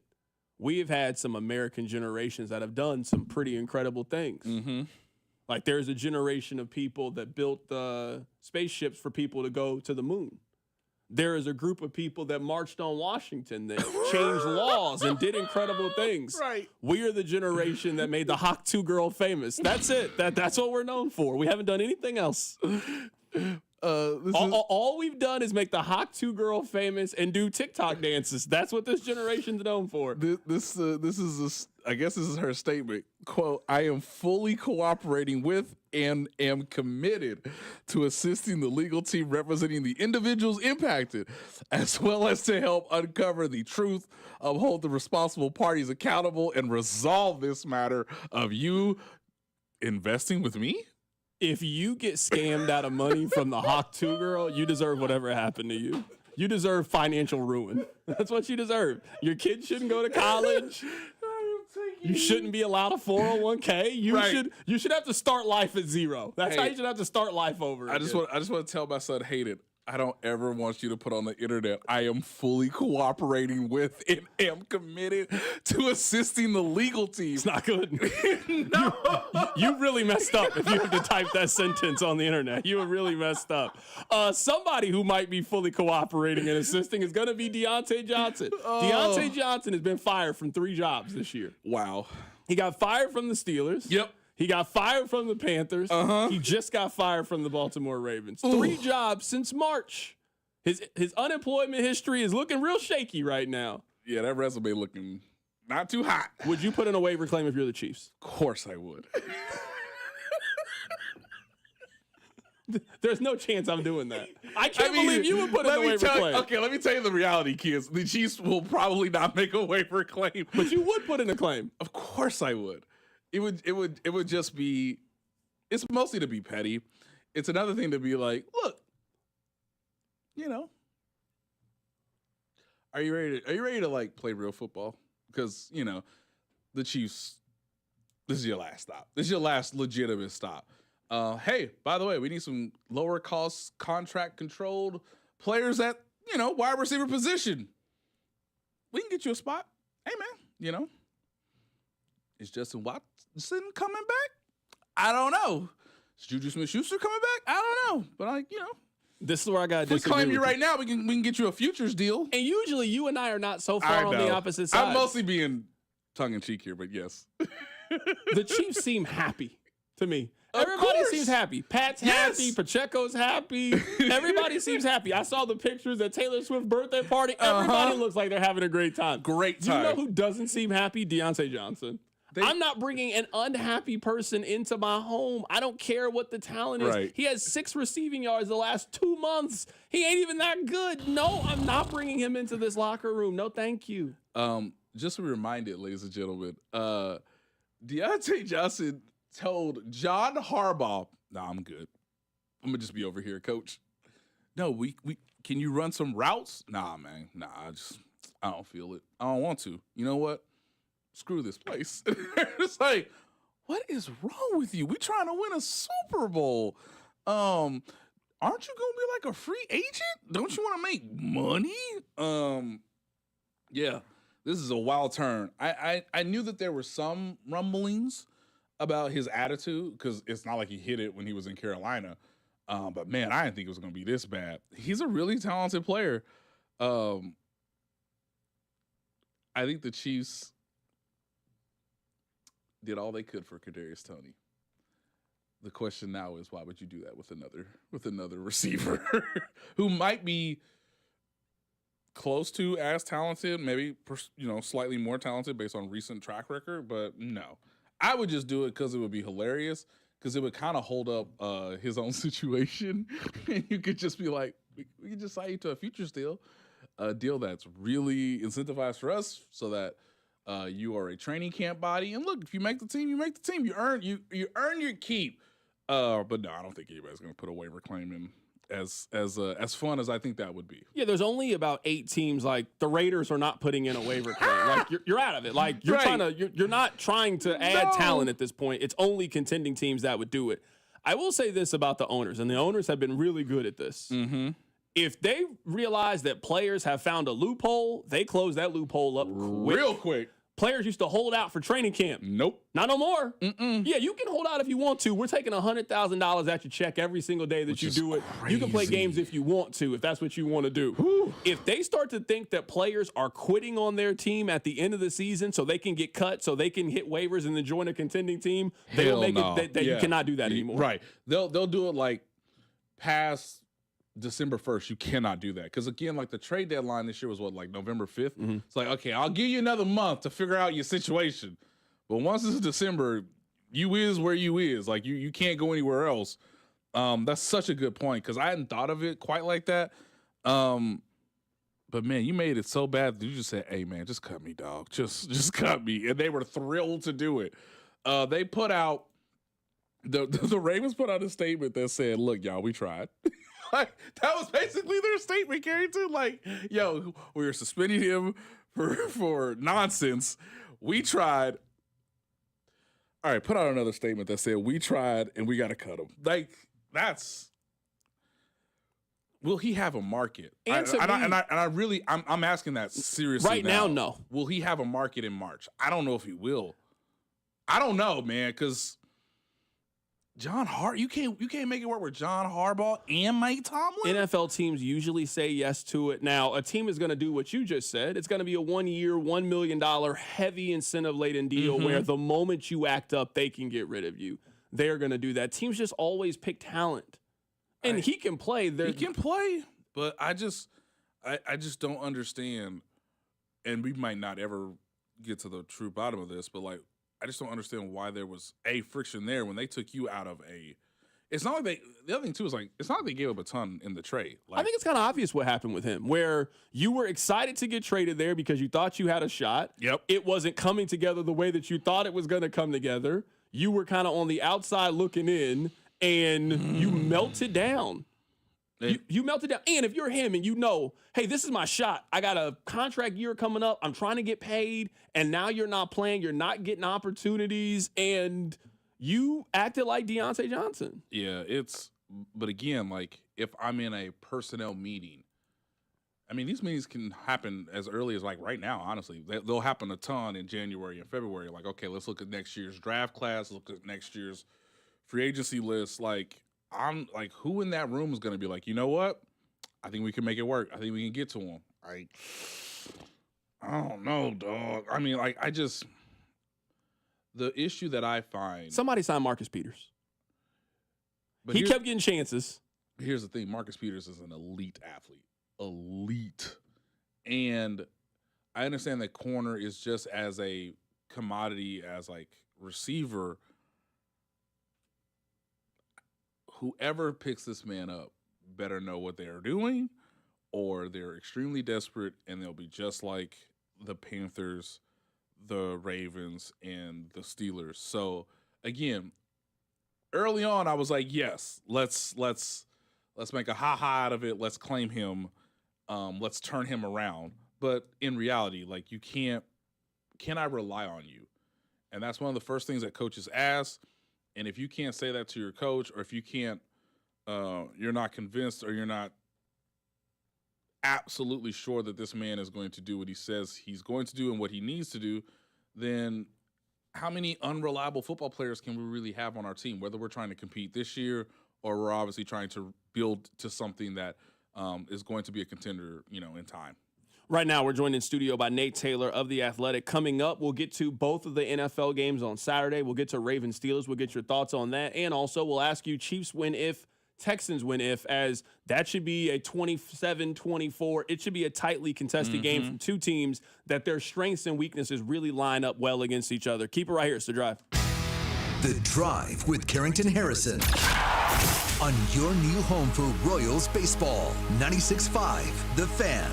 Brought to you by DM Injury Law. Have you or a loved one been in a car wreck? Contact DM Injury Law today and get the money you deserve. Car wreck? Remember, Mike's got this. Hey, it's Carrington Harrison for The Drive here. Let me tell you about my friends at The Other Place. It is playoff time in college football, and we are right around the corner from the playoffs with the pros. Make sure you stop by the best place to catch the game, grab yourself a great bite to eat, and also have a cold beer and enjoy some sports. Plus, they have amazing game day specials, a 14-inch two-topping pizza for $12, 8 wings and a basket of tots for $12, and a $4 domestic cup. If you are looking for a one-of-a-kind game day experience and the next best thing to being at the stadium, the best place to do that is with my friends at The Other Place. Finding an attorney can be an overwhelming process. Fortunately, since 1996, Mark Ferguson has helped thousands of Kansas Cityans during their time of need. Whether you're facing a traffic violation or a more serious crime, Mark and his team of seasoned, compassionate professionals are here to fight for you in all of your legal matters. Mark has built his career on integrity, knowledge, and an incredible reputation. Call Mark Ferguson at 816-203-2263. The choice of a lawyer is an important decision and should not be based solely upon advertisements. Order for Jennifer C. Is this my double shot, double cream, double pump, double sleeve? Can you handle that much caffeine? Did you know Discover automatically doubles all the cash back you've earned at the end of your first year? I'm cutting you off. You earn, we match. Discover Cashback Match. See terms at discover.com/creditcard. Staples has amazing deals on everything you need for the holidays, from custom holiday cards and photo gifts to laptops and gaming systems, even shipping solutions. And right now at Staples, save up to $350 on select computers. In-store only offer ends 12/28. Unwrap huge holiday savings at Staples. Brew Brothers at Harris, Kansas City, now open. Dine on mouth-watering appetizers, then feast on one of our 6 American Wagyu burgers, including the Bacon Jam Burger and Blazing Burger. Wash it down with your favorite ice-cold beverage, all while watching the game on one of our 45 TVs. Dine in or carry out. Brew Brothers at Harris, Kansas City always hits the spot. Brew Brothers and Brew Brothers Express are now open for breakfast, lunch, and dinner. 21 or older to gamble. Know when to stop before you start. Gambling problem? Call 1-888-BETS-OFF. What's that sound? That's the sound of Downy Unstoppable scent beads going into your washing machine and giving your clothes freshness that lasts all day long. There it is again. It's like music to your ears, or more like music to your nose. That freshness is irresistible. Let's get a Downy Unstoppables bottle shake. And now a sniff solo. Nice. With Downy Unstoppables, you just toss, wash, wow, for all-day freshness. Hi, it's Derek Johnson, and I know there's nothing better than being part of a team. A group of great people you can count on and learn from. The Sheet Metalworkers, Local Number 2, are growing their team and looking for quality men and women who want to build Kansas City's future. While you're making KC a better place, you'll also get great pay and benefits while gaining lifelong skills. Explore the possibilities at sheetmetal2.org. That's sheetmetal2.org. And take a step towards a fulfilling and rewarding way of life. This is a story of the one. As a maintenance specialist for university housing, he knows college students can major in wear and tear. Plus, housing so many students doesn't leave a lot of room to house all the supplies he needs. That's where Grainger comes in. With over 1 million industrial-grade products and fast, dependable delivery, Grainger carries the quality products he needs so he doesn't have to. From a new door hinge to a whole new faucet.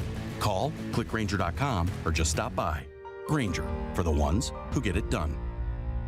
After you use Bounce Dryer sheets and realize how fresh, soft, less wrinkled, and less staticky your laundry can be, you'll put a sheet on it every time. Like those socks that smell like they've been through a marathon. Put a sheet on it. Or that blanket that's got wrinkles on its wrinkles. Put a sheet on it. Maybe even your chatty coworker who keeps distracting you.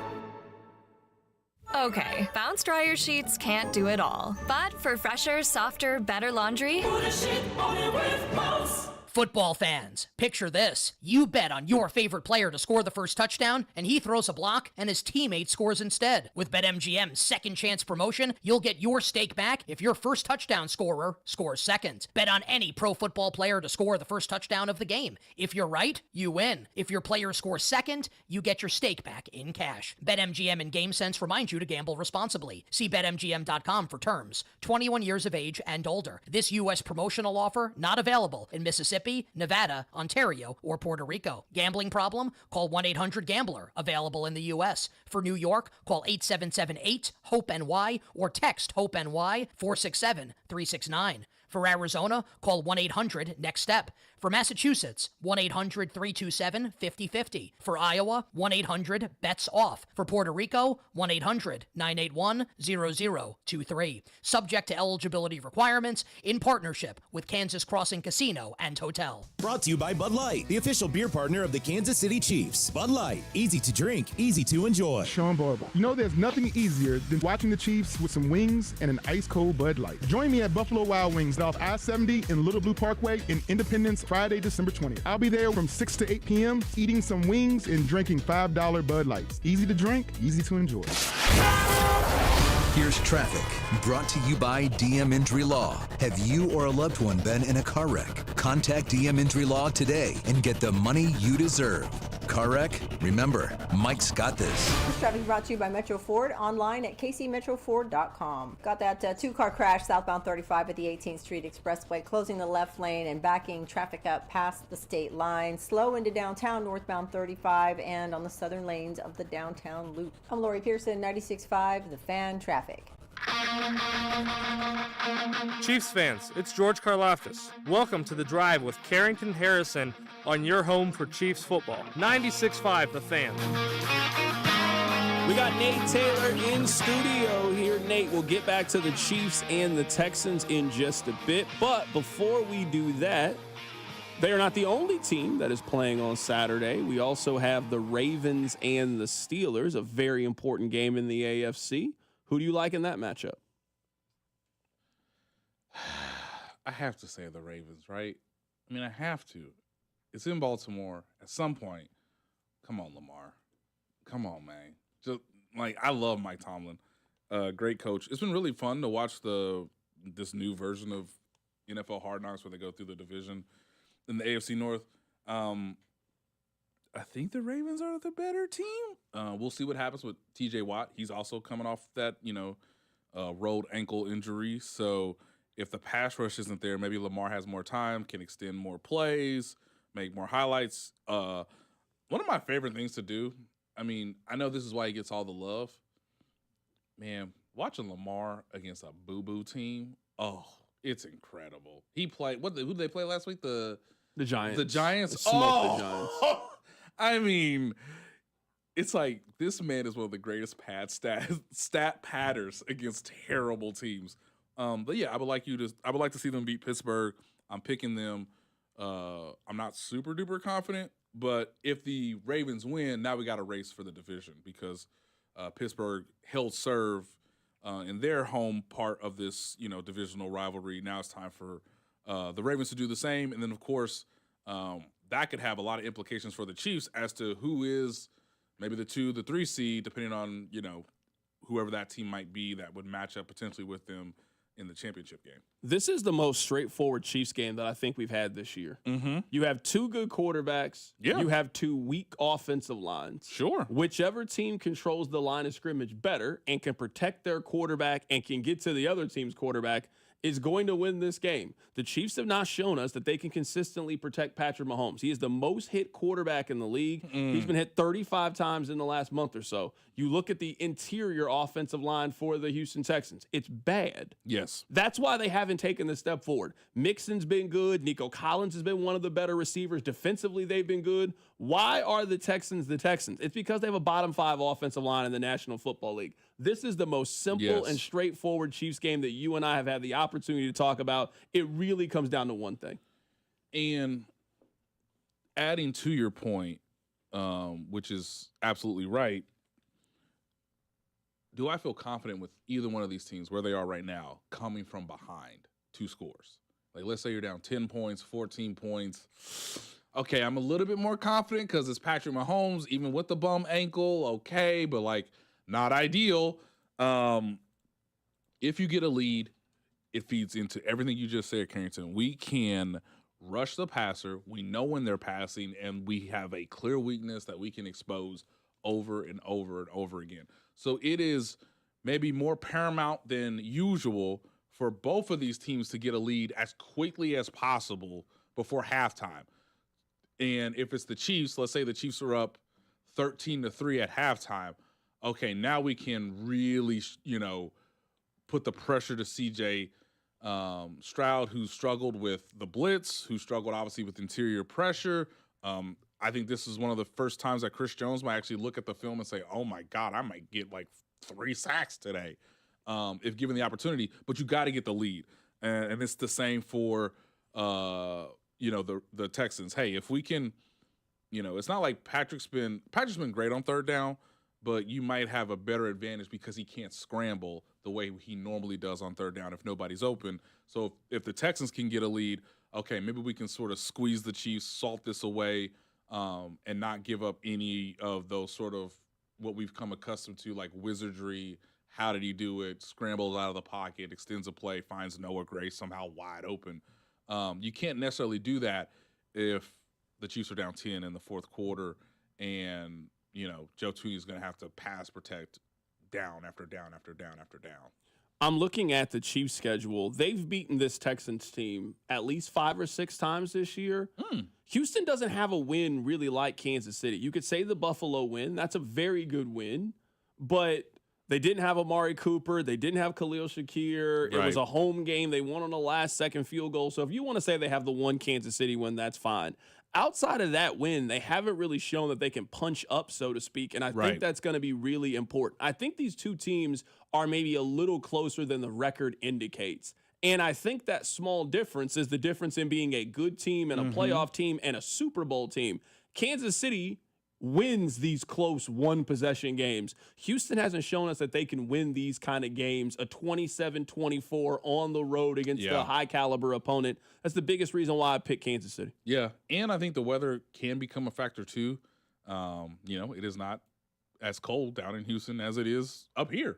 I get the sense that in some ways the Texans have taken a step forward because they know for sure they have a great quarterback, but they've still taken steps back for what we mentioned earlier, and that they have yet to prove that they have reached true elite status in the AFC, right? They're still behind Baltimore, in my opinion, even with the records.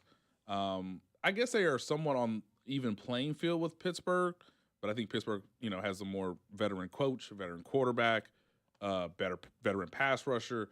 So they're starting to approach that, but they're not on the Chiefs level. Obviously, I think if there was a rematch, the Bills would probably beat them by double digits. So they'll get up for the game. I'm sure they're excited to play this game. They have the benefit of going back home, on the 4 days later against the Ravens. But at the same time, if Patrick Mahomes, if you tell me, Carrington, that Patrick Mahomes is going to play every offensive snap in this game, I will pick the Chiefs to win this game. Because I just get the sense that from a competition standpoint, the Chiefs have been playing these games all year. And to your point, when Houston's been given the opportunities, they've yet to succeed with their limited chances before, obviously, what is going to be the next sort of phase of CJ's career, which is, hey, how do you improve on how awesome you were in the playoffs last year before, obviously, you got knocked out by Baltimore? I know nobody wants to hear this, and I know we're up against it. Kansas City really got the short end of the stick with the way that this schedule broke out. 2 of their 3 games are on the road. They had an earlier bye than all of these other teams. Correct. And for a team that has done everything the NFL has asked for the last 3 years and played in more games than anybody else, how they get a schedule disadvantage at the end of the season just doesn't really make a lot of sense to me. The same league that tells you they prioritize player safety, you then put – it doesn't make any sense. That is our guy Nate Taylor joining us on the show today. Nate, I don't think I'm going to see you before Christmas, so happy holidays. Yeah, Merry Christmas, my friend. Merry Christmas, my guy. Yeah, Merry Christmas to everybody. Stay warm, and I would like to watch NBA basketball, but I guess I can't do that. Thanks, Netflix. Well, you know what? You can watch the Nuggets game at night. They always play at 10:30 Eastern. You can always watch that game. Coming up at the top of the hour, we will get you ready for Chiefs and Texans. Keep it right here. It's The Drive on 96.5 The Fan. The Drive with Carrington Harrison on your new home for K-State Athletics, 96.5 The Fan. Brought to you by DM Injury Law. Have you or a loved one been in a car wreck? Contact DM Injury Law today and get the money you deserve. Car wreck? Remember, Mike's got this. Here's traffic, brought to you by DM Injury Law. Have you or a loved one been in a car wreck? Contact DM Injury Law today and get the money you deserve. Car wreck? Remember, Mike's got this. The traffic brought to you by Metro Ford, online at kcmetroford.com. Got that two-car crash southbound 35 at the 18th Street Expressway, closing the left lane and backing traffic up past the state line. Slow into downtown northbound 35 and on the southern lanes of the downtown loop. I'm Lori Pearson, 96.5, The Fan Traffic. Hey, it's Carrington from The Drive here, and I just found out that Daisy Sour Cream launched French onion and ranch sour cream dips. I love some dip. And these new dips from Daisy Sour Cream are an absolute game changer. They taste just as good as if they were homemade. They're made with Daisy Sour Cream, real herbs and spices. The new dips from Daisy Sour Cream are made with ingredients you can find in your kitchen, nothing more. Give these new French onion and ranch dips from Daisy a try. They go perfect with all your favorite chips, wings, veggies. Celebrate the holidays with Daisy dips. This Friday only in Old Navy stores. Long sleeve tees are just $5 for adults and $4 for kids. Yep, long sleeve tees are $5 for adults, $4 for kids. But hurry, this deal is one day only this Friday at Old Navy stores. Valid 12/20 in stores and select styles only. Tune in this week to kick off with Boomer and Valenti to hear the Sims Spotlight featuring Super Bowl winning quarterback Phil Simms. Brought to you by Balance of Nature. Balance of Nature supplements, changing the world one life at a time. Many of us are looking forward to retirement. But when it's time to tap into your savings, do you know how long your money will last? Make a game plan for your retirement income distribution from UMB Private Wealth. They'll create a custom strategy for you to help make your hard-earned retirement savings last. Just go to umb.com/private wealth to schedule your personal appointment. That's umb.com/private wealth. At Metro Ford, family owned and operated means the same trusted faces every visit. Just 10 minutes from downtown. Plus, get peace of mind with our 5-year, 200,000-mile pre-owned warranty, including roadside assistance and emergency trip interruption. Only at Metro Ford, online at kcmetroford.com. MD Anderson Cancer Center is again ranked #1 in the nation for cancer care by U.S. News & World Report's Best Hospitals rankings. Our physicians treat more types of cancers in a day than many see in their whole career. This unmatched depth of expertise, combined with our groundbreaking discoveries, gives our patients access to the most innovative treatment options. Learn more at mdanderson.org.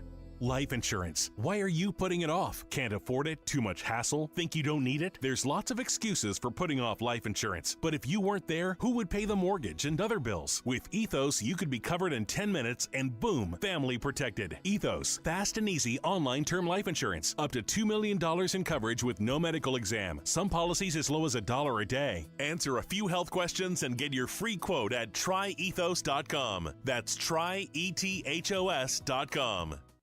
Thanks to Total Wine, you saved more on all the gifts for the ones you adore. Wine, spirits, beers, all nestled on shelves. Curbside pickup available and the lowest prices for over 30 years only at Total Wine & More. Drink responsibly, B21. It's football season, and now you can get anything you need for game day delivered with Uber Eats. Well, almost anything. You can't get a running back, but baby back ribs? Yes. Uber Eats, official on-demand food delivery partner of the NFL. Looking for last-minute gifts? Shane Company can help, even if you're still planning to propose. We have a wide selection of hand-picked diamonds and colorful gemstones in stock for dream engagement rings. Come discover fine jewelry gifts in every price range, curated by our in-house design team and crafted with care to our high-quality standards. At Shane Company, we'll protect your gifts with our unmatched free lifetime warranty. Visit shaneco.com to find your store's extended hours and the perfect holiday gifts. Shane Company, your friend and jeweler. Hey, it's Rex here with RexBuysKC.com, your local KC home buyer. If you own a property in the Kansas City or surrounding area and want to sell it fast and at a fair price, write this number down, 816-330-6000. I'm a private real estate investor, not some hedge fund or large national chain. My family and I live right here in KC. I can pay cash and close on your timeline, even in as little as 3 days.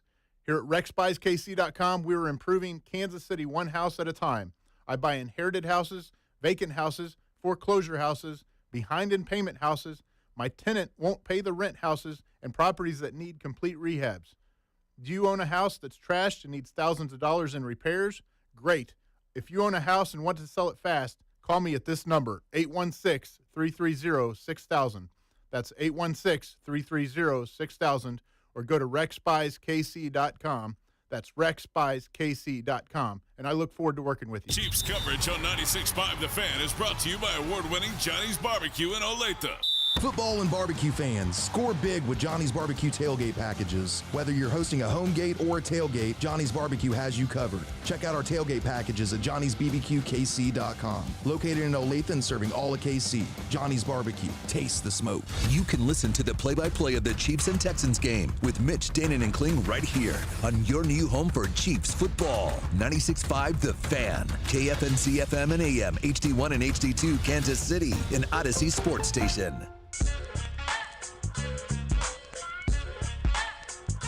This hour is brought to you by Baker University, where graduates earn higher salaries and land jobs faster than any other university in Kansas. Apply today at bakeru.edu. Congratulations on getting through your 9 to 5. Thank you so much for listening. It is The Drive on 96.5 The Fan.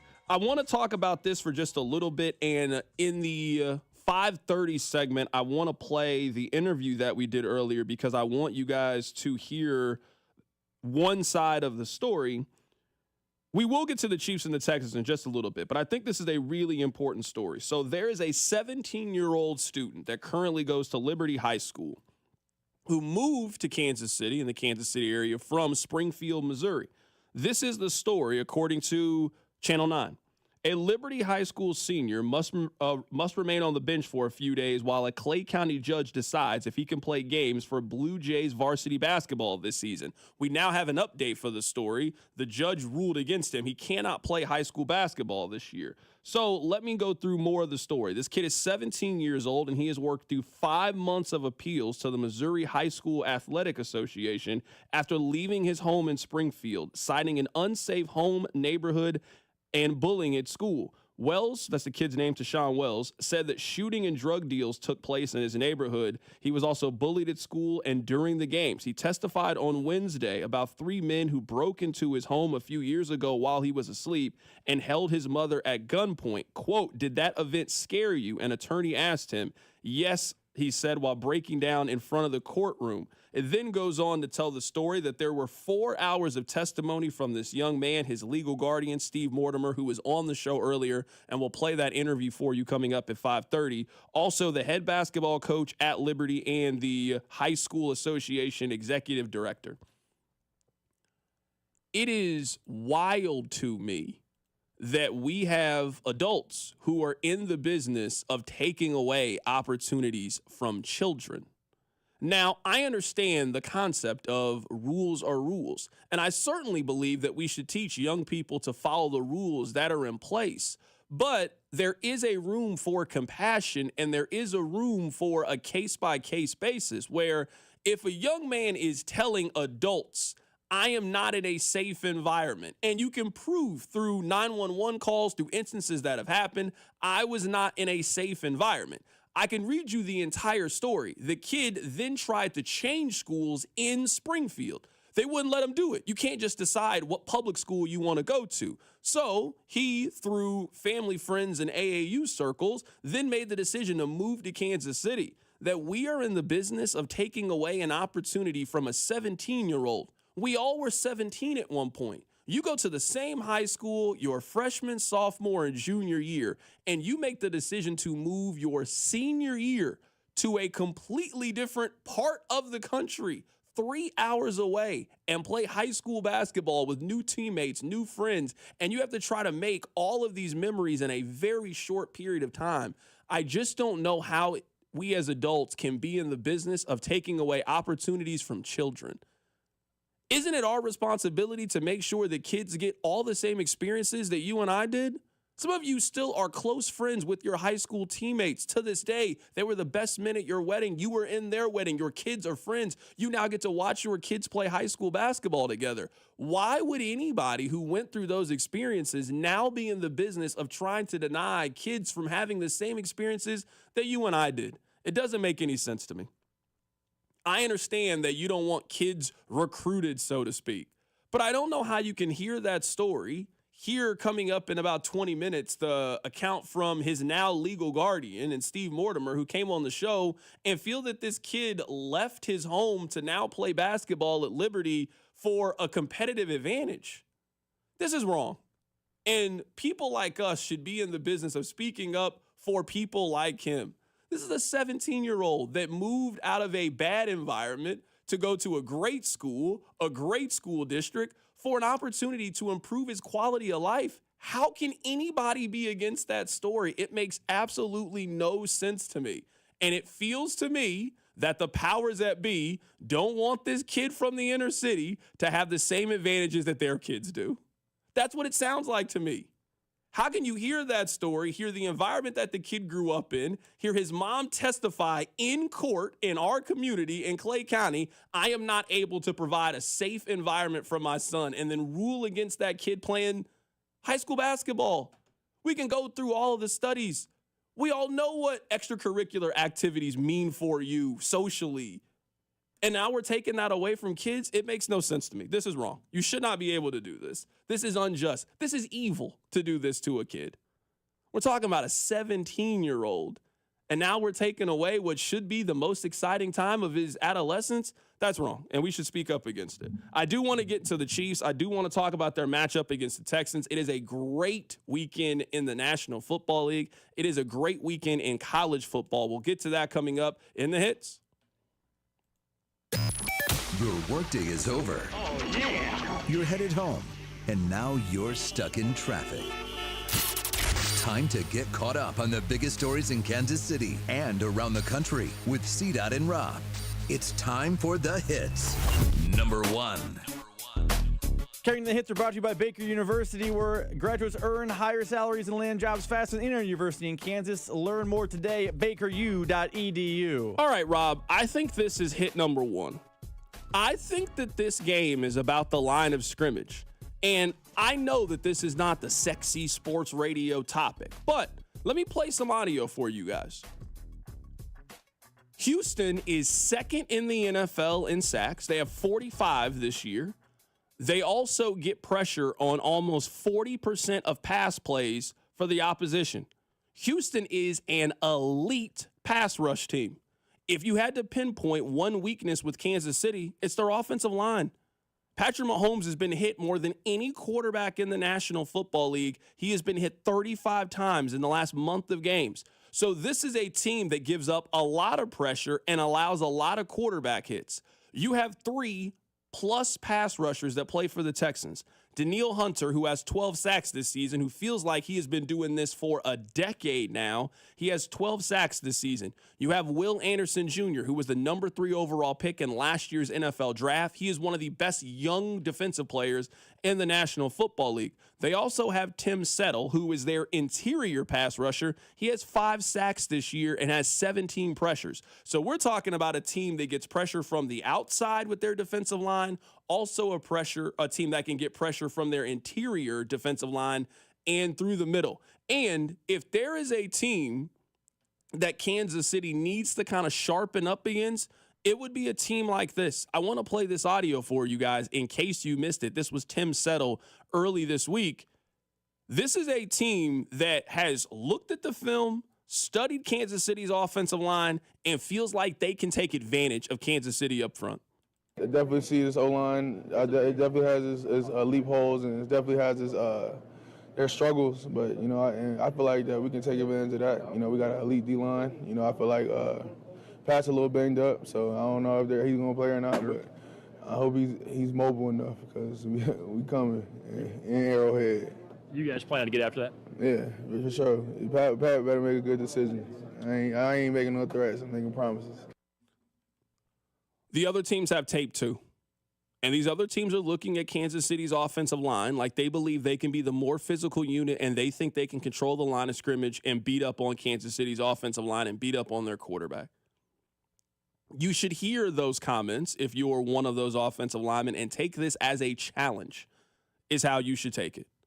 You're going up against 3 very good pass rushers who want to get after the quarterback and create pressure.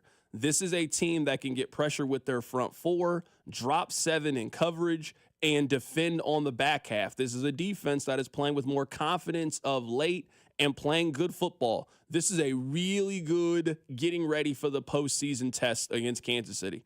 I genuinely believe that this game will be defined by the offensive lines and the defensive lines. Houston can't block. Kansas City struggles to block as well. What team can protect their quarterback? What team can get to the other team's quarterback? And whichever team is more effective at that is going to be the team that wins this game. I want to play for you guys what Landry Locker had to say. He joined the show earlier in the week. He doesn't believe the Texans have a signature win this season.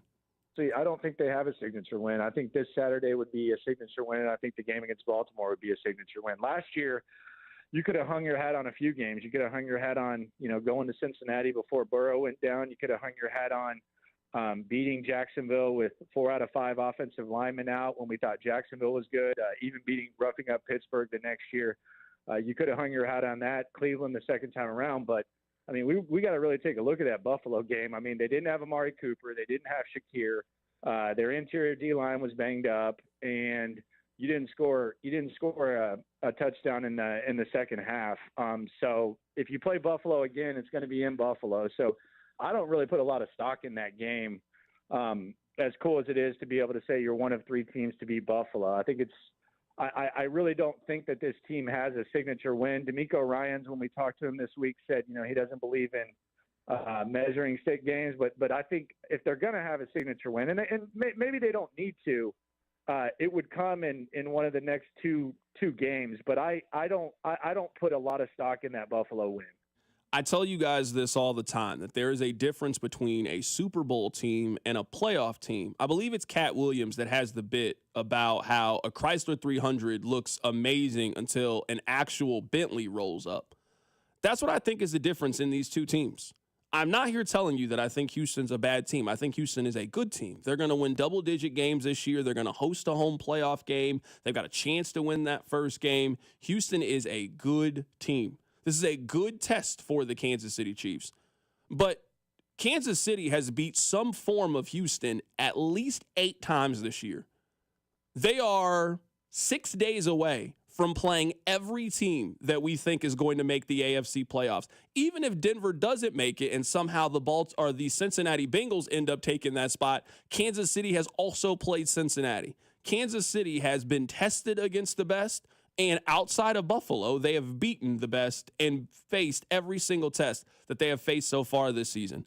I don't know if I trust Houston to win this game yet with where they are, not just in this individual season, but with where they are as an organization. I think Mahomes is going to be as close to healthy as you can expect him to be.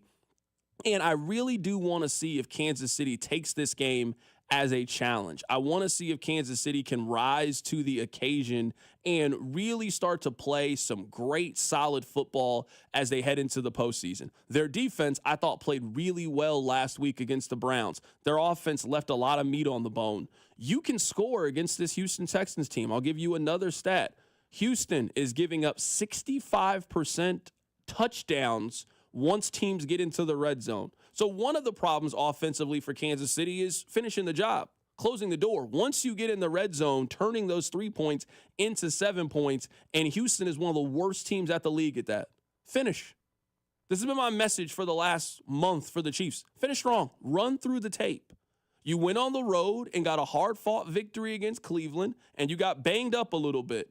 You're now coming back. You're getting Hollywood Brown back. Patrick Mahomes is going to play in this game. The pass rush is playing as well as it's played. Go out there, play well, play great football, and keep building momentum as you head into the postseason. I think this is going to be a really good game. These are 2 evenly matched teams, and as we talked about, their strengths kind of align with each other, and their weaknesses also kind of align with each other. This is a really good heading into the postseason opportunity for the Kansas City Chiefs. This feels like a 27-24, 24-17 kind of game. I did bet Kansas City earlier in the week when they were a plus money favorite. I got them at plus 110, so I feel very good about my position going into this game. Rob, let's get to hit number 2. Number 2. Well, Carrington, we got a little breaking news on a Friday. Earlier today, the Baltimore Ravens cut maligned wide receiver Deontay Johnson. Now, he was once a fan favorite, ooh, do I want him by Kansas City Chiefs fans ahead of the deadline. He has now been cut and is free to be picked up on waivers by anyone.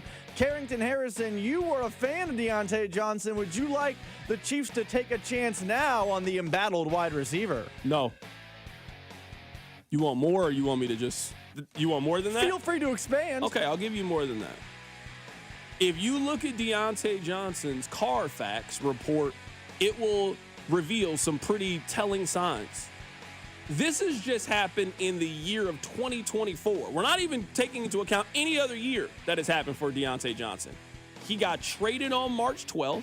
He got traded again at the deadline. He got cut earlier today. You got cut from the Pittsburgh Steelers. They didn't want anything to do with you. Carolina gave you away to the Baltimore Ravens. The Ravens could have just let you sit and stew and be mad and stay home. They don't care if you go play for any other team. If you are outright releasing him, you don't care who he gets picked up by. You also acknowledge that there is a chance that you get picked up by a contending team. A bad team is not claiming Deontay Johnson. Why would you claim him? Your season's about to be over. And you're also not trying to win. Why would the Giants claim him? Why would the Las Vegas Raiders claim him? It's going to be a contending team. If you're Kansas City and you're happy, and Patrick's happy, and Kelsey's happy, and all these guys are happy, why would you bring somebody into your locker room who is unhappy? He has a problem. Stay far away from problems. You don't need this problem. I'm also not really sure he can play, at least not right now. He hasn't really done anything this year to let me know that he is worth the trouble. So I am very happy to walk away from this and let somebody else deal with that problem. I don't think he gets claimed on waivers. I think he's sitting out the rest of the year. Number 3. Carrington, earlier today on The Drive, we were joined by Sean Pendergast, who hosts mornings at Sports Radio 610 in Houston. He was on previewing Chiefs and Texans. You can catch it on the podcast page. But he said something very interesting about how Texans fans feel about the Chiefs and the upcoming playoffs. Because we were having a debate today on the show because the Texans could be either the 3 or the 4 seed. And this is meant with no disrespect to the Kansas City Chiefs. But if I were drafting things I want to avoid in the postseason, I probably want to avoid going to Buffalo more than anything else if I'm a Texan or if I'm any team in the AFC.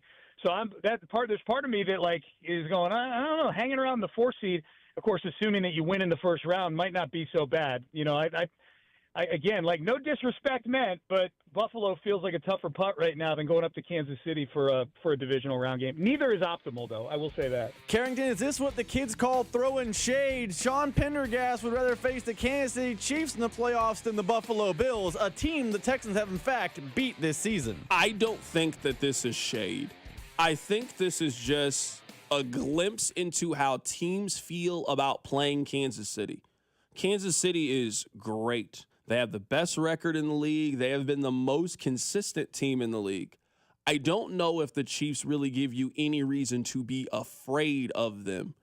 If you are a good team, you should feel, based on evidence, that heading into the final 5 minutes of the game, you will have a chance. Because I can give you a handful of teams that have had a chance in the final 5 minutes against the Kansas City Chiefs. Now, you have to execute. You got to play a full 60-minute game, and very few people have been able to climb to the top of Mount Everest, but somebody has done it before. And that's the message that I think you're telling your team. It is not going to be easy going into Arrowhead, and plenty of people have felt like they've had their shot at the king and missed and ended up falling to their own demise. But the Chiefs don't have a punch the way that they used to, where you should feel afraid of Kansas City. When was the last time that the Chiefs just went on one of those just barrages where you look up and you're down 21-0 and it feels like everything is caved in on you? Detroit has those moments. The Eagles have those moments at times. Buffalo has those moments. So that's how I hear it. I don't hear it as Kansas City's not good. I don't really see too many scenarios where Kansas City really runs through the AFC postseason, even if they get to the Super Bowl. They're going to be kind of the games they've been playing. They win a 27-24 game where they execute better than you down the stretch. They win a 24-17 game where they make a play late and you don't make a play. there's a chance that Buffalo could run you off the field in the second round of the playoffs. I don't really think Kansas City can do that. So I do understand if you're a team like Houston and you feel like you're going to go on the road for the second round of the postseason because that's the way that the playoffs shake off. I do understand wanting to go play Kansas City more than wanting to go play Buffalo. I mean, I think it's 1,000% shade. I really do. I mean, maybe just me and you see it differently. I know you understand how people can hear it that way, but the Houston Texans are 9-5. They are, by every definition, average. They are fine. They're not great. They're not bad. They are what happens in the NFL every year. They're in the wash. They make the playoffs. Congratulations. Great. Party on Wayne. That team, or at least a host in that town, is saying, I have no issue going on the road to Arrowhead in January to face the presumptive number 1 seed because I'm going to try to avoid the 2 seed. I don't want to be the 3 seed in the AFC playoffs. I don't want to jump the Pittsburgh Steelers. That would be bad for me. I want to stay right here in the 4 spot. I want to get lined up with the Chiefs. And he's not saying it as bring me the best, I want to do it. He's saying it as that's the optimal path for the Texans. Carrington, you and I are giant college basketball fans. Have you ever heard a college basketball fan when the bracket comes up like, you know what I love? Duke's in my region. Man, oh man, can I not wait to face Duke. Thank God I avoided that San Diego State upstart 2 seed. I get Duke. Woohoo! That's not how it goes. That is what Houston is saying right now by saying they prefer to play the Chiefs to Buffalo. Or at least Sean Pendergast is saying that. Yeah, but we also have to keep with your March Madness, though. We also have seen the bracket, and you identify that 1 seed that you're thinking, we think we can get them. Sean Pendergast is telling you that's how the rest of the league views them. They don't view them like Duke. They view them like Virginia. Virginia could win the national championship. We also think they could lose in the second round because they can't score enough. That's how he's telling you that the rest of the league is viewing you. And, I mean, I can give you a bunch of games that can at least support why they feel that way. They needed a blocked field goal against Denver. They needed this against the Las Vegas Raiders. We think we're better than them. We think that we can make the play at the end that the Broncos couldn't do. We think we can make that play at the end that the Raiders do. I'm not saying they're right to feel that way, but you have to understand the same thing that you guys worry about quarters 2 through 3, other teams are licking their chops waiting for that opportunity to be able to play that team. And everybody wants to go big buck hunting. Everybody wants the big buck head on their basement. That's Patrick Mahomes. Nobody's beat him. Yes, that's the guy we want. We think we can get him because he looks vulnerable right now. That is just the way that the game goes. I do want to play this Steve Mortimer interview on the other side. Rob, before we do that, let's quickly go through the playoffs. I don't think Indiana's going to win today. I do think the game's going to be close and competitive. I did take Indiana plus 7.5. I think that Notre Dame is just Indiana with history. They haven't beaten anybody this season either. So all of the questions that people have about the Hoosiers, I think are very fair questions. How do you not have those questions about Notre Dame? Who have they beaten so far this season? What are their marquee wins this year? I like Indiana to keep it close. I bet them plus the 7. I think that Penn State rolls over SMU. I think that Texas rolls over Clemson. I think Tennessee keeps it close late. And I think Ohio State pulls away in the fourth quarter, and I think Ohio State covers. I actually also laid a little bit of money. I think Ohio State can win this tournament. So, first things first, I actually don't agree with you on Notre Dame. Notre Dame went on the road and beat A&M in College Station. That's the best win of either team playing tonight by a wide margin. They have the worst loss, but they have the best win. I think Notre Dame, because of the way the bracket has shook out, can make a little bit of run. I like them tonight. I like Clemson to cover but lose tomorrow. I like Tennessee outright. I think Ohio State's mentally cooked. I think they are done. And the game no one seems to care about, Penn State, SMU. I also have Penn State. Similar to how you put a little bit of money on, Ohio State to make a run, I put a little bit of money on Notre Dame to make the college football playoff because the bracket has shaken out just right for the Irish. So coming up on the other side, I want you guys to hear Steve Mortimer. He is the legal guardian for the kid that we were telling you about earlier. There's a 17-year-old that moved from Springfield to the Kansas City area to play high school basketball at Liberty. He has been denied eligibility to play high school basketball this year. His legal guardian called into the show to tell their side of the story. We'll play it for you next. Keep it right here. It's The Drive. The Drive with Carrington Harrison. This man was a bona fide scrub. On 96.5 The Fan, brought to you by DM Injury Law. Have you or a loved one been in a car wreck? Contact DM Injury Law today and get the money you deserve. Car wreck? Remember, Mike's got this. Every Friday night, FanDuel is giving all customers an even bigger payout on select NBA first bets. First bets let you get in on the action from the opening tip. You can bet on things like who will score the first basket of the game and which team will be the first to score 15 points and so much more. And best of all, you don't have to wait the entire game to see if your bet cashed. All you need to do is look for Friday First in the FanDuel app to find your profit boost. Check out FanDuel.com. Use the promo code KFNZ to claim your Friday First profit boost. So remember to make every moment more with FanDuel, an official sportsbook partner of the NBA, and also 96.5 The Fan. 21 and present in Kansas. Opt-in required. Max wager amount applies. Bonus issued is non-withdrawable profit boost tokens. Restrictions apply, including token expiration. See terms for both offers at sportsbook.fanduel.com. See terms at sportsbook.fanduel.com. FanDuel is offering online sports wagering in Kansas under agreement with Kansas Star Casino, LLC. Gambling problem? Can help us your best bet. Call 1-800-522-4700. Visit ksgamblinghelp.com.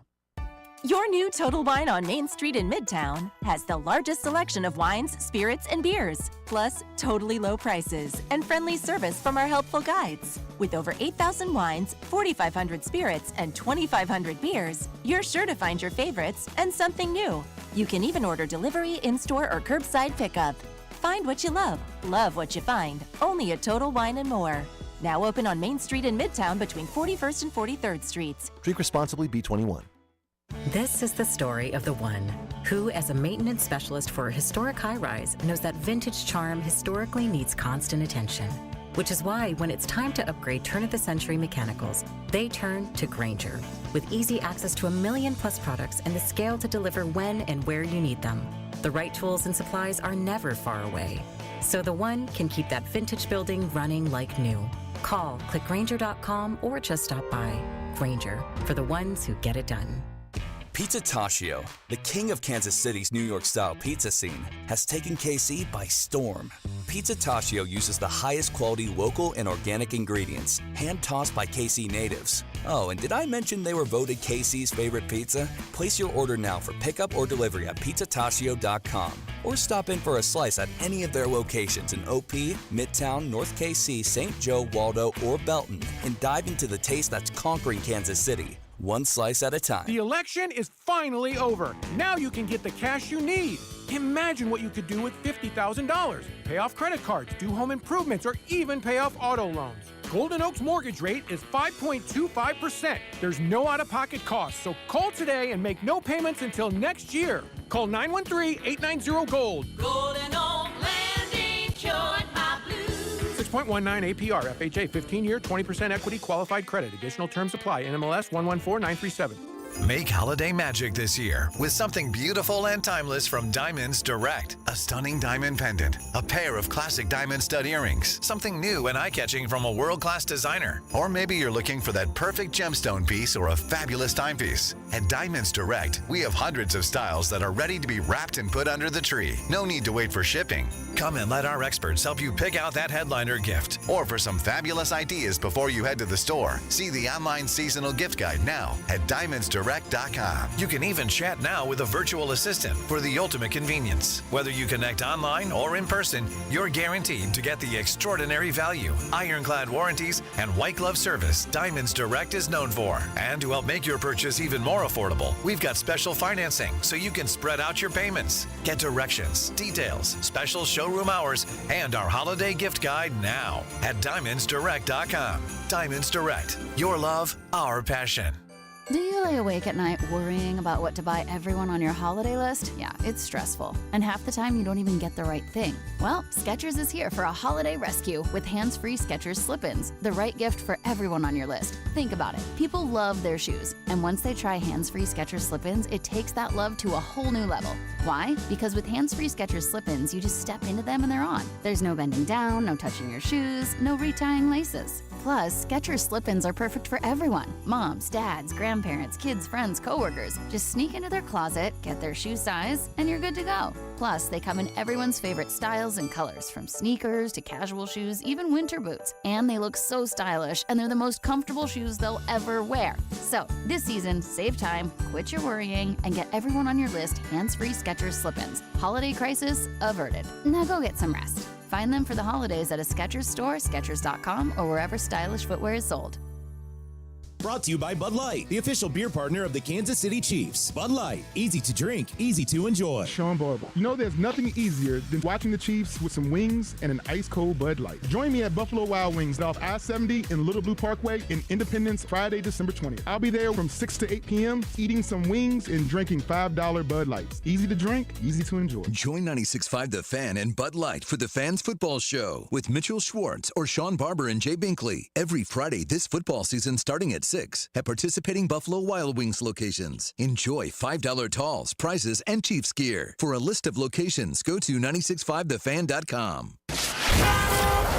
Here's traffic, brought to you by DM Injury Law. Have you or a loved one been in a car wreck? Contact DM Injury Law today and get the money you deserve.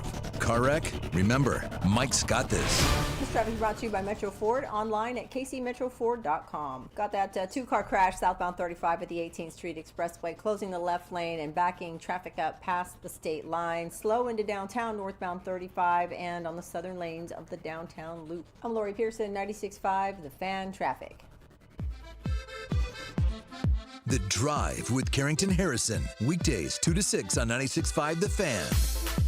All right, I want to play some audio for you guys from an interview that we did earlier on the show. So we had Steve Mortimer join us on the show earlier today, and he is now the legal guardian of a young man. His name is Tashawn Wells.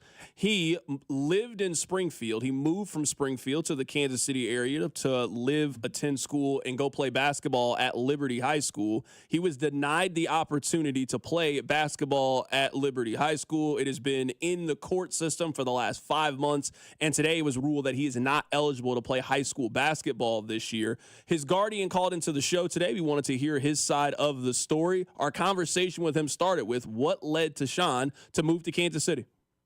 Yeah, we met back in March of this year. My son plays AAU basketball, and we've never kind of hidden behind that. We've always told him that basketball is what brought us together, and we got to know Rue through the summer. And he goes by Rue. Tayshawn's his real name, but so I apologize. I'll call him Rue because that's what we call him. But we met him through the summer and got to know him, and just learned his story. And he just had a rough go and needed something new. He was having some bullying and some targeting down there and some different things that went on, and he just needed a new start. He was in a rough neighborhood. Springfield, there's parts of it that are pretty rough, and he was right smack in the middle of it. So his mom, we talked to his mom, and it was an option, and said, hey, why don't you just come up here, get a little, you won't be nervous to go to bed at night, and that's really how it started, and it really wasn't anything more than that. And we went as far as to get the legal guardianship because, quite honestly, I didn't know. I figured we had to do that to get him enrolled in school, and that's just kind of led us to where we are today. We got into the transfer portal, and Misha said no over the course of like 4 or 5 months, and we tried every process possible to explain the situation and at depth with legal opinions and documents with 911 calls and all this stuff, and it just said no. So we tried to take it to court and block it that way, and then the judge said no today. So it's been a rough one. Absolutely. Right now we're talking to Steve Mortimer. He is the legal guardian for Tashawn Wells. Just want to get his side of the story from everything that happened. I read the story that was in Channel 9, and you mentioned it. 911 calls. There was a break-in where his mom was held at gunpoint. A lot has happened. What is the actual reason that you guys were given from the Missouri High School Board that they have denied this appeal? They say it's not necessary. That's what Jennifer Ruckstad is, the executive director of Misha, and she basically sat in court Wednesday and told the court and us that it's her decision whether she chooses it, whether these things are necessary or not. And she chose that this one was not necessary. And it's just, I don't even understand what necessary is at this point. It's just disgusting. It really is disgusting. And there's some other underlying things with Josh Scott is the athletic director of overall Springfield Schools. He runs the Tournament of Champions down there, which is a huge national tournament. The school Rue came from was invited to that tournament. And, there's an active case with Kylan Mabin right now in the court system with Josh Scott and Jennifer Ruckstad. And I don't know if there's any association with that, but these two people should not be involved with children whatsoever. And they shouldn't. And they just have not made the right decision here. And it's, I've tried to be respectful and quiet about it to try to get through this process, but I'll be 100% honest now. I've talked to Sean Mabin, which is Kylan's dad, and there's actual text messages that go back and forth between these two individuals that almost celebrated Kylan not playing football, who I think is now at UCM playing football. And there's a civil case that's going to go to court at the end of January that both those two were named, along with other MSHA board members. I mean, the entire process has been, I mean, I've never felt at one time that anyone has been in our corner down there. They've tried to find ways to block him. They have never tried to find a way to help him. He deserves more. I mean, this entire Liberty community has rallied around him. He's a blessing. I mean, his smile that he brings after taking a gut punch, I don't know how he does it. He's an inspiration to me every day that it's there, but sorry. No, you're perfectly fine. Right now we're talking to Steve Mortimer. He is the legal guardian for Tashawn Wells, just getting his story. Are you guys out of legal options? Are you going to continue to try to get him to play for Liberty, or is it now an opportunity that he could possibly go to Rockhurst, or could he go to Bishop Miege, a private school that maybe have some different rules than trying to get him into a public school? I don't know if they would have any way to block any of those, and unfortunately, I don't know if we're going to try some other options, but I just don't know if we're going to run out of time before the season's over. We're already 6-7 games in for most people, and it's 20-30% of the season for high school, and it's unfortunate because I explained to him how the transfer portal has made high school students at such a disadvantage, from a recruiting standpoint, that not being seen, you've all but taken away his college ability for a potential scholarship. And we're going to find a way to get him into college. That's not going to hold him back. But I mean, this hurts him financially and mentally. I've had several coaches that have talked to me about kids that MSHA has done this to, and all of them have talked about the mental strain that it puts on an individual to lose their senior year. Last thing here for Steve Mortimer, just to wrap this up for people who maybe came in the middle of this, what role do you think that MSHA played in all of this? And for people who don't know Tashawn, the way you describe him, he sounds like a wonderful young man. And my big thing earlier is we are now in the position as adults that we should be in the business of trying to create opportunities for kids and not take opportunities away. And from just reading the story in your account of him, this is a 17-year-old who is trying to escape a very dangerous situation and move to a positive one to further his education and athletic career. I don't know why any adult would be in the business of trying to block that. And it sounds like, based on your words of this, it sounds like what you believe happened. Yeah, I mean, I would love for you to meet him. I mean, he is in 15 minutes you'll love him, right? Everybody does, and that's what he's been intoxicating for the Liberty community, and just his strength and his integrity through this whole thing at 17 years old is phenomenal. And I do think MSHA played a role in blocking him. I think Jennifer Ruckstad played a role in blocking him. I think this became personal somehow. I don't know why, or we probably will never know why this became personal at some level. But it's disgusting, like you said, for adults to not find ways for kids to have success. We should all be rallying around everything, and that's really when his mom loves him. I mean, she's a great mom, but she sent her kids 3.5 hours away that she sat in front of that same board and told them that she couldn't provide a safe environment for her child. They have no idea how humbling that is for a mother to say that in front of total strangers, and yet they still blocked him. I mean, this display of adult pride is disgusting. It's disgusting, and something needs to change with Misha. It's broken, and it needs to be about the kids because it is not about the kids. That is Steve Mortimer joining us on the show right now. He is the legal guardian for Tashawn Wells. Rob, let's put him on hold. I would like to get his contact information and talk to him more about this off the air. Steve, I really appreciate your time and coming on to tell us your story. Thank you. Thank you, Carrington. Absolutely. I just think it is our responsibility as adults to we got to do right by the youth. I mean, this is a 17-year-old kid that we're denying the opportunity to play high school basketball and create those lifelong memories. That's just not right. It's not right really in any way. Coming up on the other side, we'll wrap up our thoughts about Chiefs and Texans. We'll also get you ready for the college football playoff, which kicks off in just an hour or so. Keep it right here. It's The Drive. The Drive with Carrington Harrison on your home for Kansas City sports. 96.5 The Fan.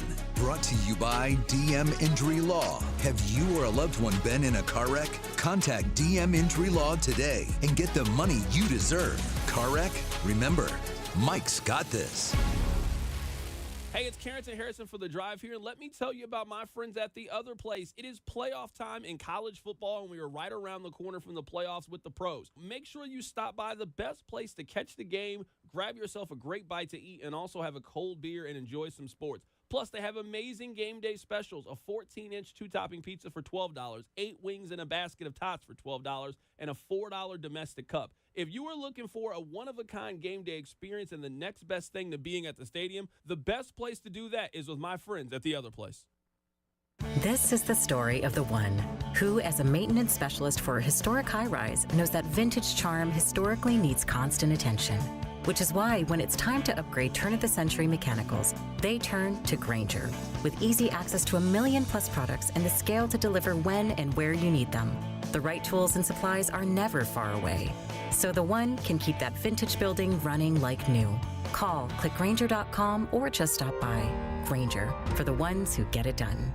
This Friday only in Old Navy stores. Long sleeve tees are just $5 for adults and $4 for kids. Yep, long sleeve tees are $5 for adults, $4 for kids. But hurry, this deal is one day only this Friday at Old Navy stores. Valid 12/20 in stores and select styles only. Lowe's knows how to save you time and money. Order what you need by 2 p.m. to get it delivered the same day. Valid on eligible in-stock orders and select zip codes for same-day delivery. Subject to driver availability. Fees vary based on purchase. More terms apply. See Lowe's.com/same-day delivery for details. Men, it's the holidays, a time of love and joy. But if you suffer from erectile dysfunction, the season can be tough on you. This is Jeff for Heartland Men's Health, and if you and your partner are experiencing struggles because of ED, change it up this year. Give the best gift you can give to the one you love by treating your ED and restoring your relationship. At Heartland Men's Health, we're experts at treating ED. And as a Promenic restorative health practice, we've literally seen countless thousands of relationships renewed across the nation. Plus, with treatments having success rates well over 90%, coupled with many treatment options, we can likely find the right one for you. You may even find you're performing like you haven't in years. So call us and give your partner the best gift you can give this season. A renewed, restored relationship. Your first visit is only $99 and includes blood work, a medical consult, and if medically advised, a test dose. And if that test dose doesn't work in our office, your visit is free. Call 844-447-6600 or go to heartlandmenshealth.com. Heartland Men's Health, a Promenic restorative health practice. Hey folks, I've got a couple of important questions for you. Do you know how much money you need to retire? Do you have a plan in place for your loved ones? If your answer is no, it's time to get your financial planning on track with UMB Private Wealth. It's never too late to start. Plus, their team supports you at every step of the planning process. Go to umb.com/privatewealth to schedule your appointment. That's umb.com/privatewealth. Why not start today? This holiday season, Straight Talk Wireless is letting you say yes a lot more with real unlimited data. Yes to sharing pics of the ugliest holiday sweaters. Yes to checking weather on the go for surprise sledding trips. And with a free phone at sign up, let the yes-tivities begin. No way! Yes way. Straight Talk, real unlimited data. Available at Walmart or straighttalk.com. Offer valid through 1/5/25 while supplies last at participating stores. Taxes and fees apply. Requires in-store activation on select single line plans. Limit of 2 phones per customer. For network management practices, visit straighttalk.com. Some people just know they could save hundreds on car insurance by checking Allstate first. Like you know to check the propane tank on your grill first before hosting a tailgate. Let's fire up. Here, let me try. Seriously? You didn't check the propane? Who wants chips? Yeah, checking first is smart. So check Allstate first for a quote that could save you hundreds. Salt and vinegar. You're in good hands with Allstate. Savings vary. Subject to terms, conditions, and availability. Allstate Fire and Casualty Insurance Company and affiliates, Northbrook, Illinois. Football season is in full swing, and you can take full advantage by winning some cash with Sleeper Picks. Sleeper Picks is a fantasy game, but you could win real money. Just pick more or less than at least 2 of your favorite player stats. If you're right, you could win. You can pick up to 8 players to win up to 100 times your money. For a limited time, Sleeper has a special offer. New users have to play $5, and they'll receive $55 in free bonus entries. That's right. If you deposit $25 and play $5, they'll give you 11 $5 bonus entries to start playing. So download the Sleeper app now and use promo code BLOCK and get in on this promo before time runs out. What are you waiting for? Download Sleeper today and unlock one of the fastest growing fantasy sports apps in the world. Use code BLOCK to claim the play $5, get $55 bonus entry offer. That's code BLOCK. Must be at least 18 years old in most states and present in state where it is legal to wager. Promo code location, other restrictions apply. Minimum deposit $25. See terms of use for details at sleeper.com. Please play responsibly. Call 1-800-426-2537 for help. Sponsored by Sleeper, a Blitz product. Brought to you by Gomer's. 5 locations in the KC Metro or online at gomers.com. Happy holidays from Gomer's. Gomer's has all the fine wines, spirits, and craft beers you need for the game days and holiday celebrations. Voted KC's #1 liquor store year after year, our mission is excellent price, selection, and service. 5 convenient locations throughout the KC Metro or shop online at gomers.com. You're listening to 96.5 The Fan from the Mission Plumbing, Heating, and Cooling Studios. Here's traffic, brought to you by DM Injury Law. Have you or a loved one been in a car wreck? Contact DM Injury Law today and get the money you deserve. Car wreck? Remember, Mike's got this. This traffic is brought to you by Metro Ford, online at kcmetroford.com. Crash at 69 highway southbound lanes at 103rd Street. That's closing the left lane, and a stalled out car causing some backups eastbound K10 to K7 southbound. Also looking at a crash northbound 470 to 40 highway. That's got the right lane closed. I'm Lori Pearson, 96.5 The Fan Traffic. Chiefs fans, it's Trent McDuffie. Welcome to The Drive with C-Dot on your home for Chiefs football. 96.5 The Fan.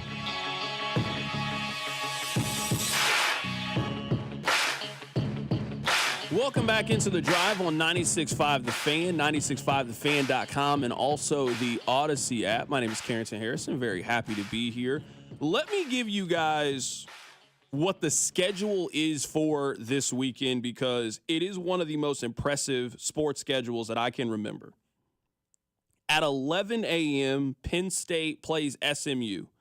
At 12, Chiefs and Texans kicks off. At 3 o'clock, Texas and Clemson and Ravens and Steelers kick off. At 7 o'clock, you get Tennessee and Ohio State. You have 3 very good college basketball games. UCLA plays UNC. Purdue plays Auburn. Ohio State plays Kentucky. And that is not counting Tyson Fury also fights this weekend in a rematch in him trying to get back his championship belt. So we are talking about one of the most loaded schedules that I can remember talking about sports. I think we are looking at a potential all-time Saturday of nonstop wall-to-wall action. I mean, basically from 11 o'clock in the morning until the end of the Tennessee-Ohio State game, there's going to be a marquee sporting event for you to tune into. I think it's going to be a really exciting weekend. We're not even talking about anything on Sunday where we will find out who wins the NFC East between the Eagles and the Commanders. Those two teams play each other this weekend, and we are starting to get a clearer picture in the NFL about what the postseason picture is going to be like. Rob, before we get out of here, let's go through the college football playoff and give people our predictions on things. I think that Indiana is the most likely team to pull off an upset in round one. I don't think there's a big difference between Indiana and Notre Dame. I also think that it's going to be a lot of Indiana fans. If you are an Indiana fan, this is by far and away the biggest football game that your program has ever had. And it's drivable. This isn't like you had to fly clear across the country. No, I think Indiana is going to be loud. I think they're going to be heard. I was just watching a clip during the commercial break from their head coach and how fired up he is about this matchup. I think Indiana has the best shot of all of the visiting teams to win this weekend. I like them plus the 7. I think they're going to be really close. I think they're going to be really competitive. I think they're going to put a very serious scare into Notre Dame. I get what you're saying about location, and the location clearly matters. There are going to be a lot of red, and honestly, it might be the best attended game of the weekend. But, man, I think that Tennessee beating Ohio State is the upset of the weekend. I think Notre Dame gets it done tonight. I think the path opened up for Notre Dame. And I know football coaches and players will tell you it's one game at a time, 1 week at a time, blah, blah, blah. But Carson Beck is hurt. Carson Beck's the 2 seed. If it opens up and Notre Dame beats Indiana at home, they can go beat Georgia with a backup quarterback, and then you're facing, Penn State, Boise State in the semifinal? Boy, things could have potentially broken just right for Notre Dame, who I know everyone points to that really bad loss against Illinois, and we should. But since then, they have been good. They have been one of the best defenses in college football, and they beat a good team on the road, an SEC team in A&M earlier this season. I think Notre Dame wins tonight. I got my upset being Tennessee over the weekend. Yeah, I don't have Tennessee winning. I actually put a small bet on Ohio State. I think that Ohio State could possibly win this entire thing. They played Oregon as close as any team in the country. They're going to get a rematch of them on a neutral site. I think Ohio State's very viable to win this whole thing. I think Penn State takes care of business against SMU. I think SMU is very, very fortunate to be in this college football playoff. I don't think that they're one of the 12 best teams in the country. I do think that Penn State is one of the 12 best teams in the country. They're at home in this one. It's going to be cold. I like Penn State to take care of business. That's probably my favorite play of the weekend. If you're asking me, I can only place one bet. What would I place? I would take Penn State in their home game. I think Texas could really, really put it on Clemson. I think they could. You think Quinn Ewers is good enough to do that right now? I think their defense is good enough. I think their defense is good enough to do that. I think they could beat Clemson 31-10. I think they could really, really run circles around Clemson. I think Tennessee, Ohio State is going to be good. I give Tennessee a chance because of their D-line. They have a guy that you're going to hear a lot about when it comes to the NFL draft. In the end, I just think Ohio State has more talent than them. I think Ohio State has more talent than any team in the country. And I think that's going to showcase. I also think Tennessee's quarterback's a little bit overrated in this game. I'm going to take Ohio State to take care of business at home. I am really excited for this weekend. Rob, I don't know how much I'm going to see you between now and the end of the year. Our schedules are a little quirky, but I appreciate you, man. Happy holidays. Merry Christmas to you and yours. I will be back on Monday to recap the Chiefs game against the Houston Texans and recap the entire weekend. I hope that you are here as well. And until then, I'll let Daniel Craig take you home. Ladies and gentlemen, the weekend. The Drive with Carrington Harrison on your new home for Chiefs football. 96.5, The Fan, brought to you